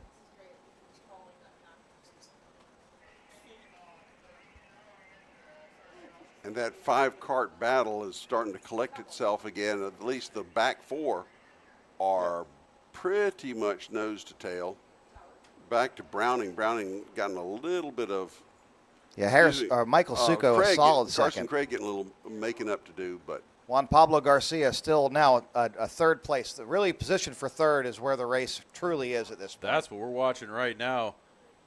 Danny May right behind Juan Pablo Garcia. Ran a little bit wide there. Juan Pablo gets a little bit of a gap on him, but Danny May starting to reel him in a little bit there on the straightaway. And Danny May, the surgeon, look at him. Absolute surgeon. Danny May on the inside and turn 7 to Juan Pablo Garcia. Juan Pablo Garcia manages to stick it. No way. Slams the door on Danny May. He has to back out of it. Now, Juan Pablo Garcia with a 2-kart lead, but Danny May starting to reel him back in through this start-finish line. Danny May to the inside. Oh! Danny May completely loses it. Put his nose in where it shouldn't have been. And he is going to lose 2 positions on that move. And let's see that again on replay. Let's see that on replay. Look where Danny May just shoves his nose into Juan Pablo Garcia going into one. Thought he had it. Juan Pablo Garcia just makes the line. Bam. Close the door. Wow, that really hurt. That's too bad for Danny May. That could have been worse than it looked, though, too. Absolutely. It really could have been a T-bone crash. So that means Carson Craig now is in 4th position behind Michael Succo. And that's what I see on our scoring tower right now. Yeah, Juan Pablo Garcia, though, he is now 2nd place, or I'm sorry, 3rd place behind Michael Succo. So right now your running order, Spencer Maston first, Michael Succo in 2nd, Juan Pablo Garcia in 3rd, Harrison Browning in 4th. Carson Craig 5th, Danny May 6th, Enrique Trevino in 7th, and Christopher Castro in 8th. Just beyond halfway now, working lap number 9. I'm not sure if Chris Castro is on the track I think anymore. he's pulled off. Yeah, he's had a real tough run of it. He got into a crash, bent his axle. Really worked hard to get that axle straightened, and then his hub fixed. And Richard Craig helped him out. Carson's dad helped him out quite a bit. So it's tough break. Really tough day of racing for Chris. Right now we are watching that battle for 3rd place. Harrison Browning turning the fastest lap of the race that last time by with a 41.398. And he is reeling in Juan Pablo Garcia right now as they come barreling down. There he goes to the Danny inside. May to the inside. And he's going to get by cleanly. Doesn't even leave any room for a crossover. He is on a rail right now. Let's see if Danny he turns May really is on a tear. Let's see. That's what happens when he's probably pretty angry with himself for getting in there. Juan Pablo Garcia is right on his bumper, though. He's going to stay with him, I think. And right now, that move, Harrison Browning bumping Juan Pablo Garcia off of a podium spot. We are 10 laps in, 5 laps to go. Physical conditioning is going to start to play a part here, and that's where we should see the Ironman Danny May start to make some spots back. He's used to going from race to race to race and not taking any breaks. That's right. So let's see how he handles right now, currently trying to reel in Carson Craig. And they are going at it right now, just behind the battle we're watching on camera. It looks like Carson Craig just lost a position. He did. Danny May, that's what we're watching right now on your screen. Danny May just made the pass on Carson Craig. But I think that mistake early on is going to be a little too much for Danny May to overcome. And that's a shame because you know he's really fighting for a podium here. Yeah, First time out at this track, he really wants to be up there. But currently sitting in 5th, I don't think he's going to have the time in front of him to get back up. Yeah, Juan Pablo Garcia just set his fastest lap there at 41.757. So Juan Pablo Garcia really settling in, finding his rhythm. But let's see if that's going to be enough for him to catch back up to Harrison Browning. Well, it looks like he might be because he seems to be closing that gap up. And we're looking at our 2 closest contests right now on screen. On the top side, you're seeing the battle for 3rd between Harrison Browning and Juan Pablo Garcia. On the bottom side, you were looking at Danny May and Carson Craig currently battling it out for 5th. Browning is closing on the top 2, but it may be a matter of too little too late as we will be completing lap number 13. It'll be 2 to go when they come by. He may be able to present a challenge to Succo, but he's gaining on both Succo and Spencer Mast. Now, Mast checked out with a 6.5-second lead, and I think that has maintained pretty steadily. I say that now, and it's 3 seconds. So it was 3.5 seconds. Now it's 3 seconds. So he's either relaxed or kind of just being very cautious here. He's got it to give. And As look we at have that, two to Harrison go. Browning looking over his shoulder to see where Juan Pablo Garcia is. And Juan Pablo Garcia has started to slow a little bit. And there's about a 1 Yeah, second see, he gap just stepped between out them. there in turn 7. So Juan Pablo Garcia is starting to slow down a little bit. It looks like his kart's starting to get a little loose.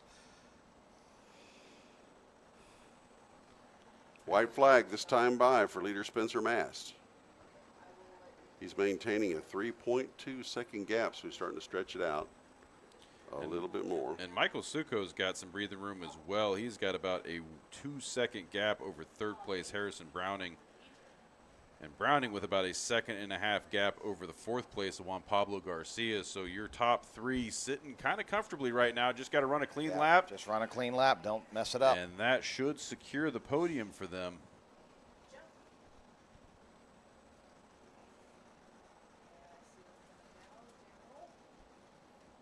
And Denny Mays just kind of backed out of it at this point. He's he's accepted where he is where he is, and that is what it is. So your winner will be Spencer Mast, followed by Michael Suko and Harrison Browning. As they all got spaced out there towards the end, Juan Pablo Garcia will wind up 4th, Danny May 5th, Carson Craig 6th, Enrique Trevino crosses the line now in 7th, and then Christopher Castro and Noah Burchell will close out. That's great. This the field. That was a pretty good That race was- there. Like to see these guys. And actually, Chris, is that Chris out there on track still? Yep, that's Chris. I think he maybe came out there, got it fixed, tried to come out and get a couple more laps in. Or Either that maybe, he was- or maybe his transponder just turned off, Yeah. stopped working. Yeah, that's interesting. Well, Al Edwards is going to bid you guys adieu at this point. It's time to start cleaning up camp and taking down tents, and I know you guys are going to start doing that as well. So thank you Yes. very much, guys, for having me up in the booth today. Oh, it's been a pleasure. It's been As very always, informative. Al. Yep. Anytime you want to join us, you are more than welcome up here in the booth. And you do not have to have an accident to come up here. And with that, we are done with Lo206 Senior. One more race to go. We have got vintage karts up next. This will be the final race of the day. Local time 10:29. So we are almost a little ahead of the printed schedule. Amazing for a motorsports event to be Yes. ahead of schedule, but yeah, But go right for it. where we want to be, under the lights here at Lanier.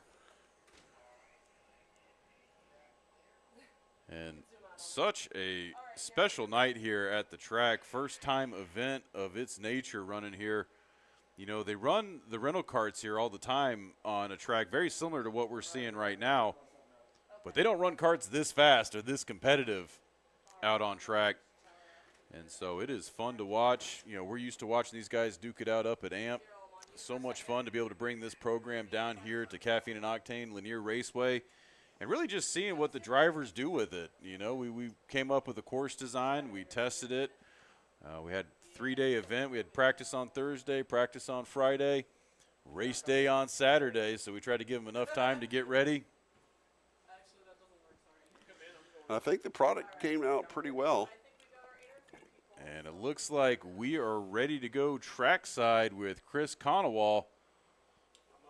Let's see who he is talking to down there. Looks like our race. It doesn't look like Spencer Mast. I don't know. Let's see who he's talking to. All right, Chris, take it away. Or not. Or not. Maybe I got to talk a little louder. Hey, Chris, if you can hear me down there, go ahead, take it away. I'm here with race winner Spencer. And, Spencer, Hey, he you was got down there out, with him. Got out in front, and it was pretty much smooth sailing from your perspective, right? Yep. I got in front off the jump and just kind of stayed there. I was going for laps at that point. I got to thank Danny. He set up the kart perfectly, tuned the motor. DCT and Leo, they taught me everything I know how to drive, just to be where I am right now. Awesome. Well, congrats on your win. And you were mentioning Michael. Michael, why don't you step on over here, and let's talk about that once again. So down on the inside there was sort of a skirmish there, and then how did it work out for you? Yeah, so going into that corner, you know, I wanted to make the move on the inside, and so I pushed him a little bit, just trying to get that draft, get to the next corner. Ended up pushing him out of the way. He was just going a lot slower than we were.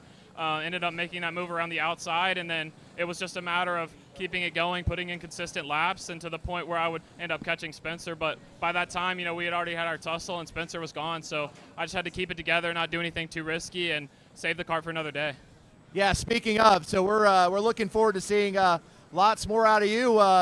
Tell me about what we could expect.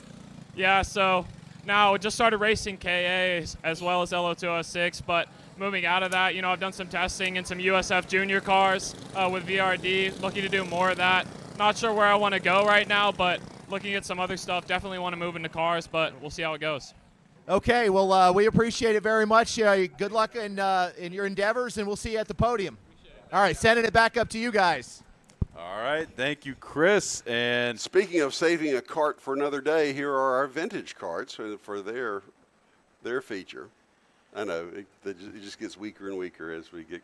And we are currently riding on board, looks like, with the number 6 of Jason Tidwell right now, as these vintage carts are doing their warm-up lap, getting some heat into the tires. Actually, that is the number 8. Unless I'm reading that wrong.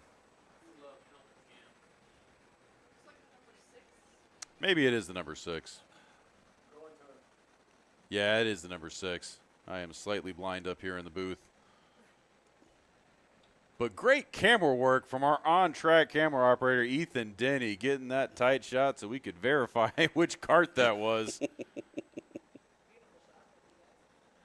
And right now, your field is making their way around the back side of the track. About half a lap to go. We should be green. And while we're waiting, we got a special guest announcer up here, fresh out of the producer's chair into the announcer's chair, Mikey Lemon Drop Lane. Mikey, how's it going? It's great to be here, Will. I'm going to do my best to replace Al. I don't think I can. He does too good of a job. But I'm excited to see these vintage carts on track. Well, congratulations on the promotion from mere producer to star announcer. Talent A. Don't you guys get paid less? No. Okay. And we are coming to the green flag. Green flag is out. Jason Tidwell is going to take your field to green right now. Hot on his tail, Ken Ballou, as they start to shake out. Still a little too wide action in the back there for 5th and 6th place, and they are going to have to get down to single file going through turn 4. A little too wide action again shaking up here, as it looks like the number 2 of Billy Johnson getting the run on the low side. He's going to have to get back on the binders. Doesn't have enough real estate to make that pass. Still sitting side by side as they make their way through. Oh, we got a cart. Oh. Driver's right past turn 7. I'm trying to get a number on that. And he went way off course. Didn't see if that was contact and a spin. Let's look on the replay here, see what happened. And nope. Just a bad line. Just took a wrong turn. It looks like Jeff Parker also pulled off the track, I think, on that one, on the first lap. He just went straight out of turn number 3 and into the pit. And right now, Jason Tidwell, your leader, off to a commanding lead already, 1 lap in. He was a 2.5 seconds faster than the rest of the field that last lap. So definitely pays to be on the pole and out front with some clean track ahead of you.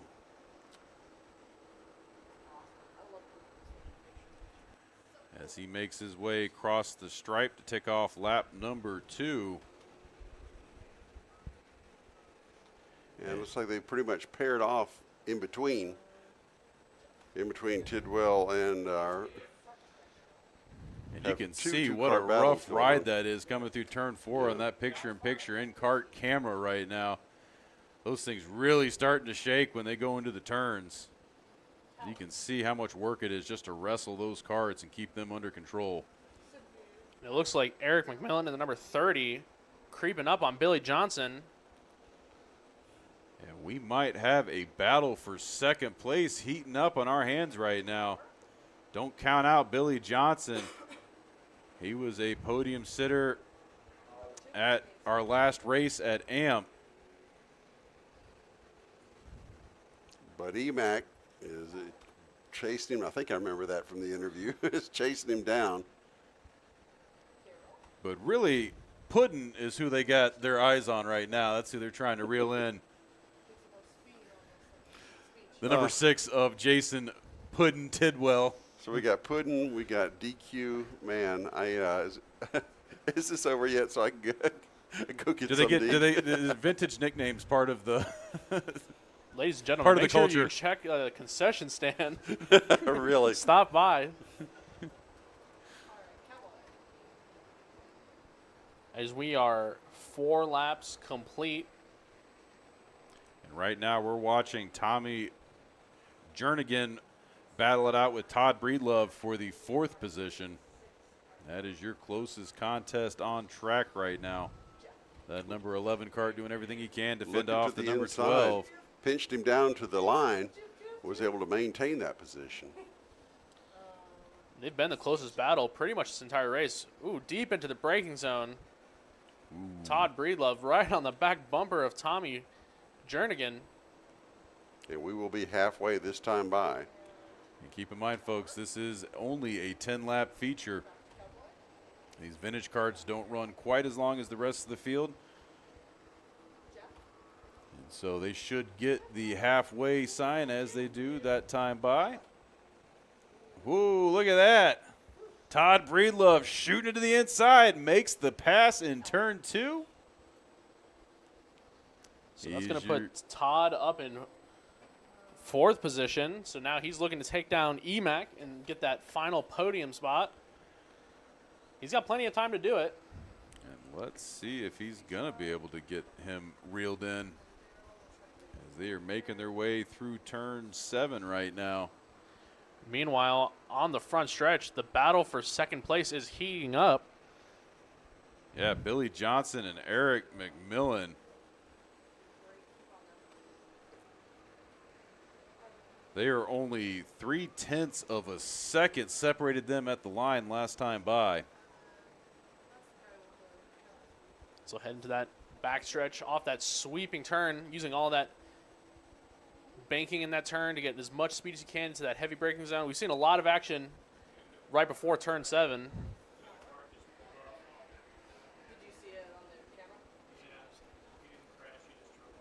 And I think we got another card that drove off, so.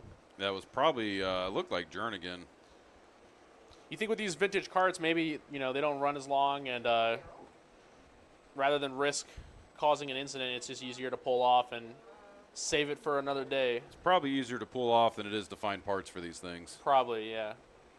I don't know, weren't you guys saying it's from a lawnmower or something? Yeah, but you got to go through Facebook Marketplace, and you got to deal with that hassle. That's a depressing experience, you're right. Anyways, lap 7. 3 to go. As the current battle we are watching makes their way through turn 7 into turn 8. It looks like it was Jernigan was the last one off because he did not come by the line that last time by. And Eric McMillan filling up the rearview mirror of Billy Johnson right now in that number 2 kart as they make their way through turns 2 and 3 through Big Al Bend, as we're going to call it now that he's not in the booth anymore. Every good racetrack has corner names. And the struggle is we have to make them all up since this is a new track. We should just name them after ourselves. We got the if we have the power. It is what I say it is. You can name one of the barrier segments after And me we if are you want back to. on board with your race leader, Jason Tidwell. He has got such a commanding lead right now. We're about to watch him drive it back on the trailer. He's so far ahead of the group. 1 more lap to go. Can Billy Johnson hold off Eric McMillan? That is the closest battle on the track for 2nd. Both these drivers guaranteed a podium position, but you're going to want to collect that silver hardware. And you can half a lap to go. A great shot of your race leader, Jason Tidwell, and that onboard camera strapped to the top of his helmet right now.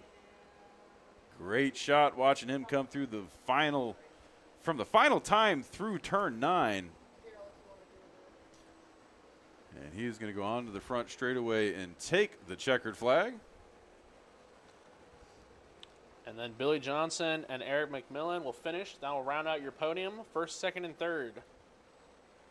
And as we wait for the rest of the field to make their way around, it looks like Todd Breedlove is going to make his way through the final 2 turns. And he does, securing himself a 4th place position. Jeb Thigpen, your 5th place driver.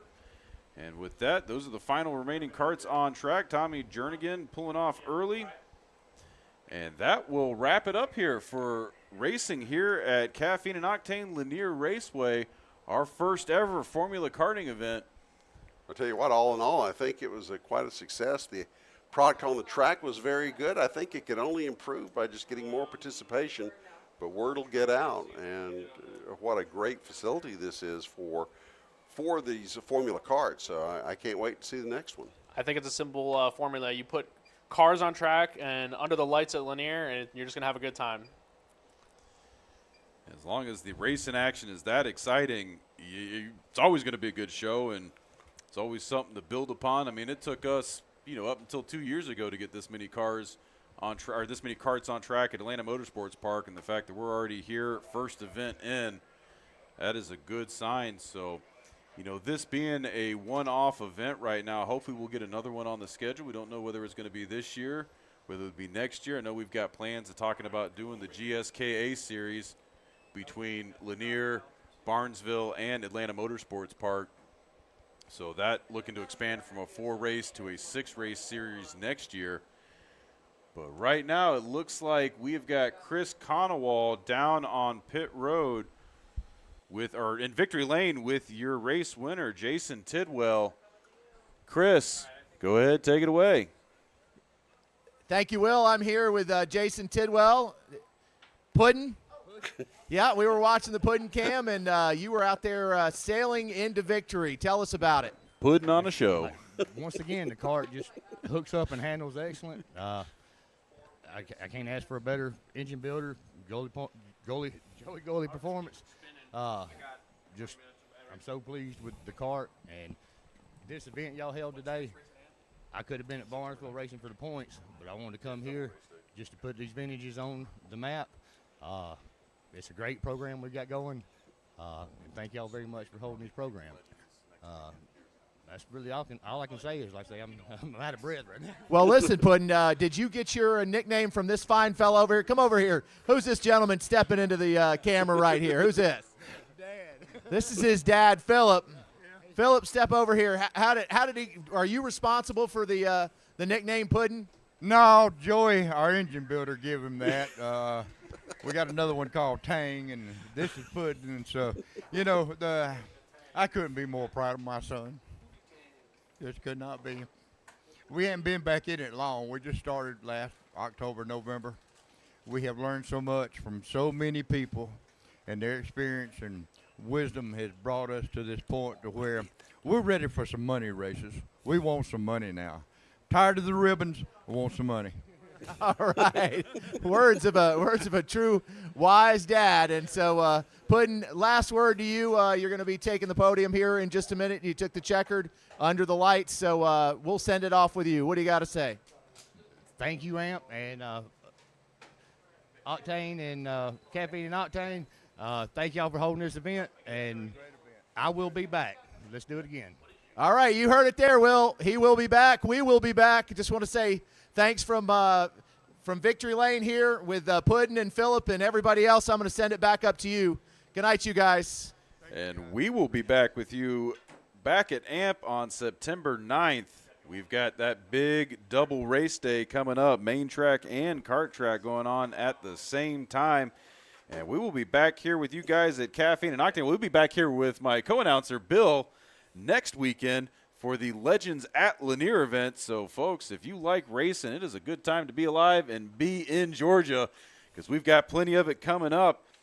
And before we sign off on this broadcast, because we've got a podium ceremony coming up, so we'll give our final thoughts up here in the booth. We'll go on a little break, and then we'll be at you with the podiums. So, Bill, final thoughts on first ever Formula Karting event at Lanier. Well, I knew the the racing was going to be good, just having seen these guys run before at Atlanta Motorsports Park, but to have it contained in this little area, from a spectator standpoint, I thought it was spectacular. I think the crew did a great job getting all the angles and stuff, but this is really something best enjoyed in person. So I entreat all of you out there who enjoyed this today on the web to come out and see this for yourself. It's really something else, and I think I congratulate everyone involved for putting on a great show here at Caffeine Octane Lanier Raceway, and I look forward to the next one, whenever that one may be. And we want to definitely give a big shout out to the track workers as well. They definitely were busting their humps all night, first time running a racing event like this, and we didn't have any extended pauses or breaks, or when the action got too hot, they got it sizzled back, or they got it cooled back down and got it back underway. And what you like to see, everybody working hard here to put this show on. So happy to be a part of it. Happy to be here with all you guys. This is what it's about. This is what racing is, under the lights in Georgia, one of the most historic venues here in the state. And couldn't have been a better broadcast, a better race, better everything here today. But it was a pleasure to be part of it. And again, I invite everyone to join us next week for the Legends here at Caffeine Octane Lanier Raceway. And we will be at it with our podium ceremony momentarily, but signing off from up here in the booth, I am Will Rigdon alongside co-announcer Bill Rigdon. We appreciate you tuning in tonight. Have a safe trip home if you're here trackside. If you're watching online, well, just shut your computer off and go to bed. We appreciate you, and we'll see you on the next one.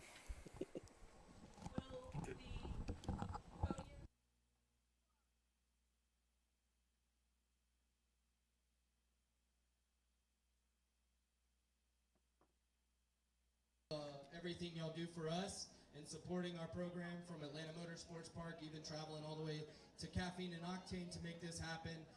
Again, this was a very fun day, and I appreciate all of you. Will's going to take over podiums and get this show on the road. I'll borrow your mic. So do them on both. All right, appreciate it, guys. All right, without any further ado, we're going to go ahead and jump into this podium ceremony. Tag Senior. And we're going to run this in the order that we ran them on track. In second place, Oz Cheek the Fourth.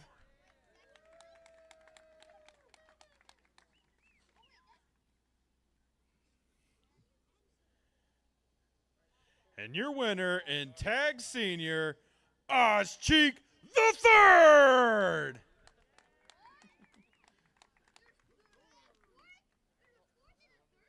Yes, there is.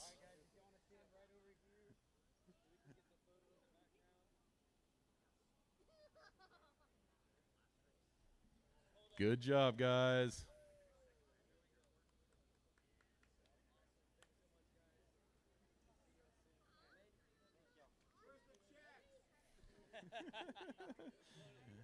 Up next, Tag Master. In third place, Clay Ferguson. Oh, wait. Not what she wrote on here. Oh, okay. Never mind. Scratch that. In third place, Chris Aritzia.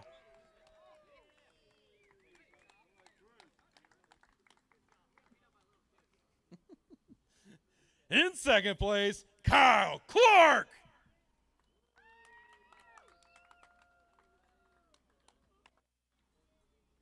And your winner in Tag Master, Sean Atkins.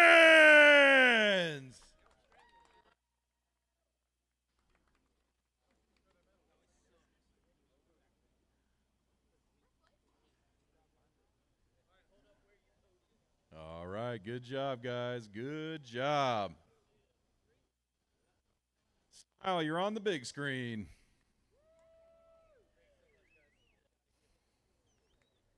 Up next, KA100 Jr. In second place, Meyer Lewis.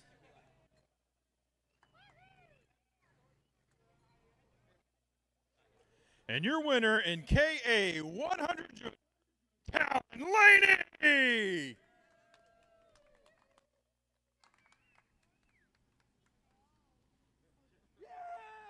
Yeah.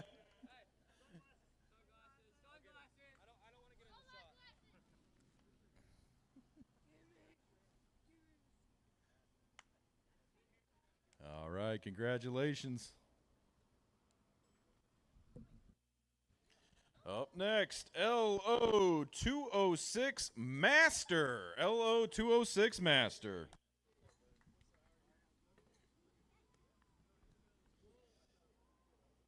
In third place, Brandon Miller.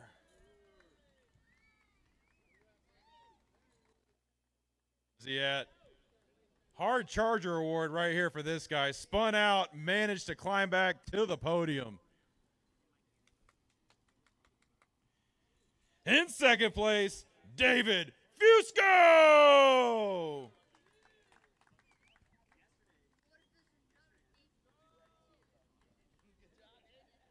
And your winner in Lo206 Master, Richard Pearson.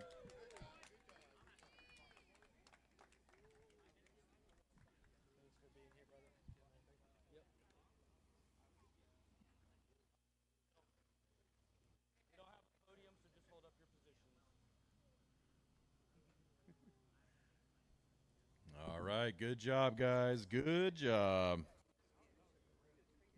Up next, Tag Cadet. Tag Cadet. In third place, Isaac Carvalho.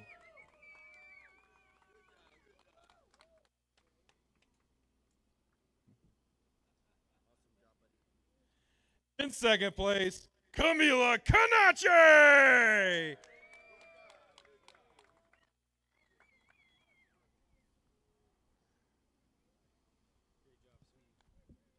And your winner in Tag Cadet, Callan Berghofer.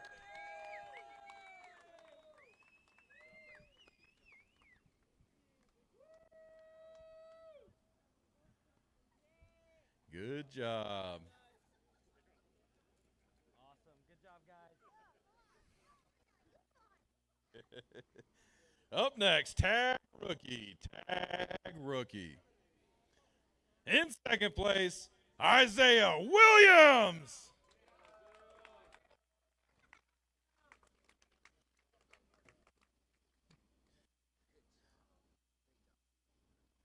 And your winner, Tag Rookie, Ruben Greer.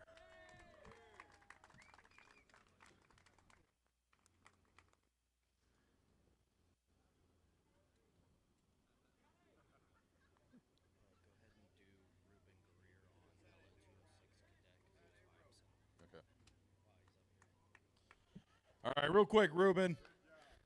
Up next, Lo206 Cadet. Your winner, Ruben Greer.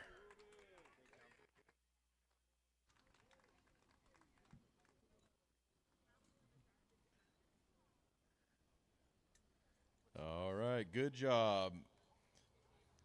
Up next, Lo206 Junior.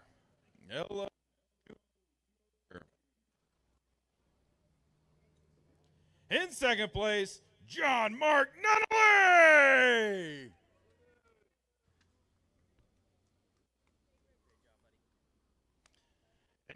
And Lo206 Junior, Tristan Garbarin.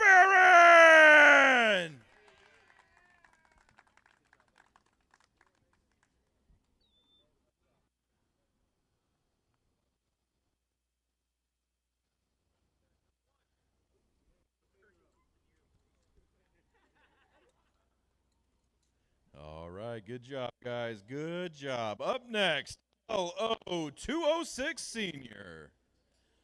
Lo206 Senior. In third place, Harrison Browning.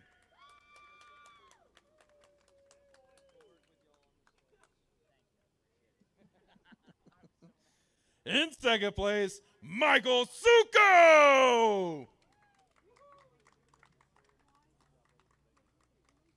And your winner in Lo206 Senior, Spencer Mast.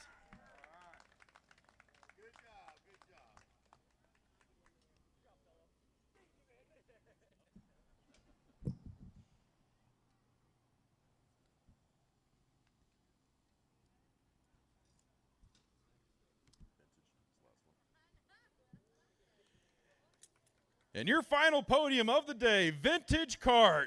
Vintage Kart. In third place, Eric McMillan.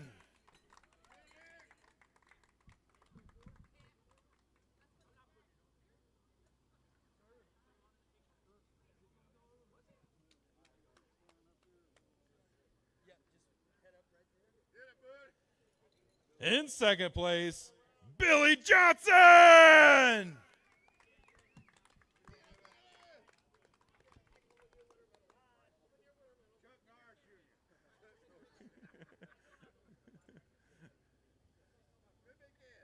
And your winner in Vintage Kart, Mr. Jason Pudding Tidwell.